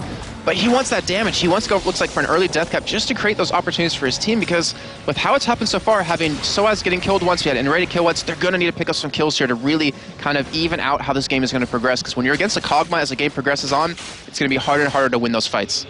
Yep, and Kog'Maw at this point does have that pickaxe plus a longsword in there as Darien is backing away, and Rated finally coming back up towards this top lane. There you see the Void Spikes already doing decent little amount of damage on towards Yellowstar. He has got the Cutlass now up there with that Doran's Blade. Jace actually might be pushing out here. In the end, decides against it. Edward was actually down to half health. And you see Cyanide visiting that bot lane yet again. He's been forced to stick towards the spot sign just to keep that turret alive. He hasn't ganked, I think, at all this entire game. And by Edward and Genja being so aggressive by pushing that turret as much as possible, they're really controlling where Cyanide is going to be throughout the game.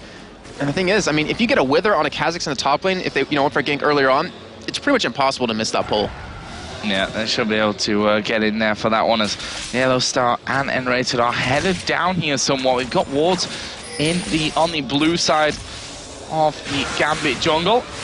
They know that their two players are in fact inside of that brush. There is the pull, not quite landing onto Alex Ich. Peke had pulled the stun card out, just ready for that one as well. So if that would have synced up, that could have been dangerous stuff. Alex, of course, is himself now level 8, so has that intervention to stop any real damage coming onto it. I do see Cyanide actually visiting towards the top, so I think he's just going to walk right by Darien as he does Wither.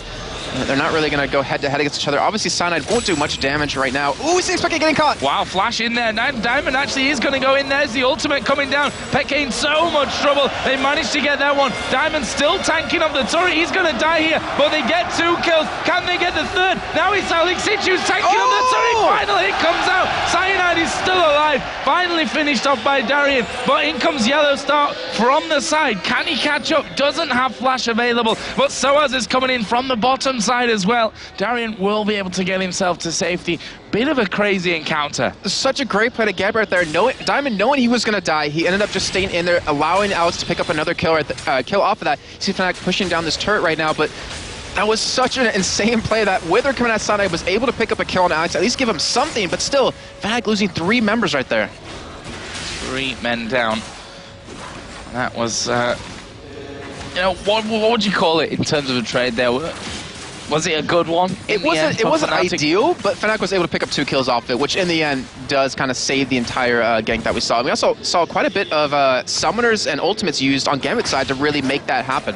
And look at this again, we are seeing FNATIC trying to get in there for the steal, but there's a bear sniffing around. Alex Ich coming in. They've managed to get the Varus ulti on towards Alex Ich. We are going to see Twisted Fate coming in from the side as well, but he's going to be pinned down by Darien. They've managed to get the kill onto Alex Ich. Enrated goes low. Edward picks up that kill. Now Peke lands a stun card in onto Darien. Can they finish off? Flash over from Peke. He's taking a lot of damage, goes down, but does get the kill at the same time. And that will be a 3 for 2 for FNATIC, and they're gonna have that blue buff away, and now Edward having to run away. They go through the acceleration gate. He's safe though. And Joe, that is exactly what that entire fight we just saw right there was off the back of that last fight. They knew Alex's ultimate wasn't up. They knew they had no flash on, or sorry, Ghost on Diamond procs. They had that easy opportunity to go in there, and because of that entire fight they had before, they went for it, and they ended up coming out ahead, picking up those 3 kills, taking that blue buff away from Alex, and pretty much coming off with another turret as well. So a great play by FNATIC overall right there. Really, really entertaining game. 300 gold is all that separates these two teams. Dragon will be up in a minute. But before we go there, let's visit the items somewhat and see exactly what we've got. Nash's tooth done here for Kayle.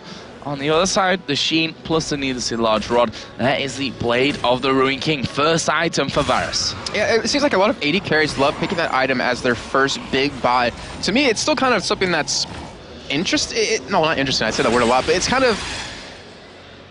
It can be pretty much talked about either way, whether it's worth it to pick up, because you don't really get a lot of benefit off of it unless they have a lot of health in the other team. And we've seen with how Season 3 has kind of progressed is that people stop buying that early Sunfire, that early Warmogs. So the Blade of the Ruin King doesn't give you that advantage early on, but as the game progresses, obviously that slow it gives you, the extra lifesteal, and the damage, that percent damage you do based on health really comes through. And then Rayton just rushing his way in towards the middle.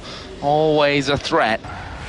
Being pulled in there and then locked down by what FNATIC can throw you. But GAMBIT starting to get themselves into position for Dragon. They don't have a pink ward though, so this could be really interesting for FNATIC to kind of turn it around. However, Soaz is in the top end right now, so GAMBIT, they could take this very quickly, but we do see FNATIC closing in on them.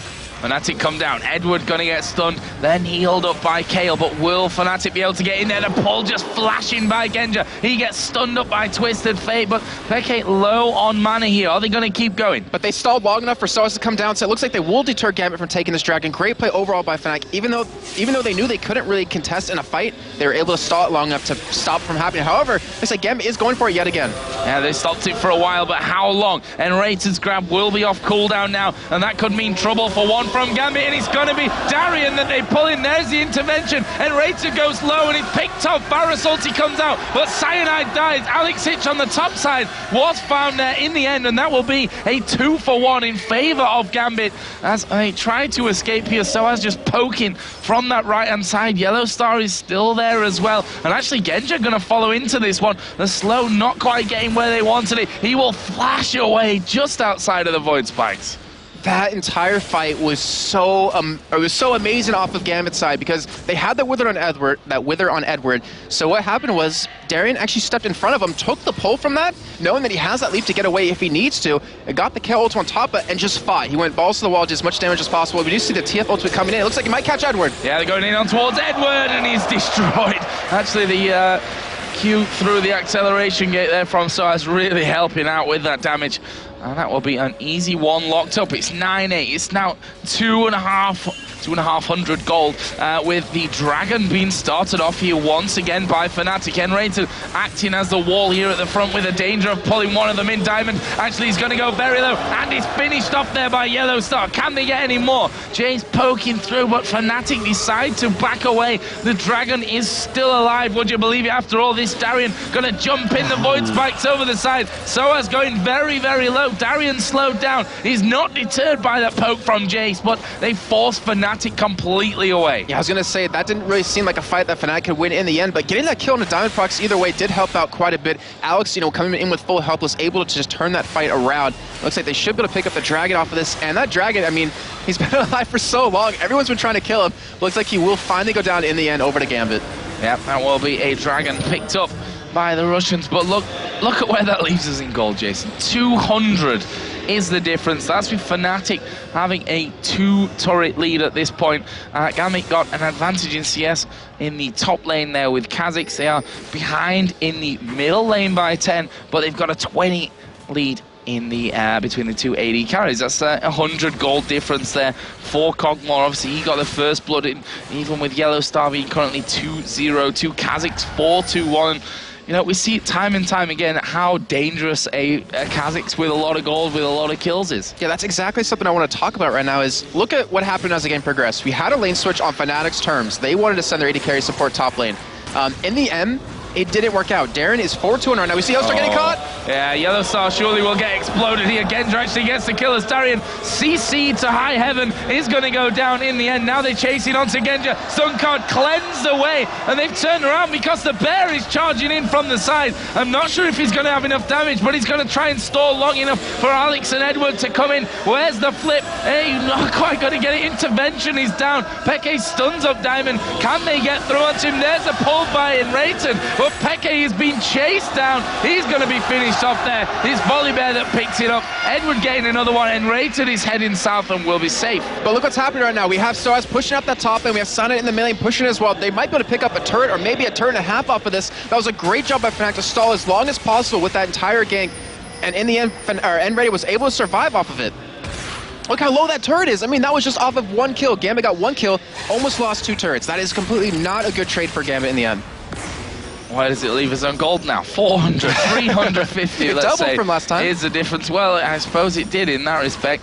You're right with that. Kog'Maw is now 2-0-2. And that's the danger. We talk about it all the time of how Kog'Maw late game may just come back and haunt FNATIC at this point. But as you rightly pointed out, 2 inner turrets on the top and that middle lane are now very, very low and open for the taking, especially with Peke, you know, with that Lich Bane in there, able to get in there, with Cyanide as well, who can do good chunks of damage to those turrets. And one thing that's kind of making me curious about how the game is going to progress is, yes, we do have a 2-0 Kog'Maw, and you never want to have a fed Cog, but if Cyanide could get that Wither onto him when he can't cleanse it away, for instance, if they get a pole knockup and he ends up using it to get away earlier, or we see the Varus ultimate land on him, he's not going to escape that Wither in the end, and he's going to be dead weight to his team.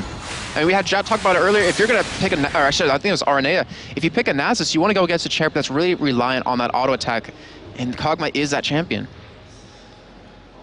Well, things quieten down somewhat here in Gambit versus FNATIC. A top of the table clash in the European LCS. First place being Gambit to second place of FNATIC. Here we go, Peke coming into the bottom lane. Misses the wildcards completely, but the Varus ulti will hit, and that could be the big one here. Are they going to pull Yellow Star in? No, and at the top lane they're pushing in as well. Let's get up there, as we are seeing Darian go very, very low, finished off by Cyanide. So FNATIC picking up 2 kills with their great play for them overall. If Peke didn't miss that wildcards, I don't think a flash would have had been committed by Yellow Star right there. So, and then a little bit of misplay, and we're getting caught in the Wither and a red buff now. This is really, really bad. Jace moving in on top of him, puts a wild growth on himself. There is the acceleration gate coming down. That's going to help FNATIC get right on top of him once again. Good slow from Edward, but surely not going to be able to escape. Not now with the Wither down. 13-11 FNATIC. And FNATIC picking up 3 kills right off the back of each other. That was overall just a great job by them in terms of putting the aggression on in each different lane. They had bottom lane where you expect a teleport or ultimate in, and then you had in the top lane that combo of Jace and Nasus. How can you escape that with the acceleration gate with the Wither? Overall, great job by FNATIC right now. They really opened up the game, and that 200 gold they were talking about has been blown wide to 1,000. I say it blown wide to 1,000, but we know when you have 2 teams like this going head-to-head against each other, that really is a lot of gold at this point in the game. Well, let's have a look at the items, because they've changed a bit since the last time we talked about them. Jace with the Black Cleaver finish, and we have Kha'Zix, who also got that BF sword plus the Vamp set to head up towards a Bloodthirst there for him, and Aegis for Diamonds. Volibear, we've got Locket of the Iron Solari finish for Nasus. That Lich Bane is now done for Twisted Fate, as well as the Nash's Tooth over with Kale. And Kog'Maw, take us through a little bit about that one, the Infinity Edge and Boots of Swiftness. I'm trying to think. The Boots of Swiftness reduce the effect of movement slowing effects on you by 25%. I am trying to remember if that really affects Nasus's Wither, if it really makes it come off cooldown quicker, or if that's tenacity directly. But in the end, it's going to help give him that mobility he's going to need. It's going to keep that Wither not as effective as it should be against him, and that's a perfect pickup by him. Infinity's Edge, a great item to start off with. You're going to be able to get in that back line when the team fights finally start happening and just siege away at every champion that comes near you. There is turret number 3 for FNATIC, taken down by xPeke in the bottom lane. So all outer turrets are down. Top and middle inner turrets are definitely open for the taking here, especially since we know how much Peke really likes to get in behind enemy lines and do that damage. So that's definitely not out of the question in this game coming forward. But you know, Dragon in 30 seconds, that's the hot spot for the next fight, surely. Yeah, and then looking at how the game, and we're talking about those 2 turrets in the mid and top lane, Dragon will be the next point of contestation. Yes, the fighting. It's going to happen there next. But with having xPeke pick up the Lich Bane as the item, as his first like kind of real item built up, then the death coming up right after, they have the ability to go for some split pushing now, because they could send him top lane, have the rest of his team, you know, potentially go bottom, and with that Wither, the crowd's still going crazy about the wards, but with that Wither and the acceleration gate, they have a really good team to disengage if they need to. If you get that Wither right onto Diamond Proxy, he won't be able to flip you, he won't be able to catch you, and that'll allow xPeke to just keep pushing as much as possible, which he's doing right now on the bot lane. He's farming non-stop. Well, FNATIC here stood on top of a Warden. Well, Darian managed to avoid every single bit of damage that was thrown at him from that one. GAMBIT have brute forced their way in. I should really call it bear forced their way in, because it was just Diamond who comes running in there. I said this before, it's psychological. No one likes a bear running right at you. And it's proved correct in that situation as well. Cyanide gonna be back to 8. GAMBIT gonna force this middle lane out, which will give them positional advantage then to go to Dragon. But look at this, Peke has pushed the bottom lane out himself, but will FNATIC want to trade a middle outer turret for that? I'm pretty sure FNATIC can actually hold this quite easily. We saw xPeke actually bouncing between Dragon and this bot lane, because we saw GAMBIT heading towards the Dragon. He wanted to stop it, wanted to prevent it. With the ultimate, he's gonna get that vision. He should be able to jump away in towards that mid lane. He's going to middle lane. Oh, he's going for it. This is a great move, possibly from FNATIC, as Darian down to half HP, and pretty much all of GAMBIT went down to cover that bottom turret. Now they're going up towards top, because that was low from earlier, don't forget. They've got a good wave of minions coming in. Jace's shot blast will clear that out fast enough, and that is no turret that's going to stay alive for too long. Or is it? As I say that, the void spikes come out, just about stop it. Here we go though. Yellowstar going to be pulled off by Diamond Prox, but he's almost alone in there. Darian going to dive right into the middle of them, but Soaz will kill him. They're going to keep going forward. Alex has got the intervention. There was the wild growth, but that won't save him.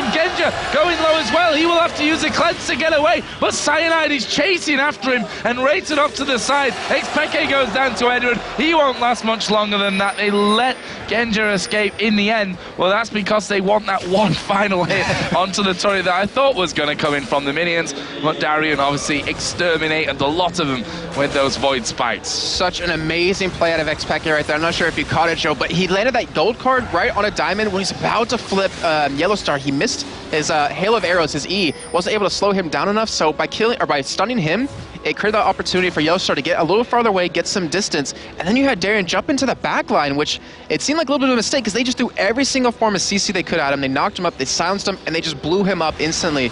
And FNATIC, just the calls they're making, we talked about it in the highlighted players with N-rated, I'm sure he was yelling, go straight for Kha'Zix, go straight for Darian, blow him up, and then we'll proceed into the next target. Well, I mean, Darian almost did the work for him. He jumped right into the middle of them, so... You don't need a blitzcrank when you have a Kha'Zix jump into your team. If he just jumps in, yeah, you don't need to pull him. That's always a bonus. But, ironically, Dragon is still there after all that.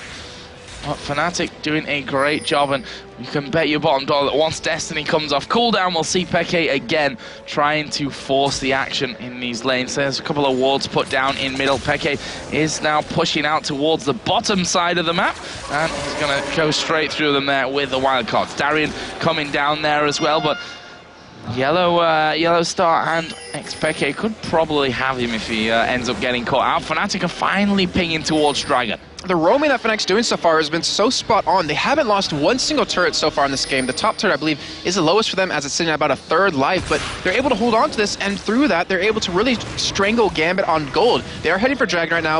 I believe they are strong enough at this point to actually take it away from GAMBIT, but we do have Alex Stitch. Have those home guarded boots coming in, and it looks like GAMBIT will just give it away. Going to be running through. Failed smite there, and well, the ultimate out of Cockmore would have actually been enough to steal that one in the end, so can thank themselves that they managed to cover that one in the end. But that leaves us with a 4.3 thousand gold lead now for FNATIC over GAMBIT. This would, if it works out that way, how it's currently going, be their first win over GAMBIT this season in the European LCS. But something tells me this one is not over by a long way. Yeah, no way at all. You still have that Kog'Maw who's so deadly on as the game is going to progress. He's working towards, I want to say, a Phantom Dancer, just because he'll be able to run through the minions then, because he's going to need to be able to kite them through, his own minions, enemy minions, or any sort of way, any sort of advantage he can get, he's going to need. But that item is coming up very shortly. UCO start chasing down Darian, but Darian, he hasn't built much. I mean, look at his items compared to his counterpart of Soaz. I mean, it's 4-5-3 for the kill death assist for Darian, and then you have a 3-1-8 Jace, and the item difference is just kind of ridiculous at this point. However, he is sitting on about 1,700 gold to back with, and I'm curious if he's going to back and pick up his Manamune, or actually, I'm not sure what item he would go for next. Maybe a Warmogs.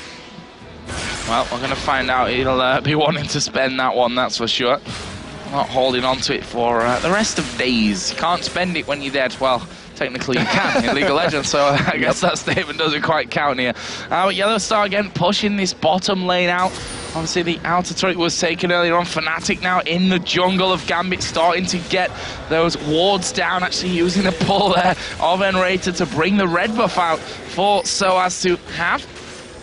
And Yellow Star will surely be joined here by the rest of FNATIC, but they've got options. The Yellow Star is going to ulti down on towards Darien. Twisted Fate going to join the party as well. Can he get the card down? Not quite. Oh, what a pull! They pulled Diamond back. He was trying to run in for Twisted Fate. Wild Growth comes down, and GAMBIT are trying to fight this one here. Diamond will now back away from that. Doesn't want to be too involved in the action. Well, they've taken the turret here. No kills, though. And you saw right there what happened. GAMBIT, when Diamond Prox got pulled in, they had to use both ultimates, that Lulu ultimate and the K ultimate, just to keep him alive. And we saw xpeke come in. That was a great play by him because he knew that Yellowstar caught Kha'Zix. He popped the ultimate just to give him vision since he was stealthed up, and he came down there, but it seemed like a little bit of a miscommunication right there, and he did escape, but still in the end, picking up that turret, they're lengthening their goal lead even more. They picked up a lot of really crucial items. As you see a red pot coming out of SOAS, which may lead me to believe we could potentially see Baron coming up, or Baron attempted by FNATIC. Yeah, some big items that we just saw being picked up on that last room, that last shopping trip back. Phantom Dancer for Yellow Star. On the other side, Diamond also getting that runic bulwark in there, and that was pretty much it in terms of big items completed, but there was a giant spell here, giant spell there. We've got one on Jace, one on Nasus at this point as well. And if we look at Twisted Fate, I mean, Rabadon's Deathcap, Lichbane, got all the workings, but the final recipe there of the Zhonya, so he's very, very dangerous xpeke at this stage. Yeah, we're really going to see that Messiah play come out of him, where he's going to ult into the enemy team, pop that Zhonya's right as he gets in there, and makes it so his team can get a nice positional advantage over them. But he is just so fed right now. Ooh, not that close, I guess, in the end, but still. He's going to get he has the damage he needs right now at this point. He has the ability to split push really easily with that 522 AP, not to mention a pretty low cooldown on his ultimate, only 104 seconds at this point. He can open up an inhibitor turret, and it looks like they might not even be going for Baron at this point. Maybe they don't want to give GAMBIT a chance to get back in the game and get in a really bad position for GAMBIT to engage upon them in that Baron pit. There's another award going down. Crowd enjoying that one. I mean, GAMBIT did it all right there. They put a bunch of wards down in the top side of their own jungle, knowing that they wouldn't have vision of that. And, right. You know, it's a crucial point at 28 minutes in, almost half an hour into the game. It's a crucial part of the map to have vision over. Both teams having that Oracles now in their inventories is also very important. xpeke again going down to this bottom lane, wants to keep pushing. He's really putting pressure on GAMBIT, forcing someone to react to him, and at this point, I don't think anyone can actually 1v1 him right now. Maybe Darien, because he has a Hex Drinker, but still, I think xpeke, with that Zhonya's done, he could easily solo him in a 1v1 situation, which allows the rest of FNATIC to just go around and do as they please. They can push turrets, they can bait GAMBIT in somewhere, and just allow xpeke to keep that pressure on, keep forcing GAMBIT to react to him. Because that's what FNATIC's doing. They're making GAMBIT react to them. They're not giving them GAMBIT the advantage to really make FNATIC be the ones to stop them from doing an objective. And they're really forcing GAMBIT to kind of be out of their comfort zone, because GAMBIT's usually the one that's aggressive. They're usually the ones that are making the plays, making the other team do something about it. But FNATIC is in the driving seat at this point. And look at that vision that they've got sorted out here. They've just seen Edward put another ward down.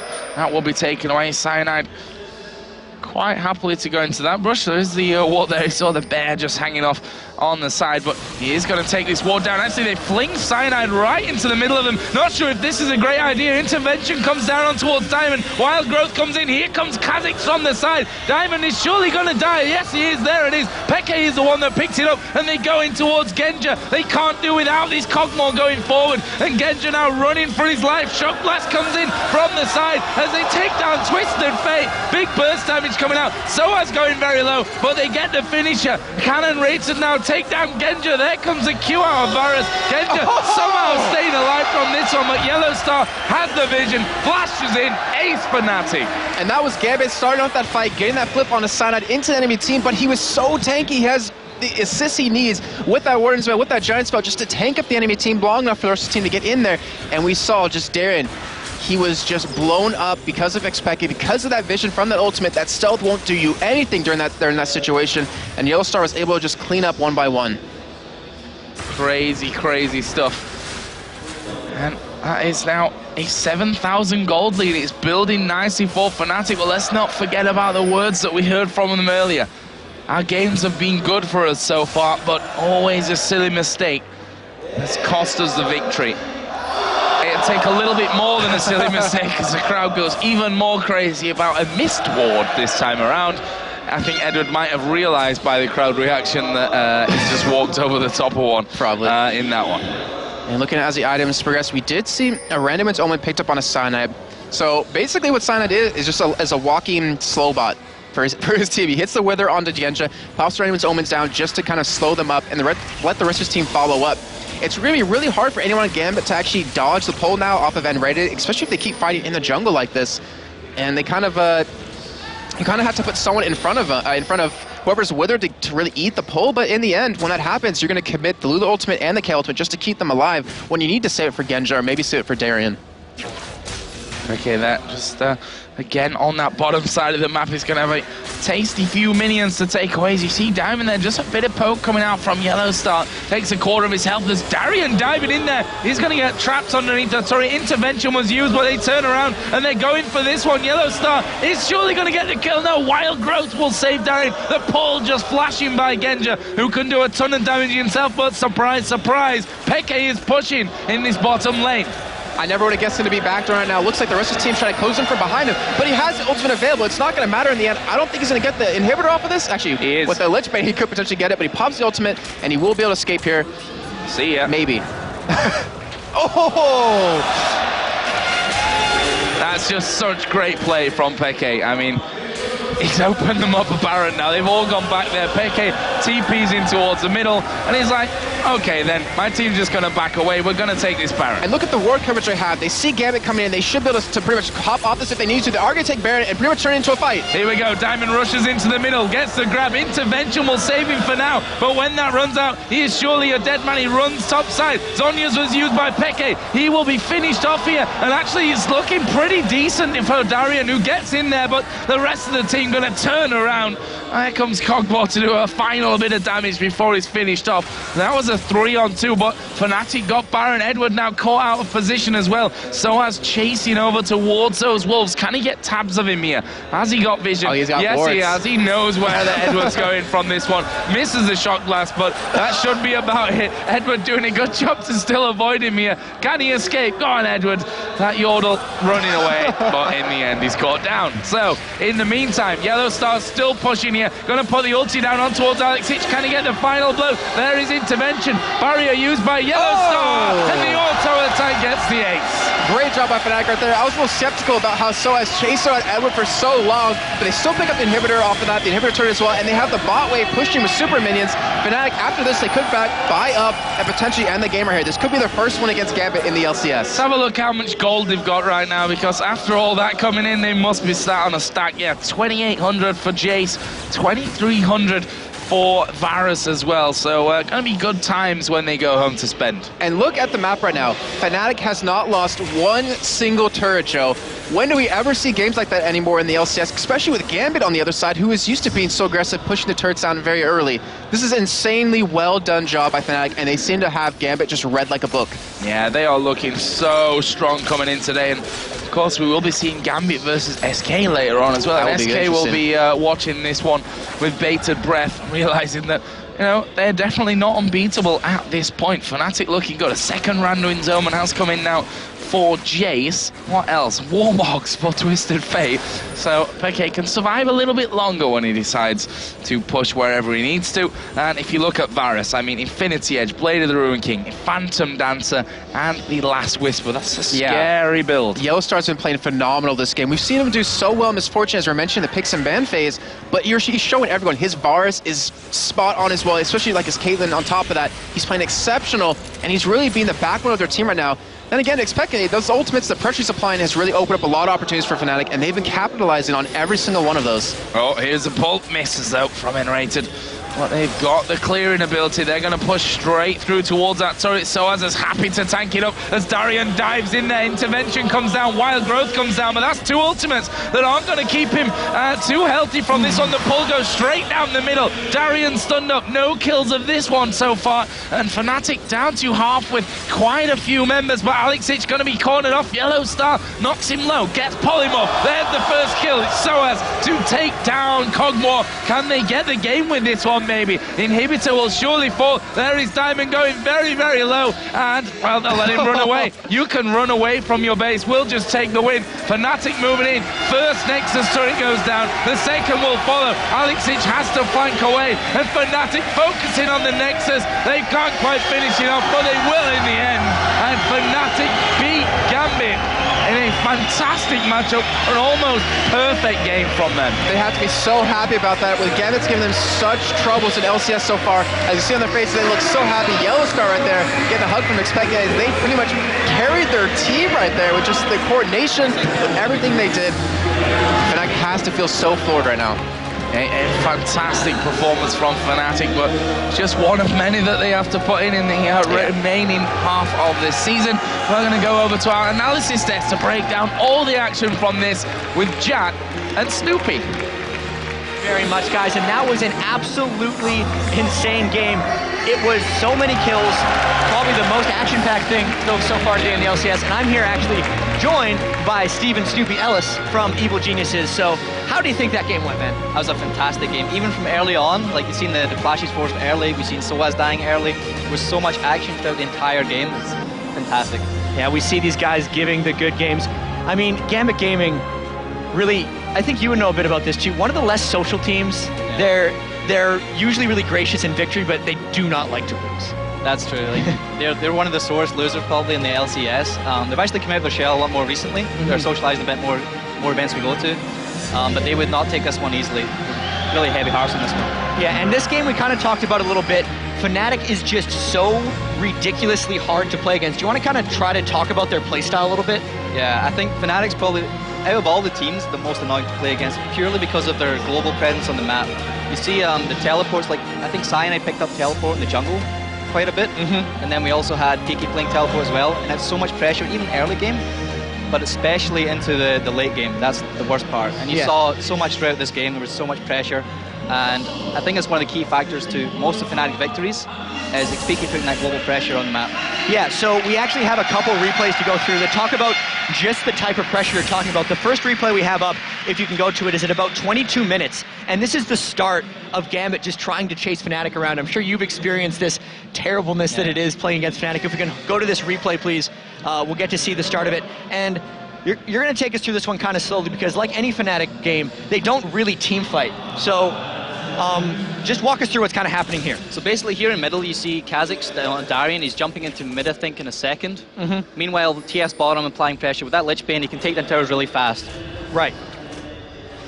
You're actually a bit early in this, but what happens here is you have TF ports onto Kha'Zix, chunks him to half health, and then look at top right now. You see that giant wave? Yeah. That allows them to transition, even though they've just chunked Kha'Zix to half health, and now they're going to transition to top, and then look to get that tower. So they'll move up to top now, probably. Yeah, and the big thing about all that was, as you were saying, is like GAMBIT is just chasing them around. They just tried to kill xpeke, and the big wave, FNATIC always knows so much about the map. So what is GAMBIT's thought process now as they chase going up top? So basically, TF's ultimate is down right now, and they want to force a fight. That's the key point. They don't want to wait another minute and 30 seconds for another TF to split push again, so they want to force a fight right now. So look, you can see Yellowstar caught off guard. You split right now. And here's the big thing. Before the game, we were talking about Volibear builds and how Diamond always brings Ghost. And you were like, I don't like the fact that he brings Ghost because the flash initiations are so clutch. And as you're saying, if Diamond had flash here, he could have taken that Rolling Thunder straight into Yellowstar. He could have flashed, but he doesn't. Straight onto Yellowstar. He's completely split from his team. There's no way he's going to survive that if he was flash queued by Diamond. And I think that would have been a one team fight for GAMBIT in that case, sorry. But because he didn't get Diamond procs, how does the rest of the fight go out? So what happens here is we see they're all zoned by Cyanide and Enrated, and then Darien, who's half health from when PK jumped from the middle before, he now jumps in the back line of FNATIC, and he gets melted instantly, and Alex doesn't have any time to respond to ulti him and save him. Right, so the fight goes through, as you guys can see, Darien goes immediately, and now you're saying melted instantly. Alex, he has to ult himself pretty much. And then now it's like an almost lost team fight. They're just on the run right now. Yeah, and the cool thing about this is Cheeky Edward actually managed to get in for the extra Ignite steal, but like, we knew that fight was pretty much lost from that point, so... And I think a key point of it is I honestly feel like if Diamond actually had flash, he could have flash initiated, and there's so many instances throughout this game where I've seen that, where he could have flash initiated and caught a target off guard, and he never had the chance to do that because I think it's the wrong summoner, personally. So what can you actually do against that playstyle? Like, how do you force the team fights? What is your mindset going in? Well, one of the key things you saw is as soon as that you try and force things mid, and that's what they tried to do. They tried to force something mid, but the problem was FNATIC was really great at stalling GAMBIT, and PK was getting that split push advantage the whole game. And what you try to do, as soon as that TF ulti's down, you try and force a fight. And we saw GAMBIT coming in there at blue buff, and they ran in, but they couldn't. They couldn't capitalize on their engage. And Yellowstar survived the initial chase, and then the team regrouped with them, and then Darian was in the back and gets caught off. And the biggest thing we were talking about is GAMBIT never got to pick where they're happening. Like, they had a bunch of pink wards around Dragon, and they ended up fighting way over at the other side of the map on Baron with no vision. So they put a lot of money into those pink wards, trying to force fights against FNATIC, but they never really had that chance. And that's a big problem is against TF is you want to force fights, but it's really hard to do. Right, so we have one more clip actually coming up, and this is just an extension of what you were talking about earlier, how well FNATIC controls things. Oh, actually, I messed up. I have the wrong fight. Oh no, good. Cut back to us. That was my bad, guys. The other fight we were talking about, it was another split push. If you want to set it up really quickly for us, I'll find it on the screen and we'll be able to get to it. Yeah, so basically it's another case where TF tries to split push and FNATIC wants to stall him as long as possible. And you'll see a prime case of this is coming up shortly. We will be here in a second. Yeah. Coming in. Bear with us, guys. Snoopeh's much better at this than I am. So here we are in middle right now. We can go to the replay now, guys. Thank you. So we see Darian jumps in. He knows TF's bottom right now, so he's relatively safe to do this. If they force an engage, TF's not quite ready to respond just yet. So Darian jumps in and lays some damage down onto Yellowstar and Cyanide, but he backs out now. But PK right now is calling. Just force them. Keep them there. Keep them there as long as possible. I'm split pushing bottom, and I'm gonna get an inhib if you keep going. And what happens is Jace comes to join. You'll see FNATIC will just chase them down the lane in a second. Right. So PK's calling. I've got this inhib. I've got this inhib. Just keep them busy. Yeah. And the big thing here is everyone wants to go back, and they've already burned a lot of their ultimates too, right? Because the Kale ult was down. Everything else. Peke going in for the back door, and it's just what does GAMBIT do against this? There's really not much they can do. They want to get to PK as fast as possible right now, but at the same time they can't recall because FNATIC's chasing them down the lane. Yeah, and here was another thing you talked about. Diamond has his ghost up. If he had flash, he could have interrupted this, right? It's another prime example of where if he did have flash, he could have cancelled that ultimate, probably got to the Baron in time, and then probably stalled that, or at least stopped that Baron. And it's another prime case where I think flash would have been the better summoner. So from here then, Peke completely jukes them out, and they go straight on to Baron. So from here, it was pretty much just, what does GAMBIT do? They have to fight after Baron, right? Yeah. So right now you see Diamond run in. He wants to check. They have no idea of the health of Baron. So Diamond's running straight in to check the health. He might try and go for a steal, but he doesn't get a chance to do that because it's already dead. Yeah. They have a lot of damage. Varus is pretty fed at this point. Baron melts super fast. And they go in, and the problem is the Kale ulti gets forced onto Diamond, which is not really the best target, because basically you want to go with the... you want to go on Darian. Darian wants to jump in the backline, get that Kale ultimate, and then try and assassinate someone. But in most team fights, he never quite got that chance because there's always Diamond soaking up the Kale ulti, and that was one of the big factors in the team fights as well. It's because they always wanted to initiate with Diamond, right? Yeah. And since he also never got just the initiation they want, because it wasn't instant, he had to run in, and FNATIC was too quick for that. And I think that's one thing they really needed against the TF. You want to force fast engages. Off of FNATIC's, like, they don't want to know the engage is coming. You want to just do it straight away, and they never really had that chance because Diamond was their prime initiate, but he never had a way of doing it that wasn't predictable. You'd always see him charging towards you. All right, so the MVP of that match, as you were talking about, even though we had an amazing score from Yellowstar, I think he had like 9 kills and only 1 death. You were talking about it's xPeke. Yeah, I mean, xPeke does get the MVP vote a lot, but there's a reason for that.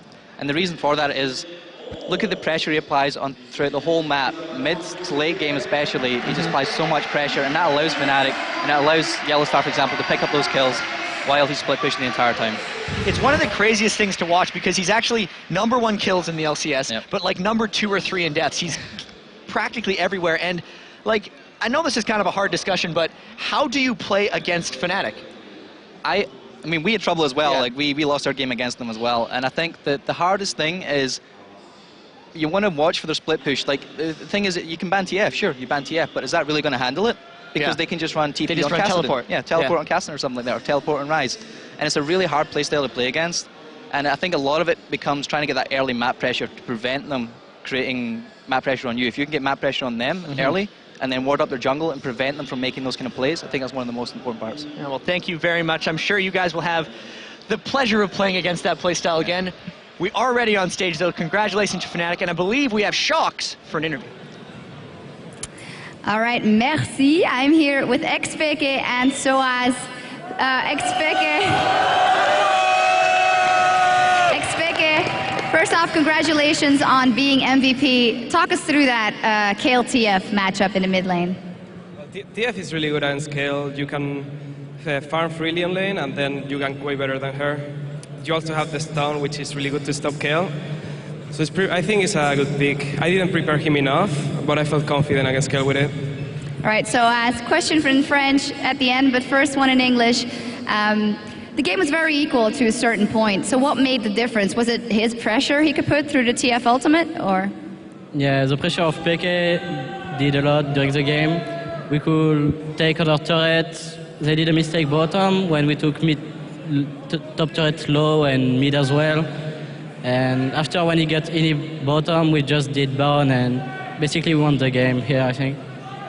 Now, Peke, this is actually a huge win for FNATIC because GAMBIT tops the rankings. Are you going to be the two teams that we're going to see in the top two for the rest of the season? Well, we have a really big lead now. I think with the big we have, I hear myself, it's really annoying to speak. We have a big lead. Oh, I cannot speak with this. Calm down, you can do it. Okay. It's harder than it looks. We have a big lead, and I think if we don't throw really hard, we should keep it. Even if we lose a lot of the next matches, we should stay still on the top 3, top 4. So I think we can secure the top 2. Okay, now Soaz, comment as-tu trouvé la confrontation contre Genja et Edward?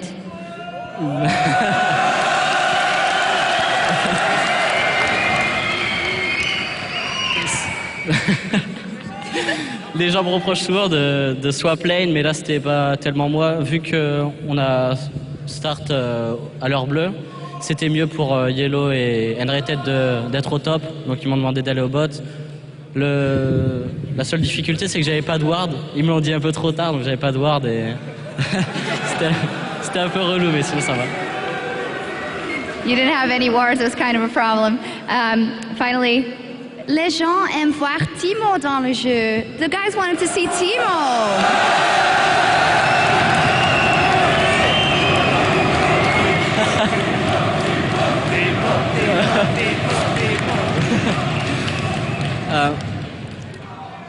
Je sais pas quoi dire, mais non, Teemo il est fun à jouer, mais en compétition c'est un peu plus dur qu'en solo queue ou quoi que ce soit. Mais peut-être un jour. Hein.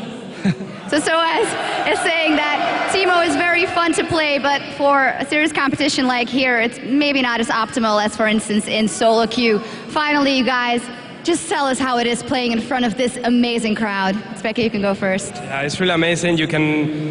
Normally we have this headset that you cannot hear anything, but this crowd is so loud that we can't even hear the noise you make. It's really amazing.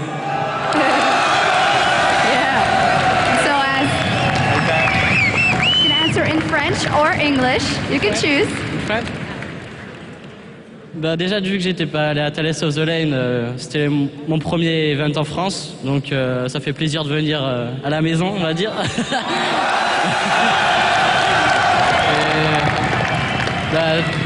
Faites toujours autant de bruit et ça fait kiffer.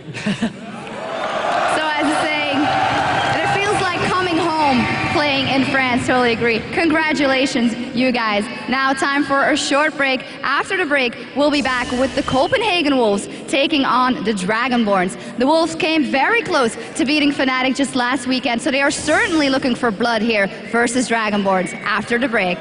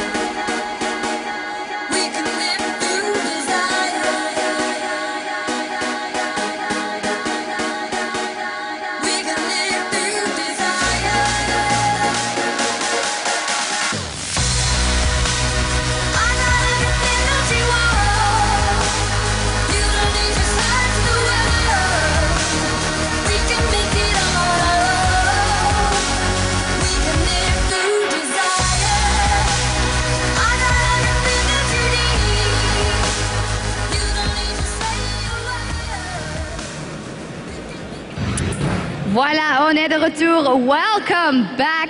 It's time for our next matchup. It's going to be the Wolves taking on the Dragonborns. We're going to start off in the blue corner. They almost did it against FNATIC last week. Give it up for the Copenhagen Wolves.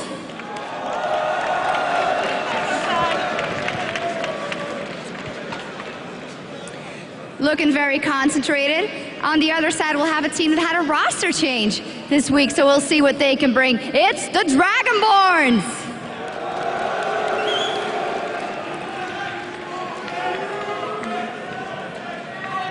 All right, it's high time to dive into this game. I'm sure that both teams will bring a lot of action to the table. So let's go over to Tweaks and Lej and Joe and Jason. So on to another match that's got a ton of interesting storylines. The Copenhagen Wolves taking on a new-look Dragonborns. During the course of last week, Dragonborns, of course, made the decision to bench Maluno and Spontex and bring in Yamato Cannon and Dexter 1 to refresh their lineup. There are reasons for that, as Hosan actually explained a little bit in that press release, was to improve the overall atmosphere in the team and fix gameplay misunderstandings that had happened in past games and in practice sessions as well. Jason, what do you think to the changes at this stage of the season? Well, first of all, we should point out that they're not permanent roster changes. They're just temporary changes right now. I think Jatt even mentioned earlier that it's, you know, it's a potential spot for them if they perform well this week. But, you know, to me, it's kind of questionable with how late into the season we already are. This is week number 6, and the relegation matches are coming up very soon. They're ranked number 6 right now, if I'm not mistaken. And you don't want to lose that game. We saw when they play against...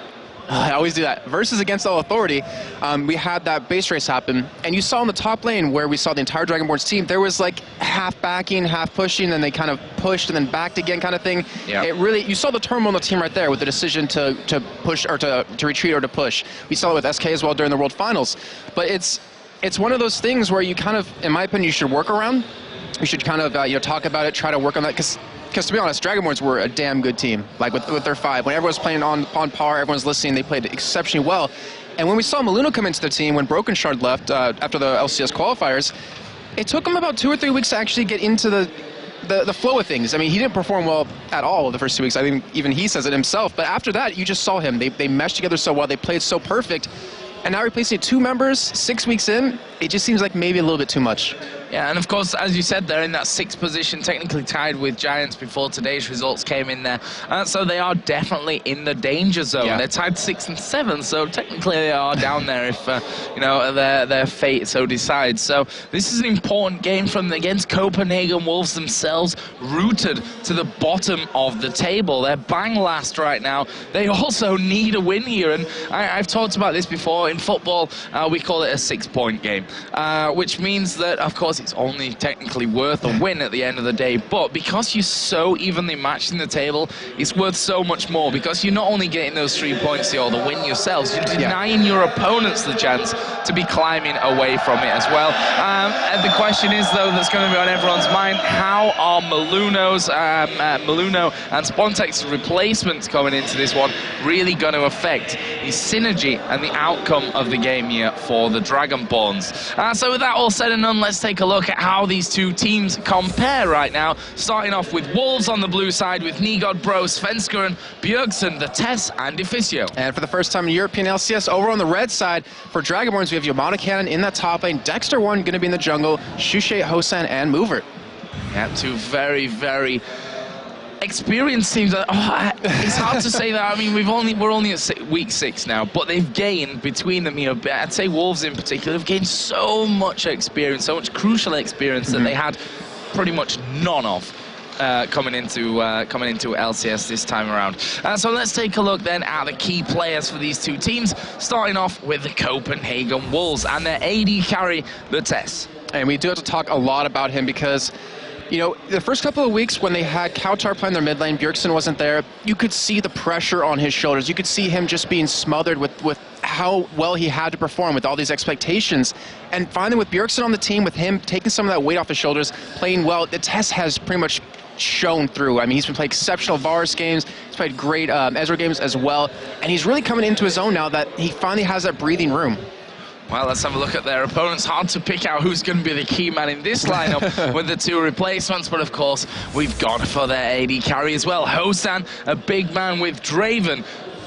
Take us through, what you think his strengths are going to be coming into this one, Jason. I think his strengths are that in his brain, he doesn't have any fear, like any fear part in his brain, because he will just push at you with any AD carry, not afraid of the results, because he wants to win the lane. He knows like when he can win. Like if you make one little misposition, then he can take advantage of it in every single way. He's managed to make Caitlyn an aggressive AD carry when she's usually passive. He's played phenomenal all of LCS so far. We even saw him, 1v1 in the mid lane against xPeke. We saw him put off a couple of 1v2s, and even heard GAMBIT talk about him saying, Hosan can 1v5 us practically if he gets fed enough. Yeah, he is definitely a dangerous player. Really wouldn't surprise me to see that Draven being banned out here coming into this next game. Although, AP in Italy, we've seen him, he's able to play that one as well down in the bottom lane. So before we get started here in what will definitely be a very, very interesting matchup, especially to see how Dragonborns perform, we sat down and had a chat with the teams to see what they had to say. I think that Wolves are pretty dangerous. They've shown that they can win against anyone. Dragonborns is probably one of the hardest teams to prepare against because they have so many different tactics and they have so many cheese tactics. They got really a lot stronger after Bjergsen got back. They can speak their native language right now. And then there's obviously Hosan. I myself have a bit of a friendly rivalry, I guess you could call it, with him. So I really want badly to beat him. And I know he wants to beat me. They can make pentas first in the LCS. They can do quadras really easy. They want to surprise the audience with something new. We saw Soraka mid-Italy bot lane. We're going to have to prepare and adapt, so that's always exciting playing against them. I think I know how to deal with wolves. Great entry to the video there. Shushi knows how to deal with wolves. Right, but you heard the confidence there out of the test. I mean, he says, you have to really adapt to how they play, and that's kind of been the big story of Season 3. And Copenhagen Wolves have started to do that. We've seen a lot of interesting plays out of Bjergsen with interesting champions. We've seen the test kind of adapt as well with his playstyle, finally being aggressive for once. And, Wolves, they easily can win this game. I mean, we saw the momentum built up after they won that first game. They won the next 3 after that, and then unfortunately they lost, but you can't really bet the Wolves out in any way. No, and you can't, in the same respect, count Dragonborns out here. We're talking about how this change in the roster will hinder them. We've not touched on the fact that it could actually help them. That's true. We've seen time and time again through League of Legends that a replacement in a team initially can give you a big boost. That whole freshness to the lineup, it brings almost a new will to win the game, and that could really drive them forward here. The question is, though, again, on the flip side, how well are they meshed? How much time have they had to really practice what they want to bring to the table? Well, the perfect example of that is against Authority. We saw, before they went to EU LCS qualifiers, they had a different jungler. He was replaced by Virtual, and they even said themselves they flourished with him. He pretty much matched their style perfectly. They were able to play exceptionally well. But then on the other hand, Dragonborn's first 2 weeks when Maluna came in, they looked very, very iffy at first, but as time progressed, they finally did start to mesh. Yeah, a very, very interesting game coming our way here. The players starting to filter into the game here, hopefully soon. Apparently they've got a couple of settings issues up there as well, so we're going to be waiting here for a second. Everyone says like playing after the Russians is like the hardest thing ever because they always change their screen resolution to be like exceptionally tiny, and the whole sense of the monitor. You know what I'm talking about, right? Well, that would make sense if they don't each individually have their own SSDs, which just plug straight in there and the settings are completely wiped. I forgot about that. But you've got a good point, Jason, nonetheless, in that one. I know that a few people do have a problem with that one, obviously, coming in there as well. It's always a bit annoying if there's settings change, which you don't quite know where those settings are and what have you. So that's something they've got to get doing. But as you said, they're all using an individual SSD hard drive there, which they just plug straight in. All the settings are on it as well, which should speed things up. It should. It should speed things up, or so you would think here. But, this is game number 4 of today. We've still got another game to come up after this one. But for now, I mean, who do you fancy for this one? Wolves, like you said, they've never looked bad in LCS, despite being bottom, despite going 0 for 9 before they won that game. They've never looked bad at all. Yeah, looking at both teams right now, because the big story between this whole time is the replacements of Dragonborns. I have to give this game, just off of looking at it right now, over to Wolves, because Dragonborns has a very unique playstyle. They thrive off chaos. They're very aggressive early on. You have an AD carry that will pretty much lead a team. You know, he'll pretty much be the first one to rush into the enemy team to start a fight. Yeah. And that might be really hard to get used to as a jungler in a top lane when you're going to be needed so much in these fights. You're going to have to protect him, and maybe not all players are used to an AD carry that, you know, will go like there's no end. Well, talking to Hosan earlier, and to the manager, the new manager actually we should say, of Dragonborns, he was telling us a little bit about how these two players are going to fit into the lineup, and basically they were recommended, Dexter, when they were looking for someone to fill that role in the jungle, which, you know, up until now we have to say has been a problem role for Dragonborns. They brought Maluno in because Broken Shard couldn't compete in LCS, couldn't come out of Israel for whatever reason, so they brought Maluno in there. Now they had another problem in finding someone else, and they were recommended, Dexter, by a person who actually used to scout strategies for them and you know, just give them some general tips on other teams and what to expect in upcoming matches and what have you. So we'll see how Dexter fits into that one. Yamato Cannon, on the other hand, he's an experienced guy. He has played in the likes of DreamHack. He has won tournaments in England, the I-Series events, actually. You know, he had two teams, Team Solo Mebdi and also Mebdi's Minions in there. So he definitely has experience at tournaments. In front of a crowd this big and wild, not quite so sure, though. Yeah, and one thing that's a major factor is how many times has this team been able to play together? Because it's only been a week since the last week of LCS, where it was week number 5. How much can you really practice? How much can you really train? And if you do you really have the ability to train these different strategies you want to run? Like the Nele Soraka, would that work with these two players that you just brought into the team? Or do you have to play more of a standard kind of play style? And I guess we'll see how that actually happens for them and develops as we get into the game. But, you know, a standard play style to me doesn't sound like something Dragonborns ever likes doing.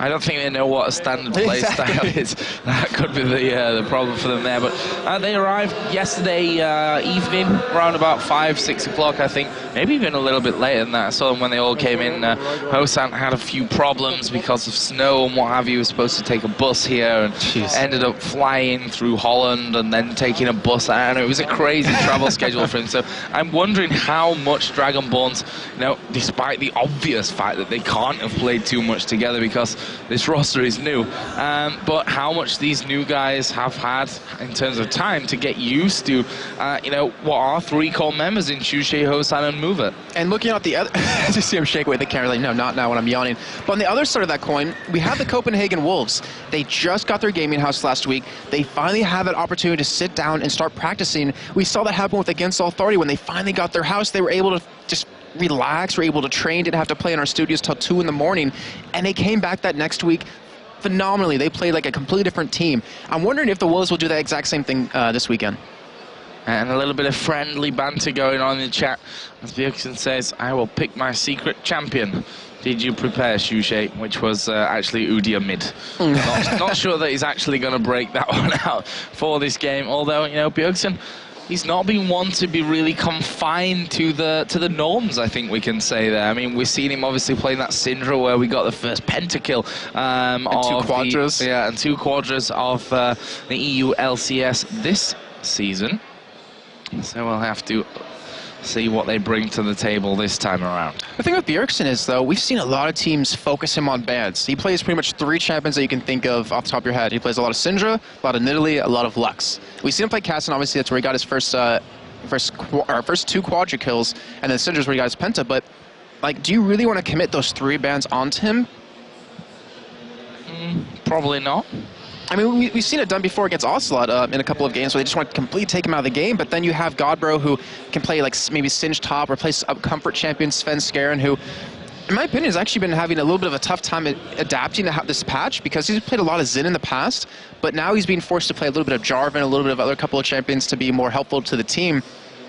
But it's the bans that are really going to, I guess, decide how this game progresses, because Dragonborns, you can't ban them out, except most likely the Draven, which is a very obvious one to go for. Yeah, that's a hard thing to do, to ban out Dragonborns, especially when a lot of people have had trouble. I already talked to teams that said, we couldn't really find Dexter anywhere. Exactly, We couldn't really figure out what he was going to come and bring to the table, what he was going to play for this one.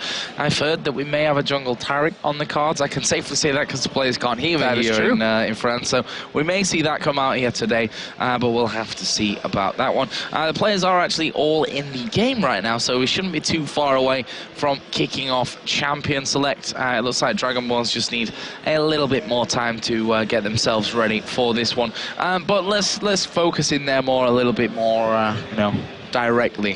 What are you expecting for the bans here? Who is it going to be aimed at? What are we going to see? I'm gonna go on a limb and guess Draven as a first ban potentially. You went really out on a limb. Yeah, on I know. one. Who would have thought that would happen? A Draven most likely.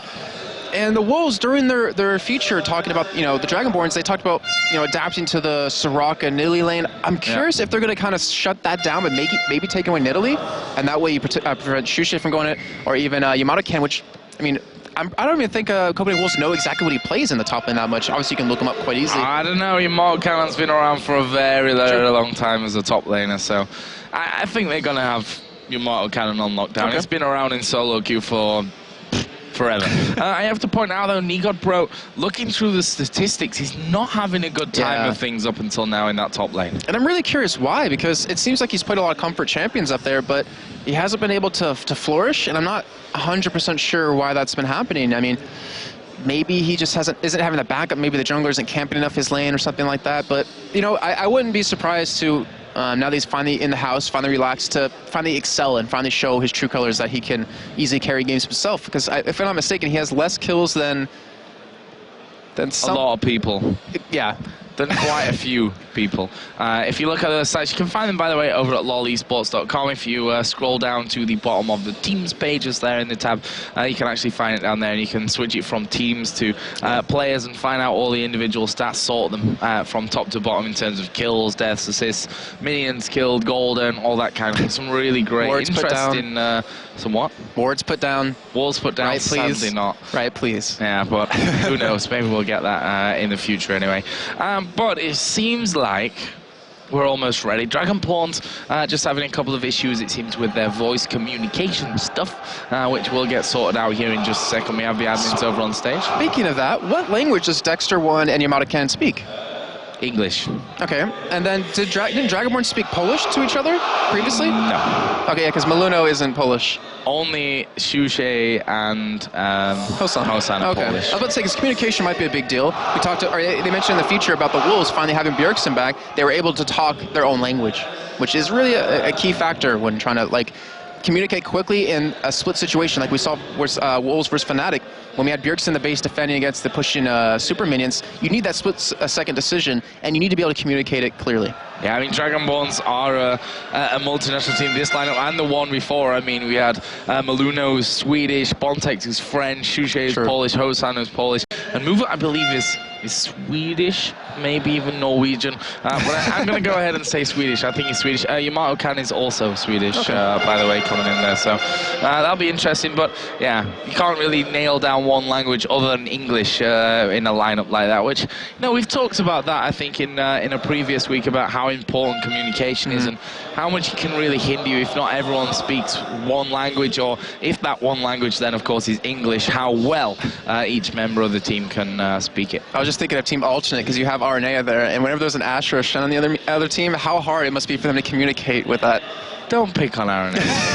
He's a good guy. Hey, and they won today against Team Mistral, so they'll be actually qualified to go into the relegation matches now. Well, they can get it even easier if they manage to take down Meet Your Makers tomorrow. And get a nice chunk of change. Start off tomorrow at 11:30 Central European time, obviously 11:30 in the morning.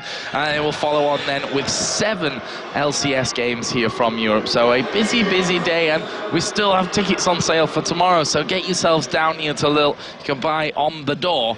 I think you can still buy online as well if you want to have that safety margin, but pretty sure you'll be able to get them down here on the door as well. So, looks like Dragonborns are finally ready for this one, and Copenhagen Wolves have been ready for a little while, so we're going to get this one underway. And Joe, because you never really get asked this too much, I just want to ask you really quickly, who do you favor? I really like Dragonborns' chance here because of the whole freshness of a lineup. It can work both ways. I could be totally wrong, they could get stomped, but I think the personalities fit this whole freestyle playing, you know, not nailing down a strategy. I don't know if Dragonborns ever nailed down a specific strategy, but I think the whole fluid play style that they could bring to this one, with having those two new players in there, could change how things go. So here we go then, into the bans and the picks. Surprise, surprise, it's Draven banned out first for the Wolves. And I wouldn't be okay. So Zed, I was trying to get into Sjokz a little bit because people like to take him out of the game in terms of banning, but Zed is kind of one of those champions that really has come around the last 2 weeks where people start playing him a lot in the mid lane, even the top lane. We saw Kevin playing that earlier from SK. Really annoying champion to go up against. And then on the other side, we see Caitlyn banned out. So that's 2 champions, and actually Hosan plays quite a bit. A little bit surprised to see that taken away, as we know the test plays a lot of Ezreal and Varus. So it's a little bit interesting ban right there. But Copenhagen Wolves do have that last ban, and I wouldn't be surprised to see it as an EP. Or Xin Zhao. Or Xin Zhao. Out of there. So what are they going to finish off here, Dragonborns? Wouldn't surprise me to see Nidalee banned out, or Lux, of course. That can go over to Bjergsen quite happily if he was able to get his hands on it. That's banned out, and instantly the boos come out. They wanted to see Lux in with that one, and an insta-lock of Jarvan. Yeah, we did see Svenskeren play him last week against FNATIC. Actually played really well. There's a couple of fights he unfortunately overcommitted. I mean, Copenhagen was looking so solid in that game, but he plays a pretty exceptional Jarvan, a very strong champion early on, and we do see Dragonborns pick up Varus and Rumble. I don't remember if Hosan... Actually, no, he does play a little bit of Varus. He played against Gambit Gaming in week number 4, so we'll see how well he'll do here. And then Copenhagen Wolves with the next two picks, they do have that potential top lane to pick or the AD carry to lock in, but, you know, it's the test. We expect Ezreal most likely.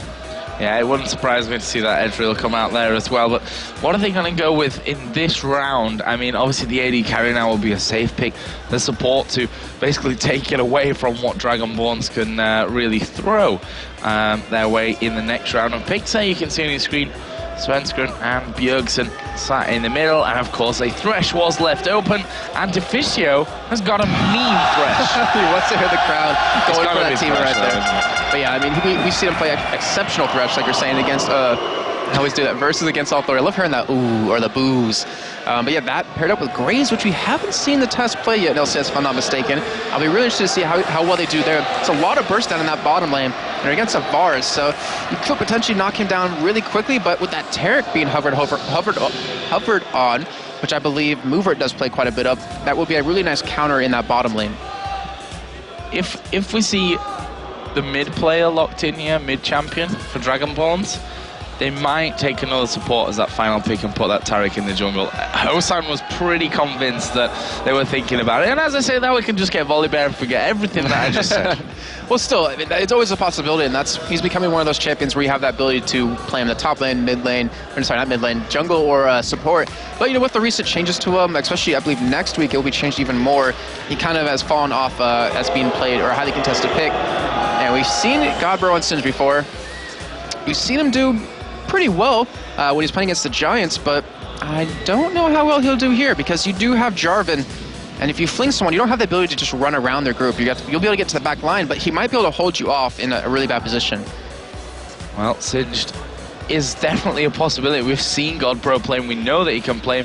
I'm almost surprised not to see a Nidalee up until now from both these two lineups. We know that they can pretty much all play in there. I doubt that Karma will end up being locked in at the end of that one, but Singed will be locked in there, and that will go over to Godbro. You know, the Nidalee, I definitely agree. It could be like a potential pick, but I think with their composition, they're not really going for any kind of poke. They really want to get the damage up front. They want to get in there together, as you see in the Kazakhs being locked in. So they have a lot of burst damage. If you get Jarvan to lock them down, it's Heimerdinger, first time being seen. If you get Jarvan to lock them down, you can put out so much damage on top of them from that. Also, you have a pretty tanky team with that Singe mixed in. Yeah, and the crowd obviously going wild there for Heimerdinger, for Teemo, for Karma.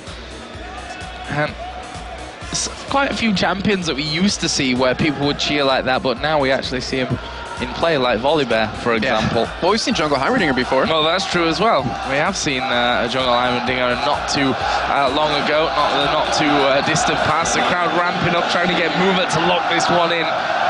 But if I was in position, I would do it. I would do it just for fun. Well, the crowd Jason, would go I insane. hate to That's why I'm not disappoint a you, pro but player. this is a bottom of the table clash in European LCS. These teams fighting for their spot, fighting for their life. Not quite for their life, but for their lifestyle, let's call it, for their job here. So I don't think for fun is really the name of the game, and it's going to be switched to Kale in the end. Wow, you heard the crowd counting down right there as they saw the timer tick. Where's the grin on your face, Mover? I would be cracking up so hard off of that. But anyways, they do lock that in, and we do have interesting lineups from both teams. Actually, Dragonborn's running a very interesting composition, which isn't really the playstyle we know them as running. They're not like a super aggressive team, but they still have like a pretty solid mid to late game. Like they do have that nice Taric burst come on the bot lane to put on a lot of damage. But the Rumble, pretty good early on, but as the game progresses, you really become deadly in these team fights. Well, we're seeing some last-minute switches here. I'm guessing that Godbro, is going to switch to Alfie. He was running Ghost Flash, so that's definitely more of a cinch as Yamato Cannon. There you just see him bouncing up and down, trying to get his chair at the perfect level, which I think a lot of people really underestimate, coming from, playing at home to playing in a tournament, how much of a difference, like literally just the height of your chair can make to how comfortable you are in a game. Yeah, very true. I mean, you've been around esports so long, with FPSs like Counter-Strike, and you know how crucial it is to have the right mouse pad, the right mouse, the right sensitivity in game. And League of Legends, it also matters quite a bit because, flinging your mouse to hit the right champion or to hit the correct champion is really something that you don't talk about too much, but it can really make or break your team fight. Well, it's not even about having the right mouse, it's about having your mouse, because a brand new mouse, hasn't got the dirty, sweaty fingerprints on it and the way that it is, but it really is true in that respect, that if you don't have your stuff coming into a tournament, you're not going to do very well. It's going to be a hindrance to you more than anything else. Yeah, right now, Yamato Cannon and Dex have not quite earned their Dragonborn hats. Actually, I saw Spontek still rocking his Dragonborn hat earlier on, living in the past, obviously. See if I can buy it off of him or something. Maybe he'll give it to me for free, I don't know. So here we go then, getting into our fourth game of the day. It's Copenhagen Wolves versus Dragonborns, a new look Dragonborns. Let's see how they are going to go in this game, see what they're going to bring to the table. Jason, talk us through level 1 and any possibilities here. Well, level 1, I think Dragonborns has a very strong combo for this. They have that nice Taric stun into a Volley Bear flip, not to mention potential slow out of Rumble. But as you're seeing on their screen right now, they're actually just setting up, not really trying to go for anything, maybe just get some vision down. But if we did see a level 1 engage, I would have to get over to Dragonborns. The Wolves, they are pretty tanky, but they don't have an amazing team for a head-on-head battle right now. There is Svenskeren just laying the smack down onto one of those wards. I love that sound. Just a big hit, but only does 1 damage, same as all the others. We'll see. But Dragonborns here are actually moving through onto this corner brush. You can see that a ward will spot their position. Those Void Spikes should pretty much give it away there to Dragonborns that they've been spotted. They just don't care. Oh, check out bot lane, Joe. They're actually going to be walking right by a ward right now. So we do have Dragonborns with vision on the Wolves, and they might be able to turn this around as we do see Yamato Cannon backing away.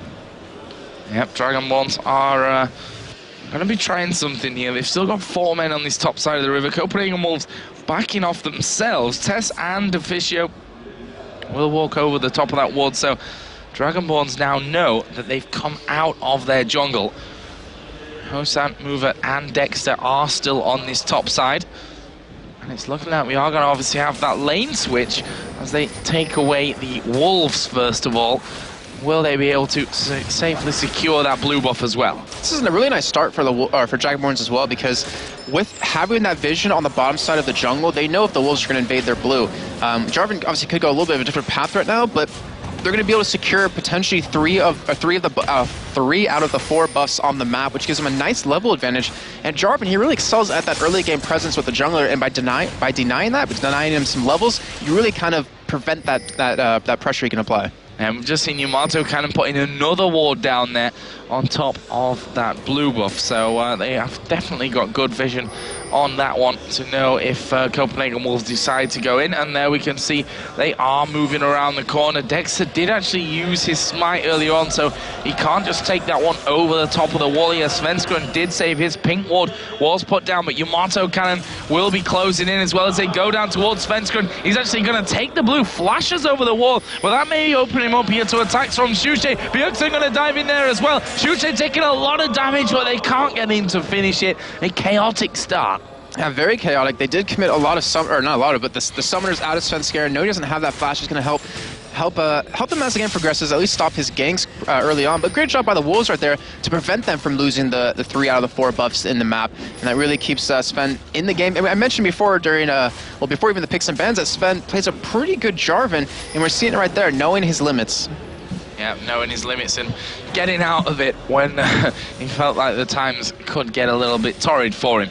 In that top lane, of course, we have Varus Taric versus the Sinch. Interesting to see how that one all works out. It's probably going to end up with a lot of damage onto that tower early on. GodBro is actually yet to pick up a single minion at this point, so you could say it's not going too well for him. Yeah, well, I was going to mention, I was a little surprised that he was, and there it is. I was a little surprised to not see Yamato Cannon going head-to-head against someone when he's running that 14 flat magic penetration, but Dragonborn's doing a phenomenal job of just denying him quite a bit. 1 CS to 5 at this point. We do have Yamato Cannon pretty much stuck to his turret, and I wouldn't be surprised to see Dexter come down and help them, because that turret is already dangerously low. Oh, Yamato Cannon going really aggressive there, right into the face of Tess. Also, obviously, shield up there by Deficio. Svenskeren coming again towards this middle lane.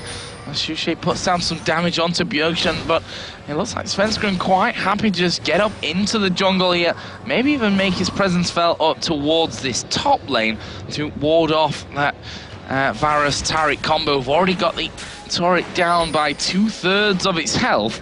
And Svenskeren is in fact going to come up there, and as if by magic, they do back away completely from it. And Svenskeren, he really committed a lot of time into that mid lane. He knew Sjokz's flash was down, so he wanted to open up that first blood potential for Bjergsen to really help carry the team. But because of that, he's not helping out his top lane just yet, which you're seeing him do right now. He's being forced to come up here to make sure that turret stays alive.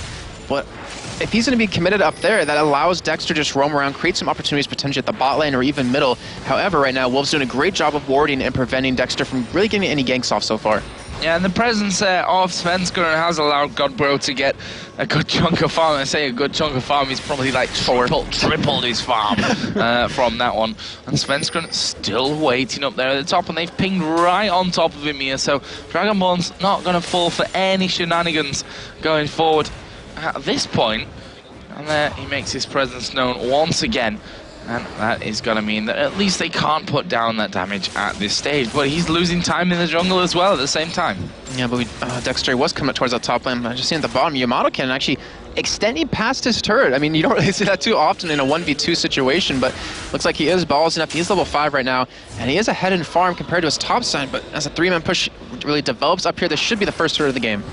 Yeah, this surely will be the first. Sorry, Dexter coming in there, and it will be going down here. So nice little opening lead for Dragonborn. 7.6 thousand to 6.9. Healthy start to the game from their side. And this is a really interesting point in the game. This is where it's going to determine how it develops. You got the top turret, yes, so you have that lane, that extra bit of gold advantage right now. But if you don't do anything off of this, if you don't prevent GodBro from just running in that top lane, farming up, then that whole top turret was taken for nothing. So we need to see Dragonborns keep playing aggressive off this, maybe go for another turret, maybe bot lane or even mid lane, and then potentially turn into a dragon, but they have to do something off of that top turret going down. Yep, and that will bring us back level again, and in fact, Copenhagen was taking the lead from that turret pickup down in the bottom lane. Is the hook actually landing here from Deficio onto Yamato Cannon? Well, the bear was there to ward him straight away from that.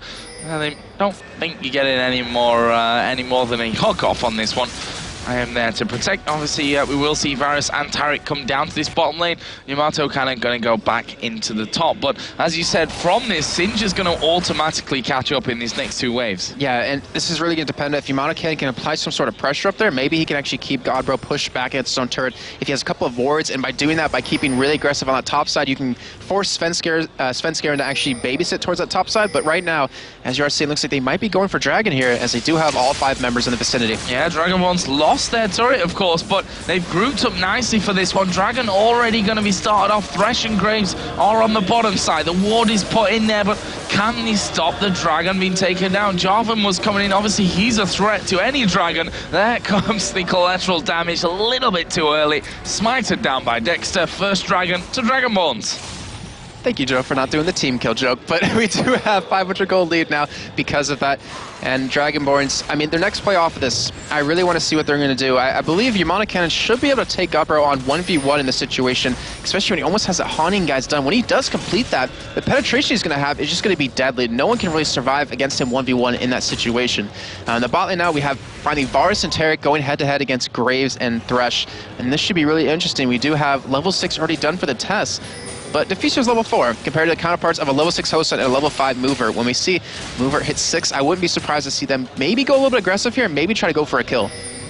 Well, you've got to be always careful of Hosan. You never quite know when he's going to flick that aggression switch and get straight onto you there. Actually, Singed is running rings around the top turret at the same time, doing, well, what a Singed does best. Svenskeren comes to the bottom side as well. Dexter will be coming down as well. Jarvan is level 6 now, so they can lock them up. There is a flash on both Mover and Hosan, though, and they're both available here for the use if needed. Watch the potential Lantern gank coming out here right now. We could see that bench thrown behind Deficio. Jarvan coming in and turn this around, as we do have the gank happening. Here we go. Varus ulti comes in the test, taking a lot of damage. Is he going to go down? Yes, he is. First blood, Hosan could get number 2 here on towards Deficio. There is the ultimate coming out of Jarvan, and he will get the kill. And Deficio is still alive. He's going to walk off backwards from that one. Jarvan was pushing out there. He's going to get the knock-up onto Dexter, but he's not gotten the damage. And in the end, a 1-for-1 trade, but I'd have to give it over to Dragonborns, as Hosan was able to pick that one up. The test didn't even get an assist off of that, so he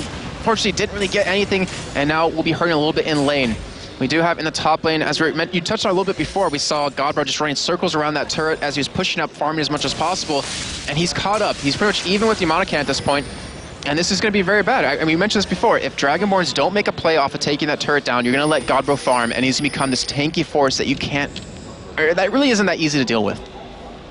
I like how you took the word can't out of that for later, just in case they do manage to deal with it. But as you said, risky play. But that down at the bottom, we saw what can happen to Hosan when he starts to get greedy, and he can fall prey to that, and that's what happens with a lot of aggressive players, that they do go a little bit too deep. And that was a great cataclysm by Svenskeren to point out, because he kept Hosan just far enough away from being able to pick up that kill on a Deficio. That was great placement. Also in range of the tower. Exactly. At the start, yeah. Nicely done. And that obviously gave the kill over. As the ward's being cleared out once again, calls for celebration here in the crowd.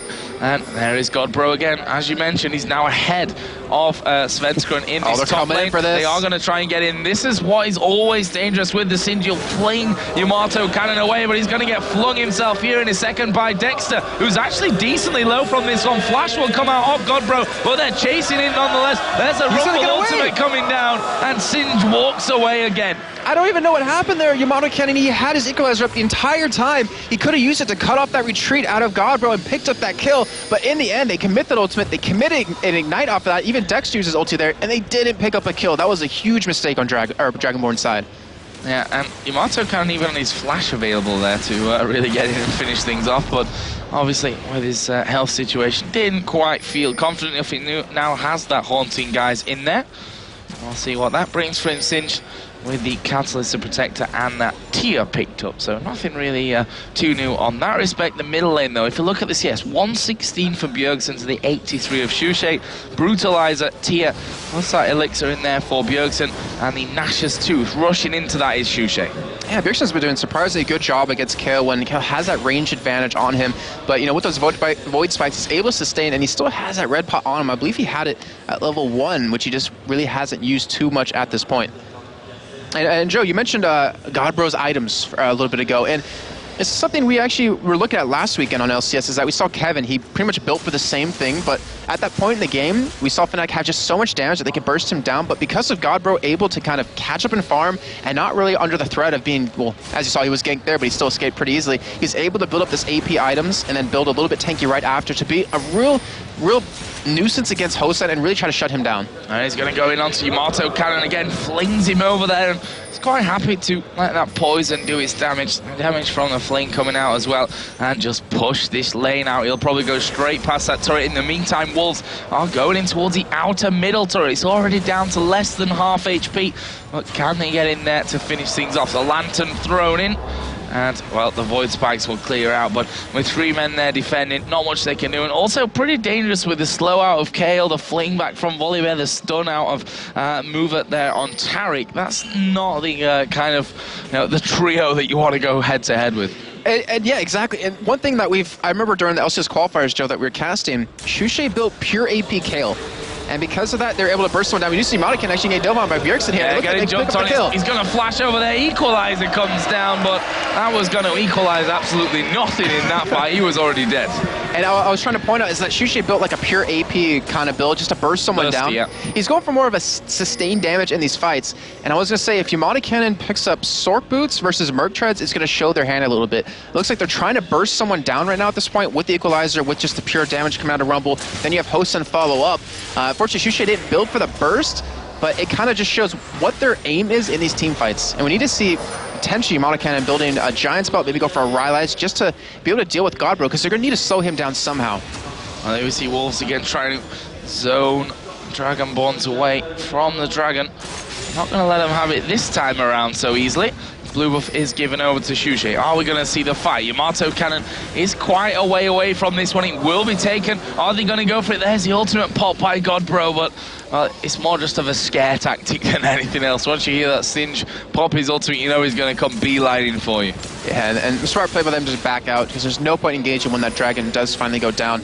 Sunny is a little bit ahead in farm. And one thing I was looking at, Dexter's actually running Flash this game. We had Snoopeh on the analysis test touching on. Oh, we do see, wow, the test getting very low, but should be able to... Oh, ShLaYa gonna flash in for this one! Wow. And well, he finishes that one off pretty easily. I was like, he should be able to escape. Oh, wait, he flashed it, just killed him. You didn't say that one because, well, ShLaYa, he is not scared of getting involved in those. As a stun comes down in the middle lane, but blue buff is being done here by Bjergsen. That middle lane didn't really result in anything, by the way. Yep, and I was trying to touch on how Snoopeh last game during the analysis of it, he was touching on Diamond Procs running Ghost instead of Flash. We can create all these opportunities if you just flash in and get the flip. And with the combo they're running, they have the Vibro to flash in, but they also have the stun out of Tariq to really keep him there to allow him to flash in and get the flip, and then they should have the damage right behind that to blow them up instantly. I think even if it's Singed at this point, they could take him down pretty quickly. There was ShLaYa as well pushing his outer turret in the bottom lane. Couldn't quite get the finishing blows he needed to give Dragonborns their second turret of this game. Of course, the first one was fairly early on in that top lane. They are currently behind by 6,000 gold. Wow, 600 gold. It's a little bit closer than 6,000 at this point, that's for sure.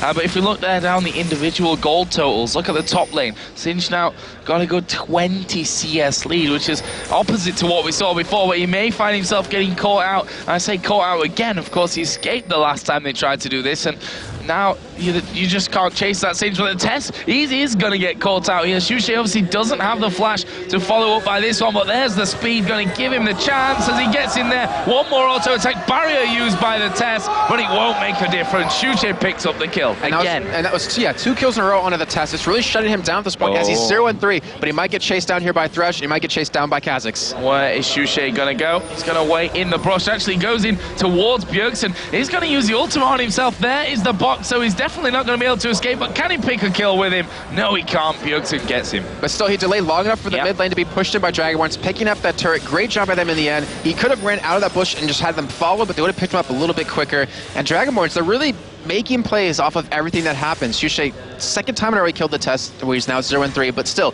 Dragonborns is in a position to make a play off of it.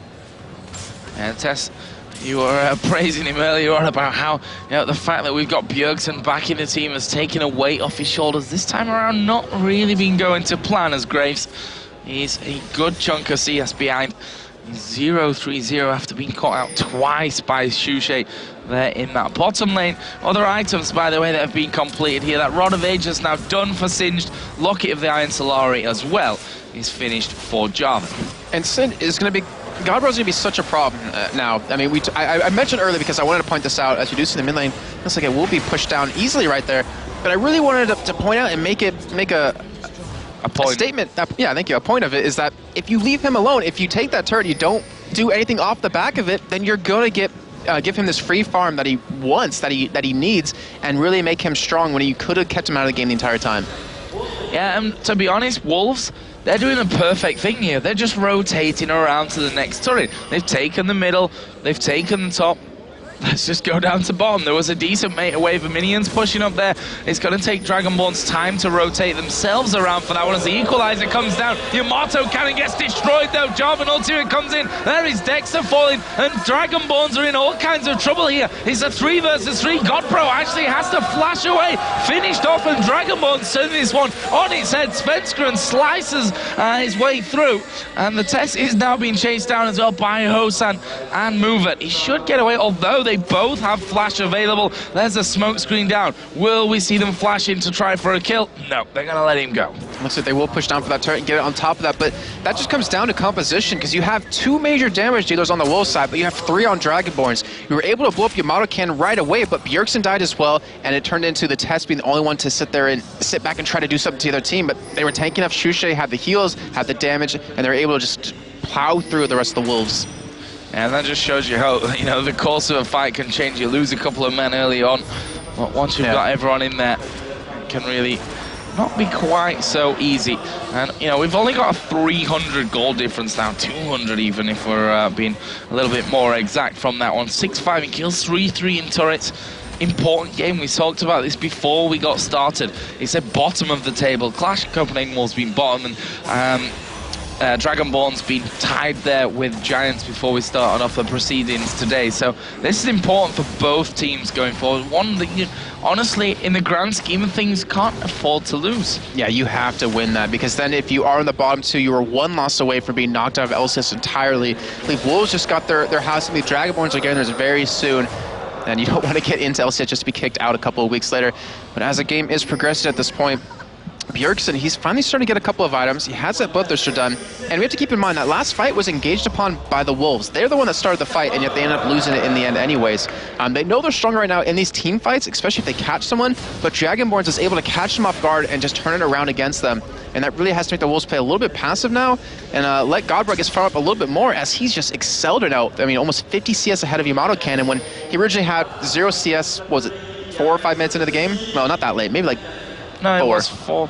Yeah. Something like that, around that area, as we are going to see them stood on top of a ward here. Where are they going to go? Godbro gets flung over, but is that really the target that they want to go for? He gets away with the lantern, but look at the damage that Wolves have done in the meantime. Here comes Jarvan, intervention gets put down, but will they be able to go through it? Boxers in position, Dexter goes down, Sjokz goes down. Where's the next target? They're going to go in towards Hosan. He's taking a lot of damage, surely will be finished off here. Yamato Cannon suffers the same fate, and the resets to Bjergsen absolutely ripping them to pieces.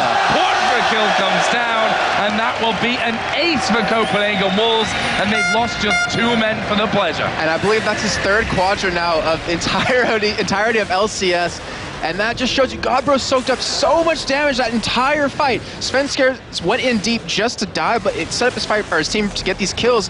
But that's what we're talking about with Svenskeren, or sorry, no, Godbro. If you let him farm, if you let him get the items, he's going to be a nuisance in these fights, and the damage he soaked up probably would have killed him 1.5 times over. But he was able to stay alive, picking up 5 kills right there, a quadra over to Bjergsen. If he didn't have the items he needed before, having another 2,300 gold to spend is just going to make him that much more stronger and that much more harder for Dragonborns to deal with him.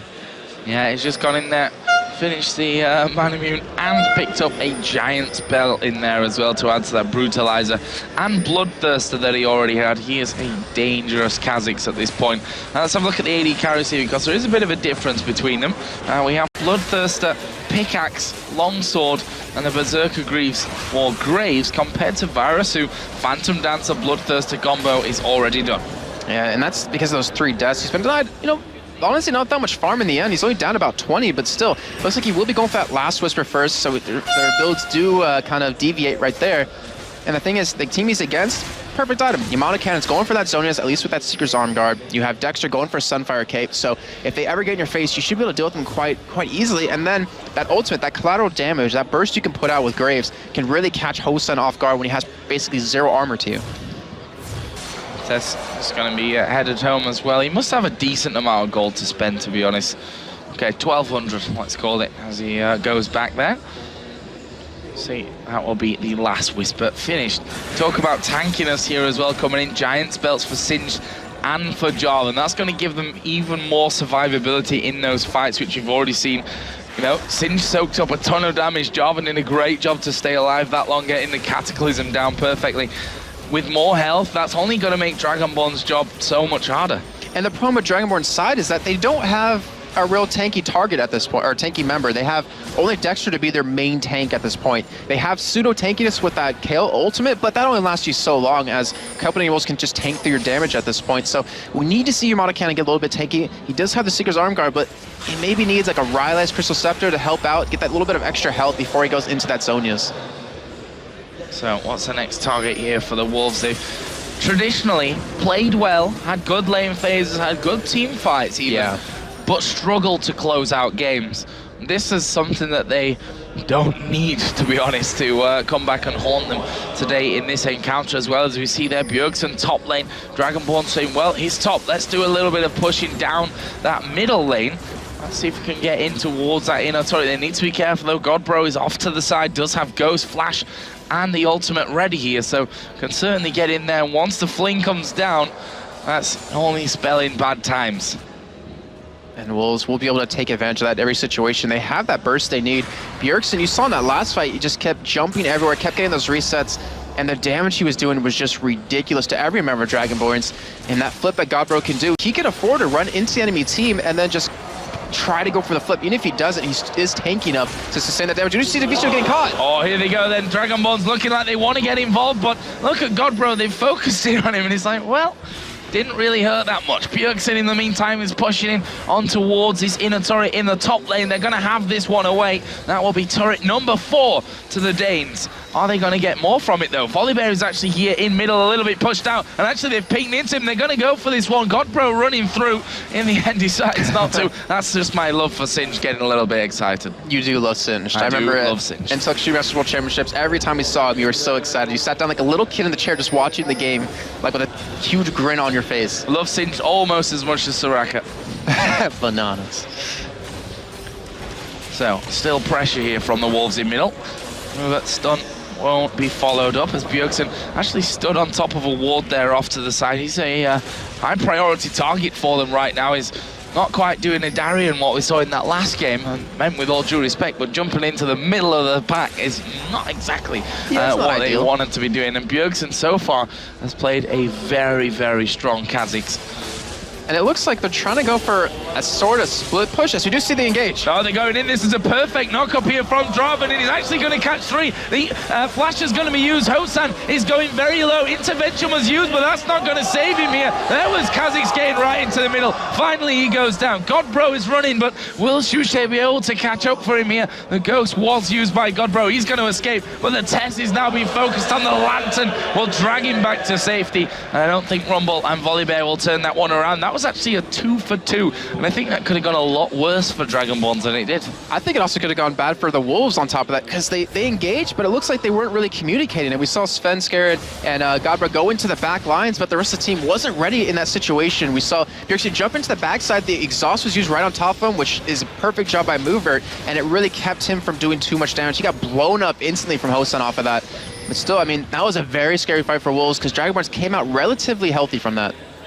Yeah, they did. And no, 12-10 in kills now. It's still, in terms of gold, quite the lead for Copenhagen Wolves. But well, you can kind of expect that when they've been having these Dragons away, and they've had those fights, as we are going to see. Actually, Godbro going in there, gets the fling off on towards Dexter, and he's going to keep chasing in. There is the ultimate used out of Kayle, but will he keep Dexter alive? No, it won't. Godbro goes out, Varus misses the ultimate, and that is exactly what you like to do as a Sinj. Get in there, get those low health targets. They may go for ShLaYa as well. The knockup was flashed away from by ShLaYa. Hosan won't be as lucky. The hook comes in from Deficio as well, and Copenhagen Wolves, they're not going to make the same mistake twice in this game. Great couple of kills. Godbro playing so well right there. He just kept dancing on the line of death and survival as he kept going back in constantly. Was able to 1v1 Dexter right there, and then help pick up that kill to Hosan, knowing that flash was up, went straight for him and got that fling. And they'll be able to pick up Dragon off this, and they should have a decent amount of gold on top of him to spend.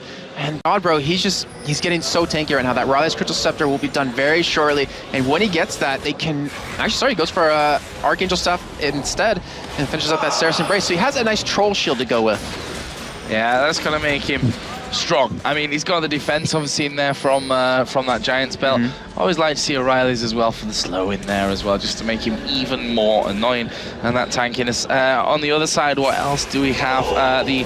For Bjergsen actually picking up the Warmogs is what I'm trying to get to eventually when I find the word. It's on the tip of my tongue. And that, you know, we saw in that last fight, he jumped in there and they nuked him down pretty much instantly. And that Warmogs is just going to help stop that from happening next time. And one thing we have to look at in terms of items, what's coming up, Hosan, he's going for a Blade of the Rune King, I'm pretty sure, because of that Vamp Scepter and that dagger. But when he gets that item, when the other team doesn't really have armor to counter him, you know, with Singe, with Jarvan, he is just going to blow them up extremely quickly. We do see Wolves go ahead and start for Baron. No vision actually on it currently, since godbro did take that out with, or the vision out with the pink ward. And it looks like Dragonborns aren't really reacting to this. We have Hosan on the bot lane coming up, and I think Copenhagen Wolves might be able to secure this. Yeah, it looks like they very well may do. It's down to half HP and less, actually. He's falling very, very quickly here. Are they going to try and get an equalize? He comes down, but Copenhagen Wolves will take the first Baron of the game. Is Bjergsen going to push this one?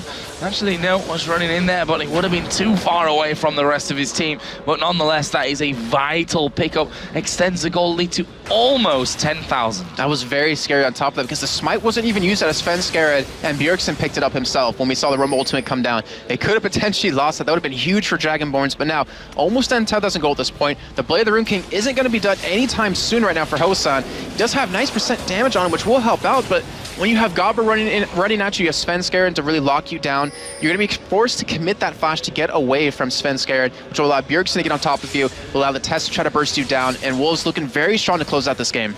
Yeah, Bjergsen picking up the Hex Drinker as well to go in there. See, for Graves, the Crit Cloak, plus that Zeal, all the workings of that Phantom Dancer being finished up for him. godbro is just continuing to farm. Considering he was behind by a good margin, he's now 70 CS in the lead. Yeah, and that's just Singe, you know. Like you said, you called it perfectly. As soon as that tower went down, they've allowed him to farm, and look where they are now.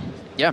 I mean, that's the one thing that's, well, it's not the one thing that's really making them lose these fights, but it is a really huge portion of it. They are trying to defend their middle turret as they're grouping up towards the middle side, but they can split push right now. godbro, he can just keep pushing this bottom lane. It looks like Wolves will have enough of a disengage to get away if they need to with that box from Deficio. They have the Oracle to give them the vision around the jungle as well. They have Bjergsen with the slow on top of that. It looks like they will commit with this strategy. Yeah, godbro has forced again another wave of minions onto a turret. How much health does it still have? They've not really done all that much to it, but godbro is going to change that here. Getting a good few auto attacks off. Actually, Dexter is coming down, and he actually will run away, knowing that if godbro charges in for him, it could be dangerous. Bjergsen actually is going to jump in there. Can they get on top of him? No, not quite, as that is 2 turrets taken down in the end. But still, they committed Hosan's flash on that. That is terrible for him now, because Wolves can just jump on top of him. You have that Cataclysm available. He's not going to escape that, and that is a bad side for Dragonborns. They have to pretty much give away an inhibitor turret here. They have to defend as much as possible, but not engage in a fight, or they will lose it. Well, ideally, with that flash being down, they will lose it. Well, let's see how that all works out. The last time they fought in this exact position, minus the Baron, of course, let's say that, and a good few items that have been picked up since then. Dragonborns did a good job of holding off that push. There's a ping towards that top lane, which makes total sense. Push it up there, force them to be defending on more than one side of the map, but in the end the Wolves, they are actually going to split off for this one. It's going to be Bjergsen going top side, Svenskeren just getting rid of the jungle, godbro going to go down to that bottom lane. He will push out there, and then Wolves can pick their target. Something you said earlier just kind of like rung in my head right now is that the Wolves, they have Baron. They had that 5-man push on the mid lane, and you mentioned, you know, early game they can win their lane, but they sometimes lose the game as it progresses. They make some mistakes, and it looks like they might be having a little bit of trouble to close out the game, unless they're just trying to go for some split push as we're seeing. Sjokz and Bjergsen go head to head, but Sjokz he can't handle any of that. Yeah, thinks he's bursty, but comes head-to-head with Bjergsen and realizes he might not be quite as bursty as he thinks, as we are going to see the equalizer come down. Varus ultimate completely whiffed there. Hosan, you know, having that down, his flash is still down as well. That's 2 vital ingredients for Dragonborns if they are to win this next fight. If Bjergsen comes back to this mid lane to go for the push, they're going to engage on this turret. There's no doubt about it. They have the tank as a need. They still have Baron, which is ticking down at this point. It's already halfway done. But without that Varus ultimate up right now, without the equalizer being up, they will have an easy turret here or an easy team fight. Well, here we go, Svenskeren getting in towards the front turret. Is down to half HP. There's the stun coming out of Tariq. This allows a bit of damage to be returned there on towards Svenskeren, but in the meantime, they're just hitting away on the turret. Not quite got it finished off here. And they back away again, wait for that next wave of minions as bjergsen has just pushed up the bottom line as well. Oh, I'm mistaken. Sorry, Baron is actually almost over when I looked at it. I thought it was halfway done, but now they don't have that up, and they're still trying to go for this turret, Joe. Oh, and Bro actually getting the slow down there, but they've actually turned it around. Svenskeren goes in, but not fully. Sjokz now in a lot of trouble. He will use the intervention. Another great job, and ultimate. The box will slow pretty much all of them. And Yamato Cannon, he's going to go down. Can they save Mover here? Maybe. bjergsen jumps right to the back. They're going to kill Dexter as well, and that will be a double kill coming out of Kha'Zix, and also Singe coming up big there as well. The ace overall, they got 30 seconds here until the spawn comes in. They're not very tanky outside of the Test, who's actually got full HP and will be able to tank those turrets up. There's the first one going down. Second one's going to fall here as well. And Copenhagen Wolves are going to take down Dragonborns here in the debut game for this lineup. A fantastic performance from the Danes. One they can be very happy with, the victory down in the bottom of the table. Jason, what's your thoughts on it? Well, we talked about them when they played the first match, about how they're a really relaxed team. You know, their focus is through relaxation. And to me, they're not really a team driven by losses. You know, they're not going to be like, actually, I take that back. They will lose to a team once, but never again in like that same set. They will always come back and destroy them. Like we saw in Tokyo Matches Katowice. Got destroyed by Zulu Blaze in group stage, came back 2-0 them, 2-0 Frost. They're a team like that, where the first game they might lose, but they don't care. They're just so relaxed. They'll come into the next game with like a strategy, a plan, and we'll just roll over your team. Well, SK, on the other hand, are another team that feeds on the emotion as the floor stomping continues here. Incredibly loud. I can hardly hear myself think, which is why I tripped over my words. So, anyway, SK Gaming, an emotional team that feed off the energy of themselves, of Ocelot in particular in the middle there, and maybe even more importantly here for them today, from the crowd as well. How's that going to affect them, again, having the crowd behind them? I think it's like a version 2 of Ocelot. Like you have him who can pump up his team, you have the crowd who can do it as well. If you have them both going together, the amount of screaming and energy probably in that game would be explosive. It'd probably be like a little mini nuclear bomb in there. But it's going to help out quite a bit, because even if they do get, killed or they get kind of upset, the crowd will be there to cheer them on. We saw, hyrqBot, whenever he gets on camera, the crowd goes wild. He gets a little bit of a wink, and some woman out there gets pregnant from that. You threw me off with that one, actually. Let's have a look at the team sheets from both teams. I think that'll bring us back on track. First of all, for GAMBIT Gaming here, starting out on the blue side. And they, of course, are going to be Darian, Diamond, Alexic, and Genja. And we're going to pick out our key player right here, right now, and that is going to be Edward, the support. Yeah, he's really kind of shaped how bot lanes work now in Season 3. He's always been aggressive in Season 2, but in Season 3 it's been like that much better. You've seen Genja finally rise to the occasion, finally start being aggressive, and with both of them finally doing that, it's a really hard lane to go up against. It's really kind of scary. You're really not sure exactly what to do, and of course, we talked about Edward not afraid to secure a kill or two. Definitely not afraid. Let's have a look at SK Gaming then, and how they are going to be lining up here. And again, talking about Ocelot, but they, of course, Kevin, hyrqBot, Ocelot, CandyPanda, and Nyph. Ocelot being our man to watch here. He's got a tough opponent once again in the form of Alexic. And something that's really interesting about him and about SK in general is he's always been like the rock of the team. Like when he plays well, the entire team plays exceptionally well. Now it's kind of shifted to Kevin, where he's the one that's been the rock of their team. He's the one that's keeping him in the games. We saw him the first couple of weeks, on Olaf being like 5-0 and 2 or something like that. I mean, he was unstoppable. But now it's kind of shifted a little bit. Now it's about Kevin and hyrqBot. hyrqBot's been creating all these opportunities for them to start, getting some kills with his Jarvan. And then also, who's finally started to adapt. He's changed his champion pool to include Jarvan, to include Zed, a lot more AD carries instead of sticking with the APs. So he should be a really key player in this game. And I'm curious to see if he might actually go back to an AD carry champion to use against Alex. Well, before we kick off our final encounter for the day, let's take a look at the thoughts of both teams before we get it off. GAMBIT is probably the most aggressive team. They're the hardest to beat, but somehow I think people is gonna get how they play. I think GAMBIT has a really unequal playstyle. They play a lot of single target damage, and they have really good focus in team fights. And they're also pretty tanky with the picks they do, and they know exactly what is really good in the patches. At the moment, I think we can outplay them because we're just playing better. I think we can beat them, and I want to show it. Some interesting statements in that one. Yeah. We can outplay them.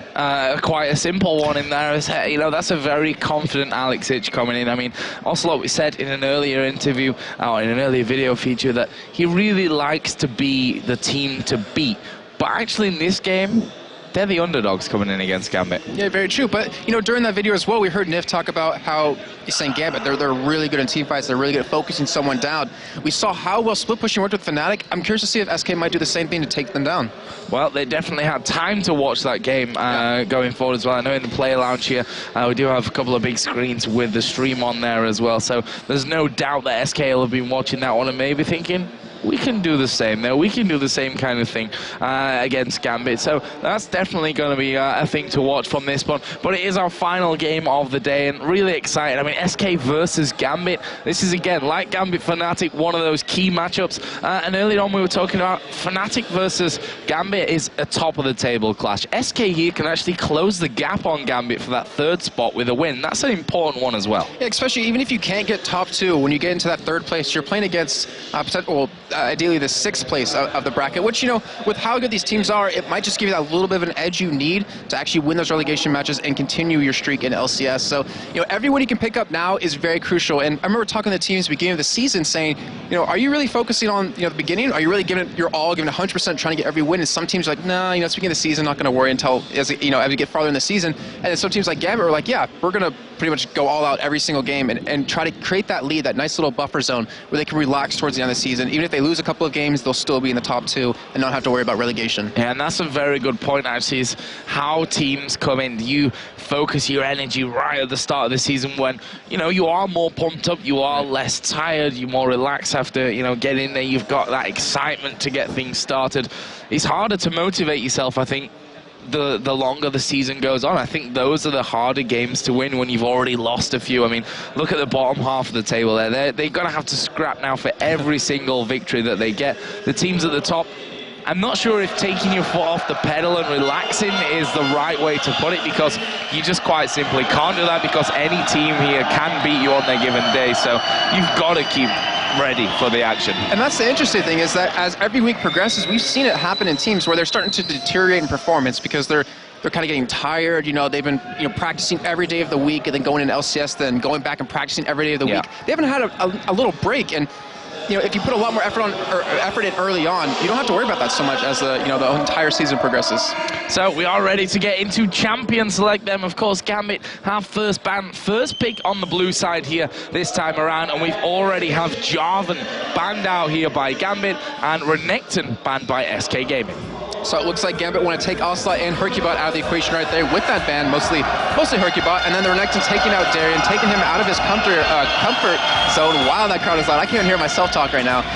But so GAMBIT with the next ban, I wouldn't be surprised to actually see a ban targeted at ocelote, and then maybe one targeted at Kevin as well, just to kind of weaken their links, their strong chain that they have, which is those 3 members.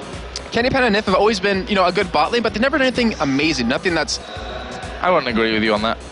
Well, I mean, they've always been, like, solid. They've never been, in my opinion, they've never really been super aggressive or really created plays for the team. And 81% of Nyph being involved in all kills before this game, and the crescendos in the first 5 weeks that Nyph was hitting left, right, and center over every wall. You are a victim, Jason, of not giving supports enough credit. I mean, you lane feel phase. Bad. That's what I'm talking about, lane phase. Ah, well, you didn't say that, did you? That's what I'm referring to, is the lane phase. Okay, let's make it up as we go along then. Shen, second ban coming out here for SK Gaming. Volibear banned out by GAMBIT. Obviously not in Diamond's plans this time around, more for the fact that they've got something else for the first pick and maybe don't want that to go over to SK in their first round. Elise is still available right now. I wouldn't be surprised to see that taken out. We see hyrqBot actually has played that quite a bit. We could see her play in the mid lane as well. That's a champion that I think Alex plays, but obviously not Diamond or Darien too much, so maybe they won't take it out, but that's definitely one champion they're kind of looking at, as they do take out Darius instead, which I think we have seen Darien play before, but kind of surprised to see that as a targeted ban. Yeah, Darian has played Darius, which is always kind of a good ban for us, because, well, for me, I'm just going to get totally confused with that as per usual. But the first pick here for GAMBIT, with Volibear banned out, is the kind of next go-to champion these days of Diamond Procs, the Nasus. And I think SK might go for Elise here, or they might go for Xin, which Xin hasn't really been that strong of a jungler lately. He kind of just fell out of favor over, I believe it was week 4 and week 3, actually mostly week 4. But out of this lineup, we haven't really seen hyrqBot run anything with, without Volibear, without Jarvan, and without Nasus available. It's mostly just been Elise and Vi, but we haven't seen Vi's in, I believe, 2 weeks now. Oh, Jax. Oh, wow. See, I'm still not sold on Jax right now. I'm still not sold on Jax. Yeah, we saw Darian playing him in the Untitled Chapter Masters World Championships against Azubu Frost, I want to say? Well, sorry, CJ Entis, Blaze, or Frost, one of the teams, I can't remember off the top of my head, and he did not perform well. And I agree with you, Jax just doesn't seem to have gotten as strong as other champions did with the new items release, but I guess we will see how that goes. It also always could potentially be a jungle Jax, potentially. Potentially as well. Obviously they left Thresh open there. The Thresh Prince may make an appearance here for us today with Edward, of course. And Misfortune, who is another go-to champion for Genja, has been very strong over the course of the LCS, and even before that here with MF as well. Okay, well, we're seeing Thresh locked in. It kind of makes me want to think, since they took away Lulu, that they potentially might go for Zed on Ocelote, because Lulu helps counter that a little bit by giving that extra buffer of health. So that might be a champion they're going to go with here to blow up Diamond Procs. Always runs that Ghost Cleanse, so you always have the potential to go for him right away. And then also an AD carry, maybe a Caitlyn. CandyPanda's also been playing some Graves as well, and maybe an Ezreal, but the team they have, I would say Caitlyn would be nice, because you have that Caitlyn Lulu combo for pushing lanes, and you also have that protection by being really far away from the Thresh hooks. I've seen him playing Twitch as well earlier on in the LCS. That's something that's always going to be available to him. We don't need to bring him up. Why not? So, SK with their pick still, 30 seconds left, Joe. And you can stop looking at that, a little bit awkward. I'm pretty sure everyone at home knows why I don't want to talk about Twitch. As we do see Graves being set on. Okay, so Vi and Graves looking like the possibilities here for SK, and they will be locked in. I've never really been impressed with hyrqBot's Vi, though. I mean, it has really strong early presence, and with the Jax, they have a decent combo, because Vi wants to dive into the back line. You have Jax follow up with a counter-strike on top of that, but I've never been really just sold on his Vi just yet. We do see on the other side, Zed was left open. We've seen Alex play it before, and we also saw Elise being set on as well, and Edward. Such a troll, but those honestly could be 2 champions we might see locked in here. Might see a top lane Elise and a Zed mid lane, or even Darian, which I don't remember if he plays Zed, but it always is one of those champions he could. Yeah, and he actually was on Tryndamere there as well, which will not be a choice. No more AP Tryns. Pretty sure about that one. But Elise definitely a one to go to, possibly. As they wait on this final pick, you can see that Edward very focused in, and GAMBIT, like you said, and like we've always talked about, that they will lose one game in a day, but usually not more than that. There's Kha'Zix, of course, still left open here. We pretty much forgot to mention him throughout this one, but we know how good Alex is on Kha'Zix. Darian didn't quite impress me so much on Kha'Zix in that last game, though. He did play it, though, 2 times at MLG against KT Roster B. I don't remember if he did actually a great job, but, Darian's always one of those players which he can really excel at champions. I think if he didn't play well on Kha'Zix at first, I think he's really going to show us something here if he does actually run him, because he still have the Elise. We're not sure exactly where the 2 will be going, but I guess we'll find out as they do get into game. But SK with their last pick, they need a mid at this point. They still have Zed available, but with GAMBIT kind of sitting on it at first and then not picking him, makes me think that they might potentially be baiting SK into it if they go for it. Well, let's see. Twisted Fate was a champion which FNATIC used earlier on to take down GAMBIT, and SK gonna lock it in as well. So we'll see how Ocelot's Twisted Fate can match up to that of xPeke, which was quite sublime. He did everything right in that last game. Yeah, it really did. And that was how they picked apart GAMBIT, was just strictly that split pushing. We've had teams talk about FNATIC before, saying they have phenomenal split pushing. I mean, xPeke, he's known for backdooring ever since until Extreme Masters Katowice now, and he really showed why Twisted Fate is such a good champion against GAMBIT.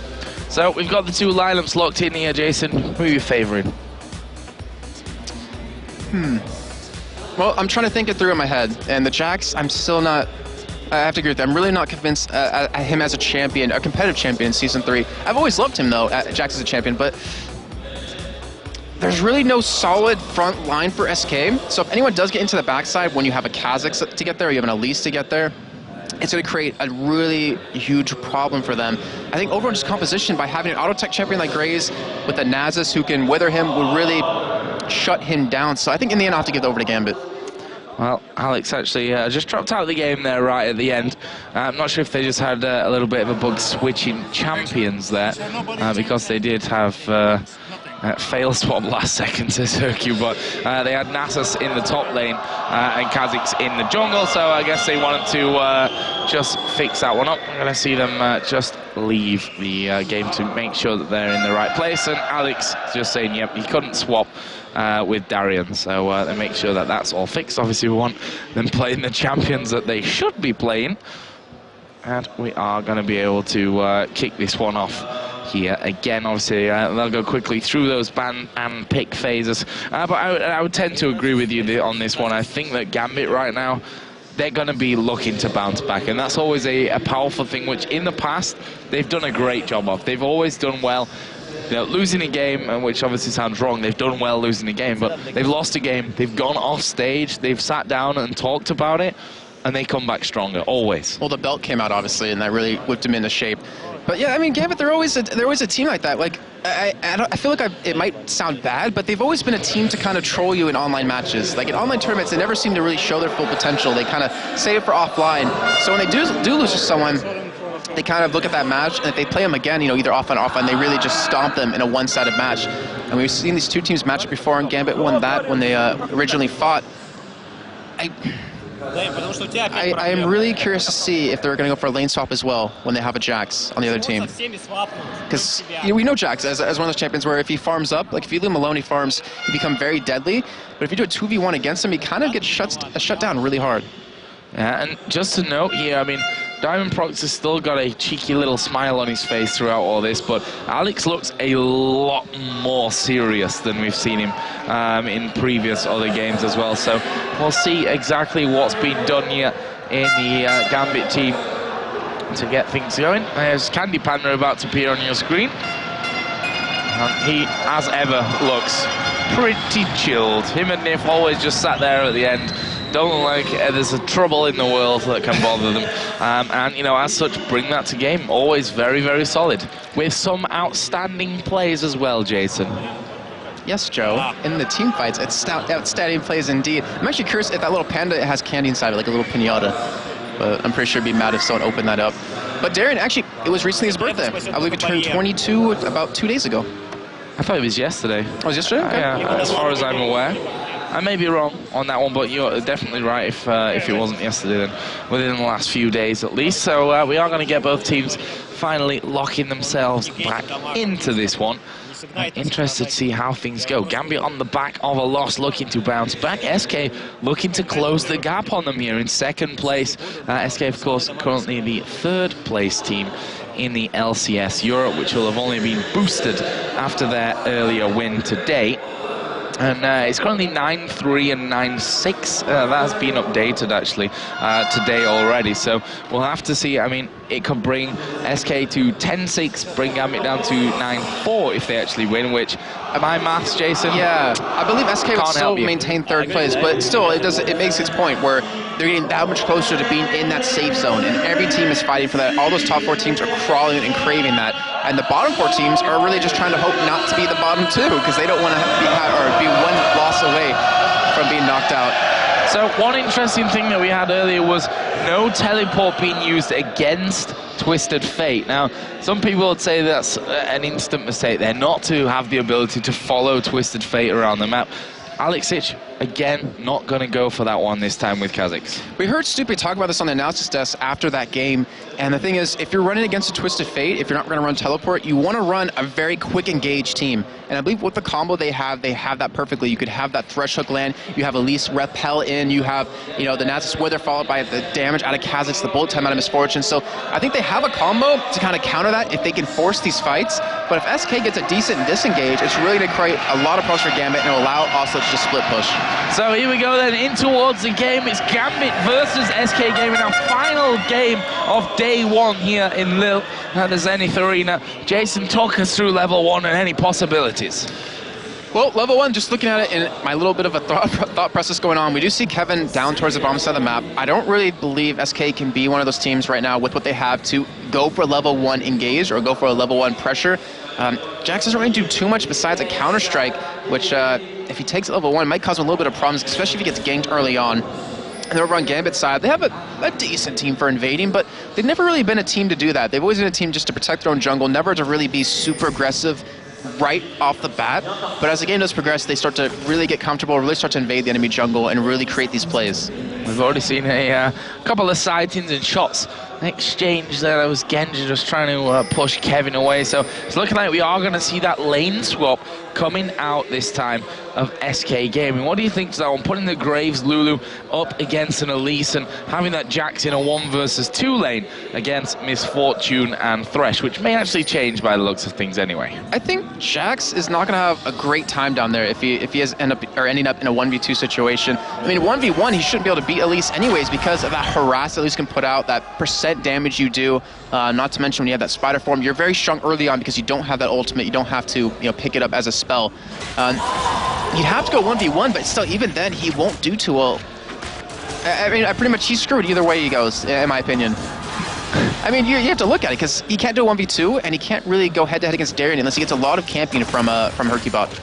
Well, right now we can see that the AD carries here of GAMBIT, AD carries, you could probably call Edward one of them as well, with his Thresh, I guess. They've just done the Wolves, going to head up to that top lane, and the same for SK. The AD Golems just helping out hyrqBot there with the red buff. On the other side, Jax did start Wolves with the help of Twisted Fate, and also Nasus is already on his way here onto the top side of the jungle for GAMBIT.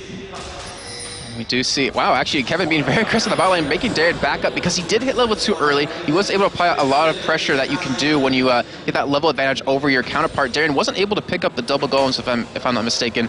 And because of that, he's paying the price a little bit. We did see the red pop popped on Kevin as well. And we now see both junglers taking their blue buffs here. And hyrqBot, you're very good early on for these ganks. You put out a lot of damage. And I wouldn't be too surprised to see him go for a gank, within the next minute. Yeah, on the blue buff side now. Could come around on towards Kha'Zix here as we see in the top lane. Damage already being exchanged. Nothing more than that coming with that one. But talk us through this this lane, because it's an interesting one, obviously, with the hooks coming into play there, the slows coming out of Lulu.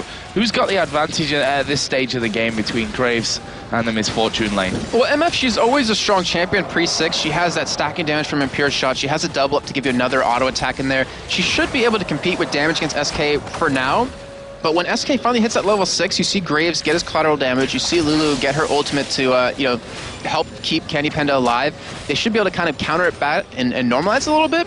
But I think around, I have to say level 3 or 4, you're going to see GAMBIT be a little bit aggressive here and really force SK to back off. Oh, this could be very interesting. We see Alexich jumping in there. Diamond actually is going to put down the Wither. He'd use Ghost as they're going on towards hyrqBot, but have they got the damage to finish him off? Alex going to flash over there, his first blood. They may keep going. They can slow Ocelot down. Meanwhile, up in the top lane, Genji will cleanse off the exhaust. Can he finish off? They flash in. CandyPanda flashes out. Ocelot did walk away there, withered down. Well, that will be first blood going over. Either way to GAMBIT and to Alexich on Kha'Zix. He's got double buffs. He is now a very, very scary man. Yes, walking away with that is just going to be so devastating. Also, no flash anymore, so Alex has the ability to jump right on top of him as long as he doesn't have that gold collar available to throw at him. And with the double buffs, the harass he's going to put out, the red buff, just the pure damage he's going to do is really going to screw Ocelot over as the game goes on. Because Ocelot, he wants to get some ganks off. He wants to create some opportunities for his team, but if he gets set behind like this, he's not going to hit level 6 early enough, and his counterpart is going to be so dangerous that if he does leave his lane, he's going to lose a turret, or he actually will lose his own life if he stays on.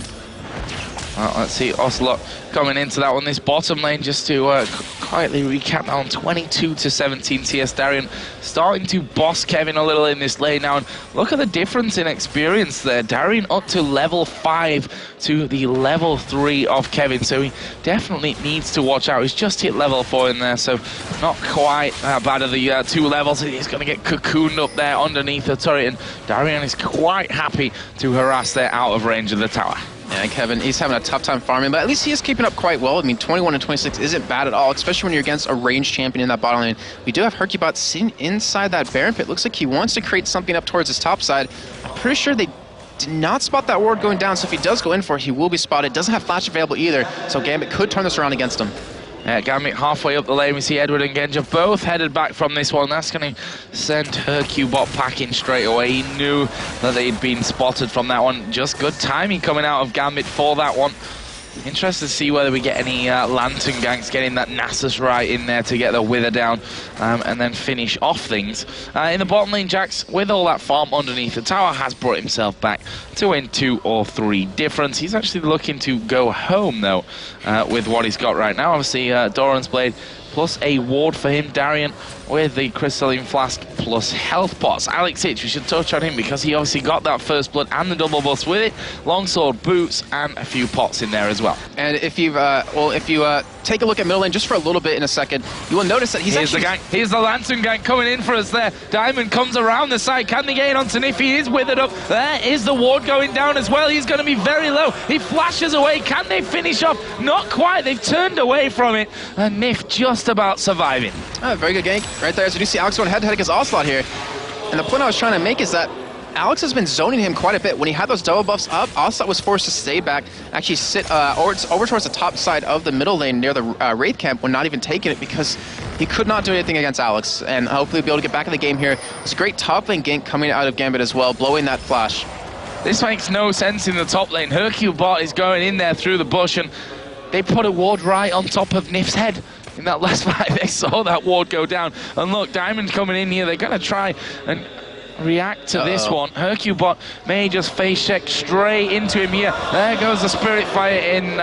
Well, it was missed, to be honest with you. Diamond going straight through, though, and he may end up getting himself caught out here. Graves coming in from the side. There's the buckshot. hyrqBot goes in, but Diamond walks away. That actually makes me wonder because you're right, they did. Oh, see, actually, Alex going head against us on the mid lane. Yeah, Darian in this bottom lane is in trouble as well, but in the middle, as you said, there is a kill going to come in. Knight is down onto Elise. Darian won't die from that one, though. That leaves GAMBIT at 2-1, and, well, I think he's fine with that, Alex. Going 1-for-1, you know, picking up the Brutalizer in there. He's got a 10 CS lead. Seeker's Arm Guard. Great item for Twisted Fate, honestly, going up against this Kha'Zix in the middle. Going to allow him to get up towards that Zhonya's later as well. It's actually really, I was surprised to see Alex go for that because he did get stunned under the turret. He used the Ignite, ended up getting the kill, but it didn't seem like a trade worth it in the end. He will at least deny Ocelot a little bit of CS in the mid lane, who Ocelot is now level 6, actually headed up towards his top, so he might see a gank happen right here.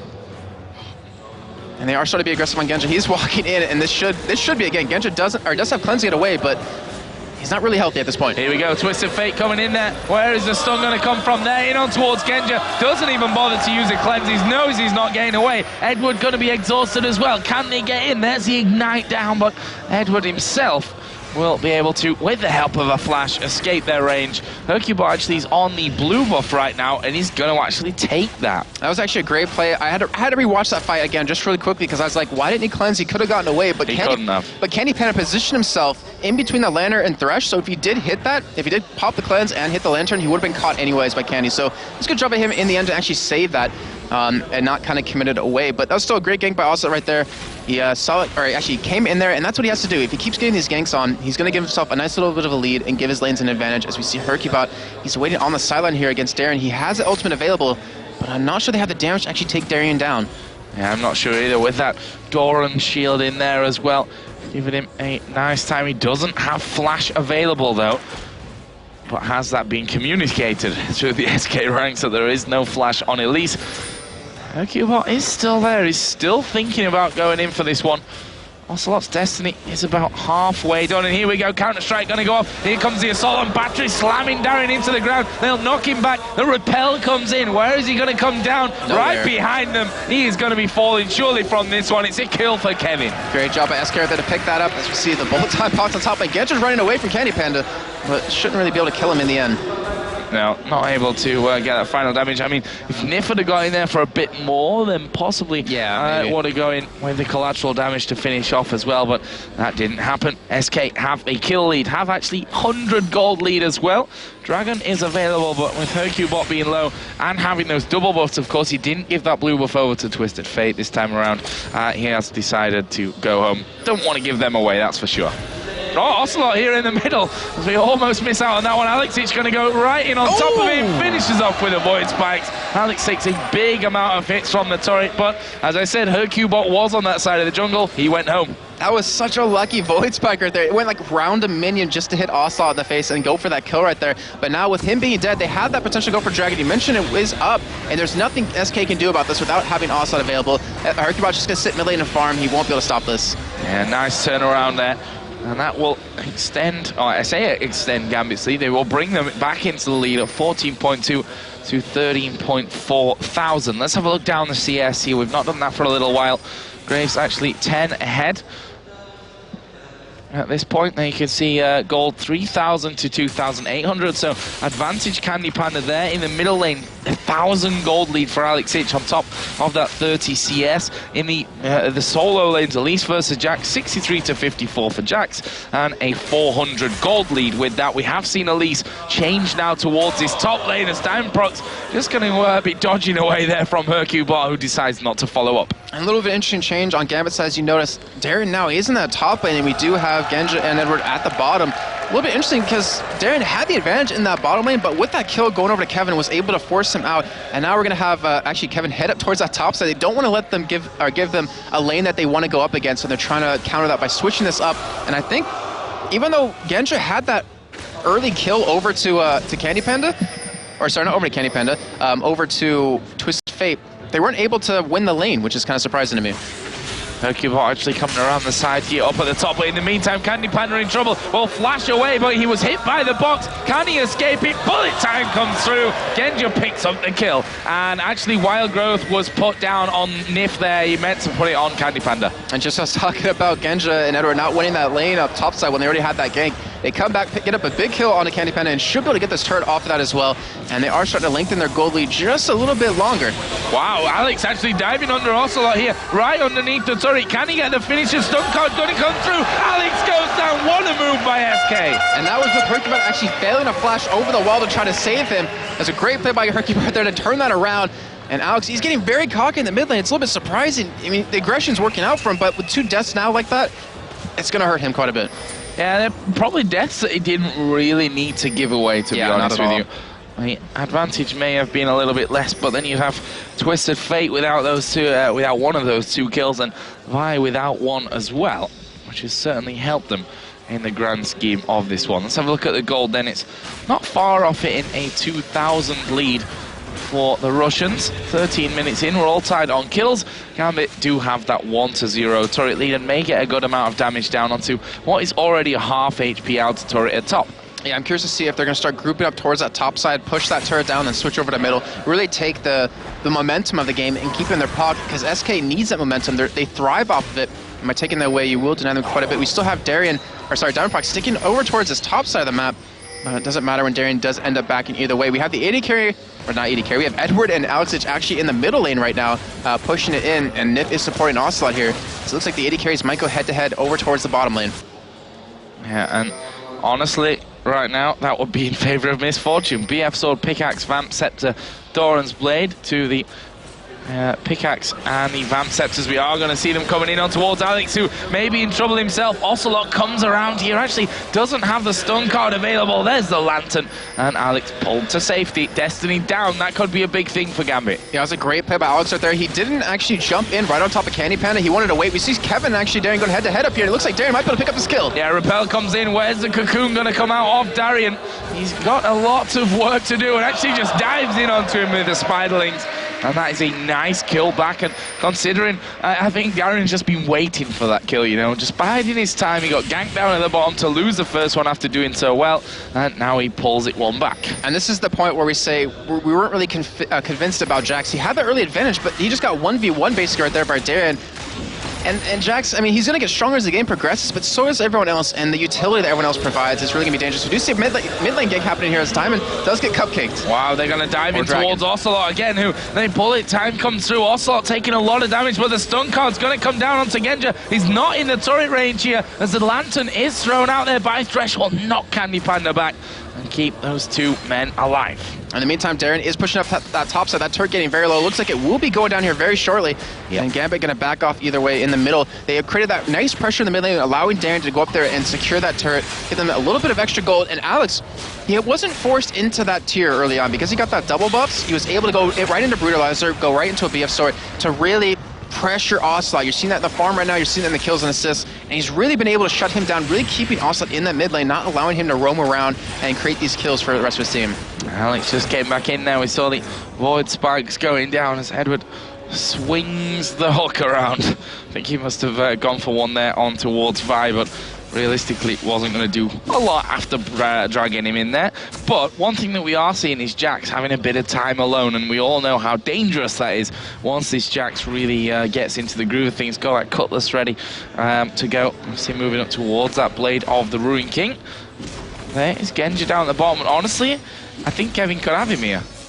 If he wants to commit to it, but Darren is coming up the lane right now. Definitely not, but... Yeah. And it's...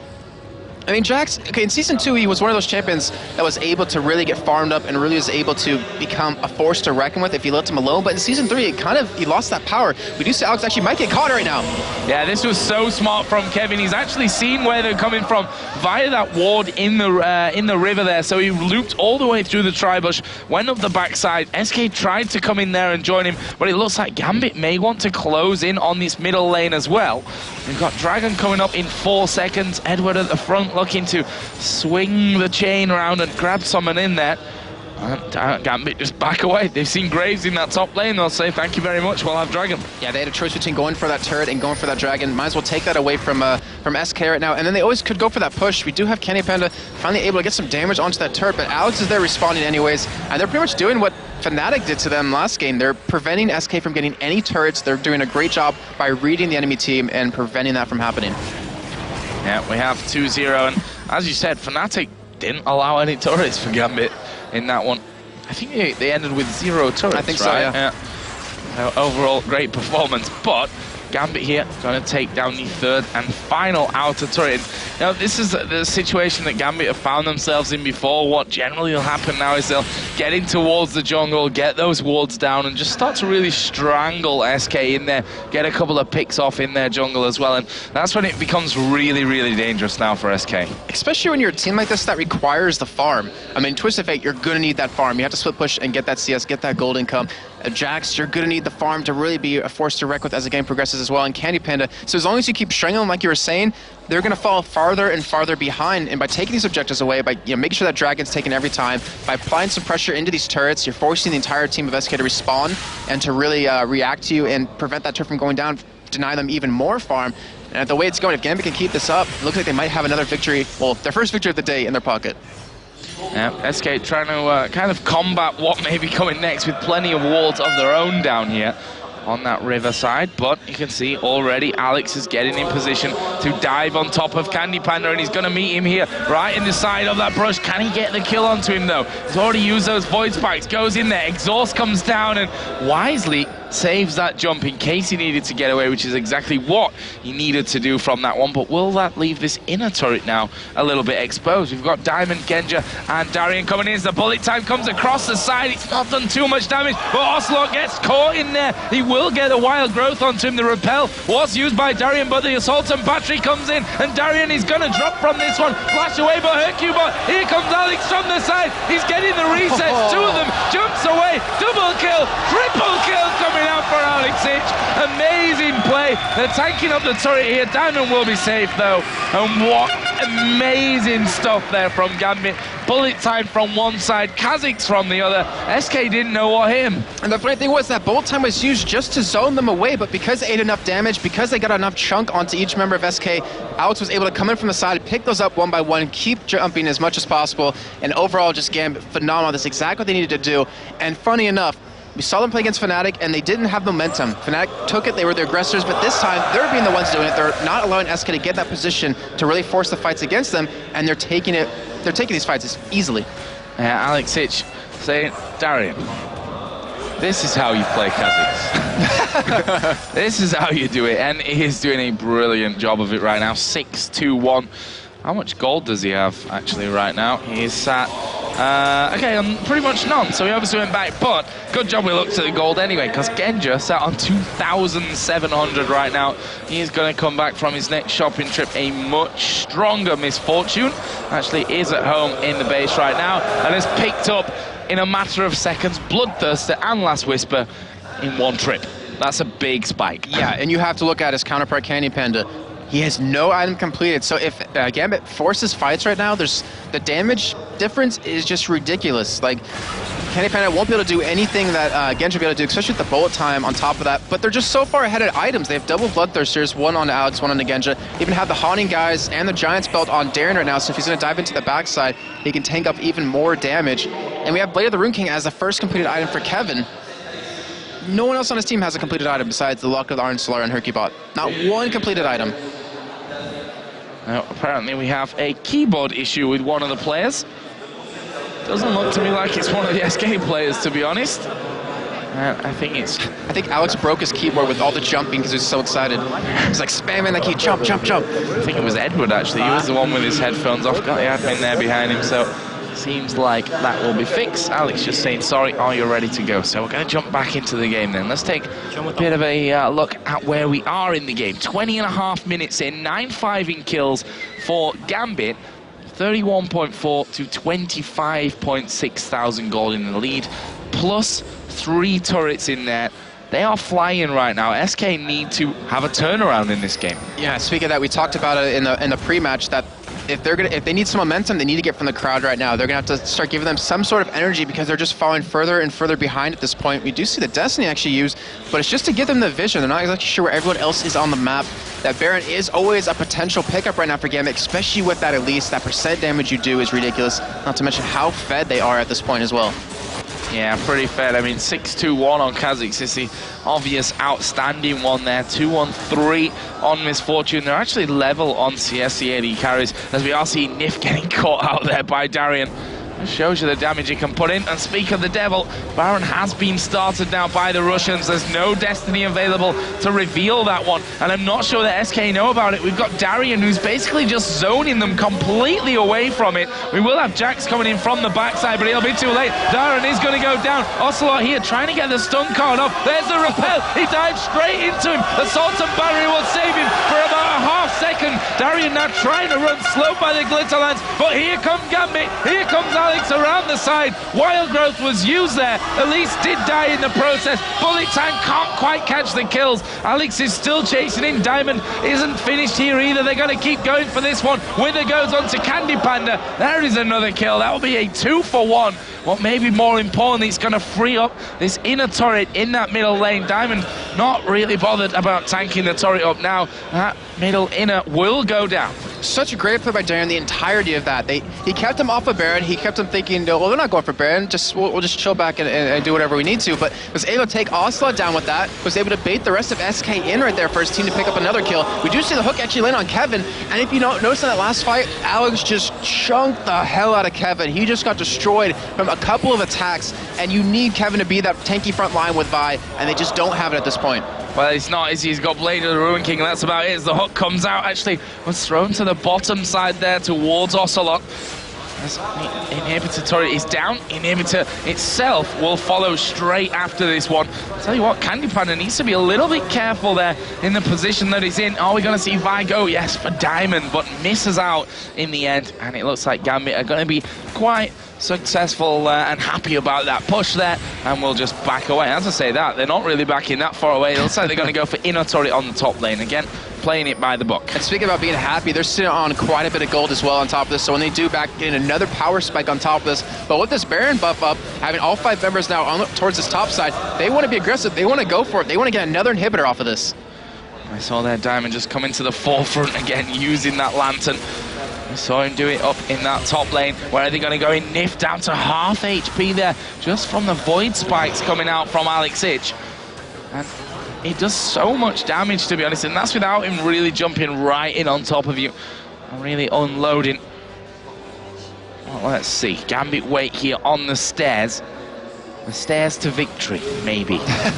this one. Steps to victory. Would be the second inhibitor turret of the game, as Nyph actually going to get pulled in here. Wild Growth put on himself as the box go down. Edward may die here. Bullet time has been a good one though. It will be a kill apiece. Are they going to go further and go for Ocelot? Yes, they are. Flash from Alex Hitch. Flash from Ocelot gets him out of danger, and the turret will go down. They'll stay and take the inhibitor itself here, and they've got super minions coming in. GAMBIT could finish the game off right here. Darian already getting himself in onto that first inhibitor turret. Genja is hammering away on it as well. Doesn't want to get himself stunned up there by Ocelot on the top side, but the minions coming in. GAMBIT decide it's probably time to spend a little bit of money, because Nasus 2,300, 2,100 for Alex Hitch, 2,600 there for Genja on Misfortune. They're going to come back with even more pain. And in that last fight, we just saw how far SK was behind. hyrqBot had to use his ultimate on Edward just to go for the kill on him. He's not the ideal target, and yet they barely picked that up. That is not what you want to see out of SK right now with their current setup. We do have the random Omen picked up on Alex, with a Lock of the Iron Solari done on Diamond Prox, and a Runic Bulwark done. They're looking so strong. Darian overextended again, but that's Darian. That is Darian. He's actually going to go in towards CandyPanda there, and, well, he's dead. Interesting decision there, but obviously he does that a lot, Darian. Yeah, he does. He's a very, very confident player, and honestly, just one like that's probably not going to lose you the game in the grand scheme of things. It's worked out for him well so far by, you know, taking out Ocelot in that last little engage we saw in the mid lane, but yeah, a little bit too far overextending right there. Yeah, I mean, if Graves was further up the lane, then yeah, could have got him. But the fact is, that wall there, and they reacted to it nicely. SK, the pushed out, coming up on towards that third and final inhibitor turret. Genja still hasn't been back to spend what is now 3,000 gold that he's sat on.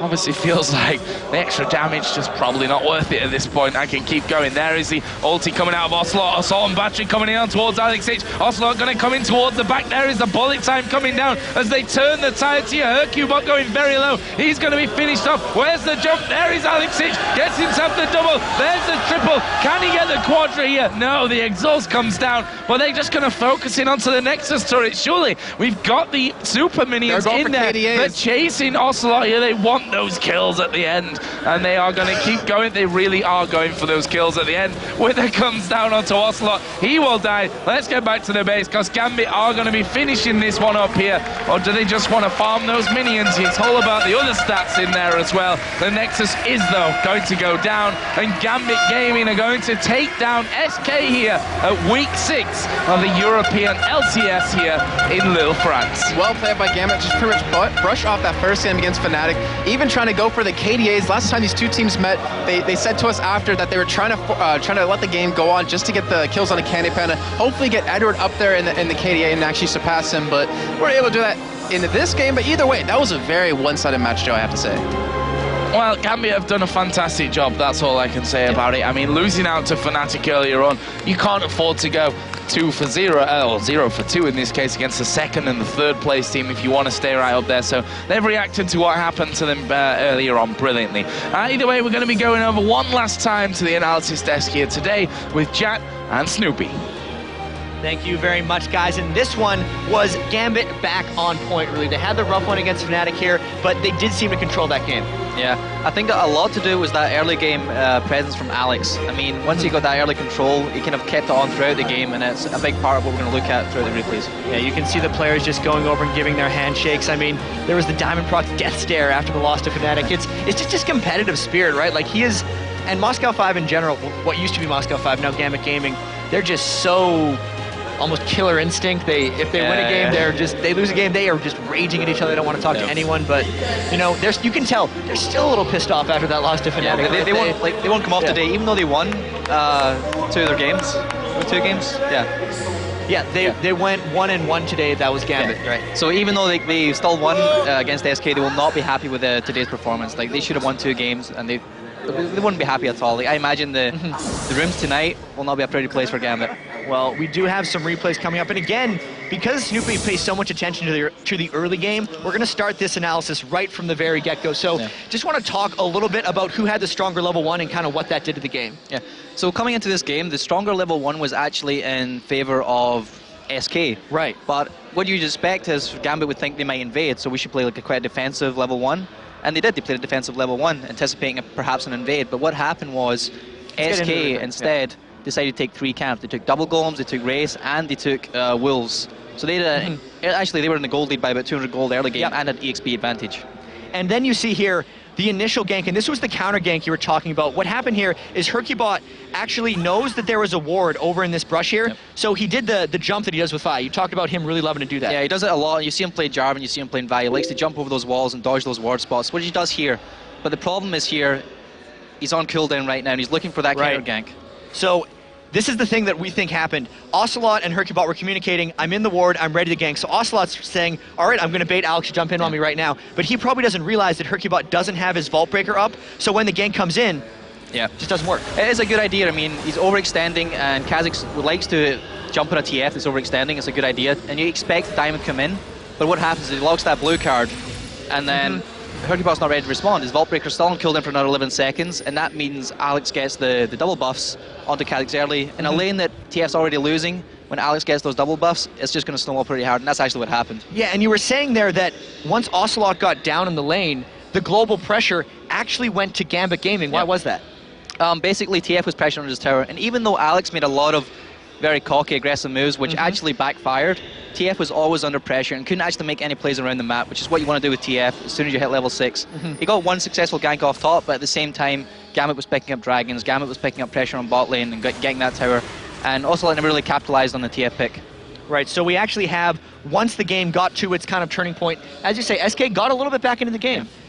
But this really was the last 2 games, the story of the Kha'Zix mid. Bjergsen really got going, Alex really got going, so in this next replay that we have here, it's 18 minutes, 40 seconds into the game, 5 kills to 4, the pretty good bullet time came off, and we just get to see the initiation here. Like, as this started, you were saying actually, this could be a good thing for SK since ocelote didn't die. Yeah, I mean, the problem was initially got caught and he got bursted down, but he did survive, that's the most important fact. And now they're waiting on Elise landing. Right. And then hyrqBot's looking for the engage. They've got that gold card ready by ocelote, and they know that Alex is pretty low on Kha'Zix, and he's not there at the moment. So they have a ward just over that wall, if you can see it there. Right. They have that ward, so they know Alex isn't quite here yet, so they want to make an engage on Elise when she lands. Yeah, and you can see, you're talking ocelote couldn't get his gold card off. And this is actually going to be really key later because he backed up, he was worried about the Elise coming down, and his cooldown wasn't quite up because Alex is on the hunt here. Yep.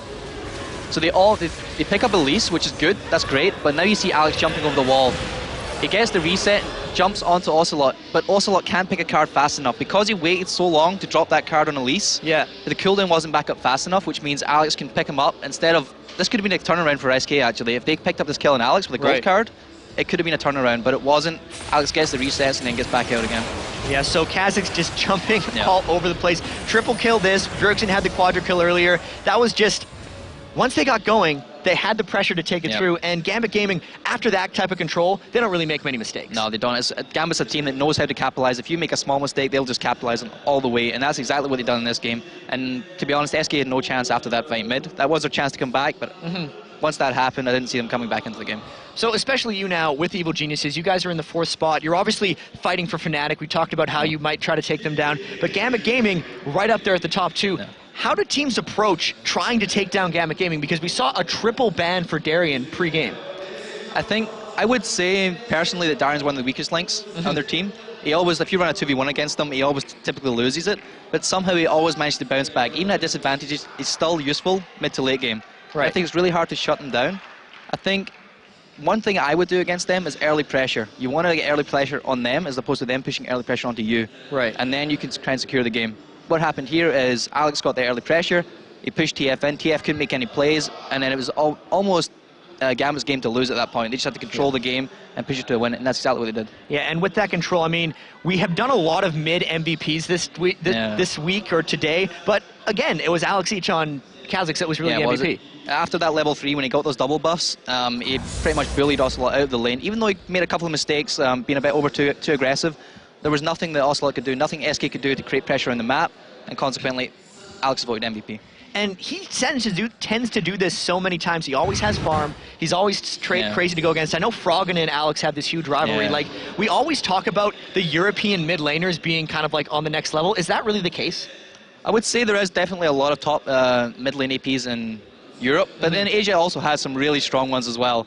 the North American scene is lacking a little bit. But the funny thing is, I was talking to Magnan, and they always, the Koreans and the Asians specifically, always look at European teams to pick up things, and especially the mid lanes. They always look for these new item builds, these new strategies and things like that. They always pick it up from the European teams. Awesome stuff. So thanks for joining me for these 3 games on the Analyst Desk, Snoopeh. You have been such a help breaking down the level 1s. It'll help so much for our future casting. But they're ready on the stage. Let's head over for one last time with Sjokz. She has an interview with the member of the winning team. Merci. Je suis ici avec le MVP, Alex Ish. Now, Alex, you chose a totally different team comp from the game against FNATIC, except for Kha'Zix. You went on Kha'Zix this time. Is your team comp what made you lose against FNATIC? I'm not sure if it's team comp or FNATIC just played really good, though I didn't really like the team comp. I didn't like the Kha'Zix pick at all, so I think that we deserved the lose, and like we are really tired of traveling. Before Dallas, I would say that we can hold the traveling like I am and stuff, but after Dallas, it's really exhausting, and traveling to America is not really, like, it's fun. We really liked it. We really like Dallas, and playing against Koreans is really good experience. But FNATIC played in the same, and they're a really good team. So they are really much better prepared than they were, and now they are really strong. Yes, asking about that. Before you lost to FNATIC, I was going to ask you, you seem to be the team that can deal with every circumstance the best. Would you agree that you and FNATIC are going to stay in the top 2 of the LCS? I think that there is high chance that this will happen, because at the moment I think we're winning pretty solid against other teams. So if nothing will change, then, like, for example, Wolves are getting up, and maybe, I'm not sure if they still can like get the first 2 places, but they are really good at the moment. Finally, Kha'Zix, it's a golden champion in your hands, just jumping all over. And we saw Darian playing with him, that didn't go as well. Would you say it's your favorite champion right now, and why? It's not my favorite champion. I would say that I like Cassidian more, because it's like his jumps and he's AP champion. But Kha'Zix is much better at mid lane. He can bully out like almost every matchup, and that's why I think Koreans are doing often 2 versus 1 against him. But if you know that you will get 2 versus 1, and there's a lot of mind games, and you can go side lane, and it is even stronger. So I really like Kha'Zix, and I like how I play him. So I think that I can really carry with him much more than other champions. Finally, I know you're tired, but are you enjoying the French crowd here? The French crowd is really amazing. When we were at Tales of the Lane, the crowd was really good, and now it's there are more people, and they're like insane, crying a lot. It's much better than like usual LCS with 30 people there. They're just like, okay, you're getting used to it, and here everyone is amazed, and like a lot of people are crying. And they are very happy to see you here. Thank you very much, Alex. Get some sleep. All right, let's go over to Joe and Jason one last time to take us through today's matches and take a look at the results. A great first day here in lovely Lille. Let's break down the results here of day number 1. It's been 5 pretty awesome games, we have to say, Jason, throughout the course of the day. Yeah, it was very action-packed throughout the entire day, as you're seeing on your screen. SK Gaming took the win over Ozone Giants against Authority, taking the loss against Evil Geniuses. Taking the loss. Taking the loss, like real men. FNATIC beat, obviously, GAMBIT earlier on, and then Copenhagen Wolves, bottom place team, managing to take down Dragonborns. Then, of course, at the end there, we just saw GAMBIT taking out SK Gaming to finish off the day. So they're the results for today. 5 great games. Let's have a look where that leaves us in terms of the standings right now. That's the important thing coming into the halfway point of the season. FNATIC are now number 1 in the table. 12 wins, 3 losses. GAMBIT in second at 10 for 3. SK Gaming bringing up third, 9 for 7. EG tied with them, 9 for 7. And looking at the bottom half of the standings, it's so close right now. If you look at the win percentages, 0.385, 0.308, anything can happen down there, and it's those last 2 slots that we're always talking about. You don't want to be the last 2, and Wolves, they're looking like they want to take a run to get out of that. And don't forget, guys, if you want to see more info and statistics from the LCS so far, as well as the latest VODs, recaps, and everything else, then make sure you get yourselves over to lolesports.com. And don't forget that good old spoiler button at the bottom. Jason, it's been a pleasure, as per usual. We shall, of course, be back here tomorrow, but that's it for us here at the caster desk. Let's get over to Sjokz for some final thoughts. Wow, what a day here in Lille, and it was only the first day. Tomorrow the action's going to be at 11 Central European time. It's going to give you grand final between the amateur teams for the promotion qualifier, Meet Your Makers and Team Alternate, and of course followed by 7 LCS matchups. It's going to be the Evil Geniuses versus Giants, Against All Authority versus Wolves, Dragonborns taking on FNATIC, Against All Authority versus SK, followed by the Copenhagen Wolves versus Evil Geniuses, FNATIC versus Giants, and we close out the weekend with Dragonborns versus GAMBIT. From me, I'd like to thank everyone here, all the casters, our friends casters, Tweaks and Lej, our own casters, our analysts, the people at the Analyst Desk who helped, the production crew, and I'd like to thank you guys, the fans here. Vous êtes magnifiques. À demain.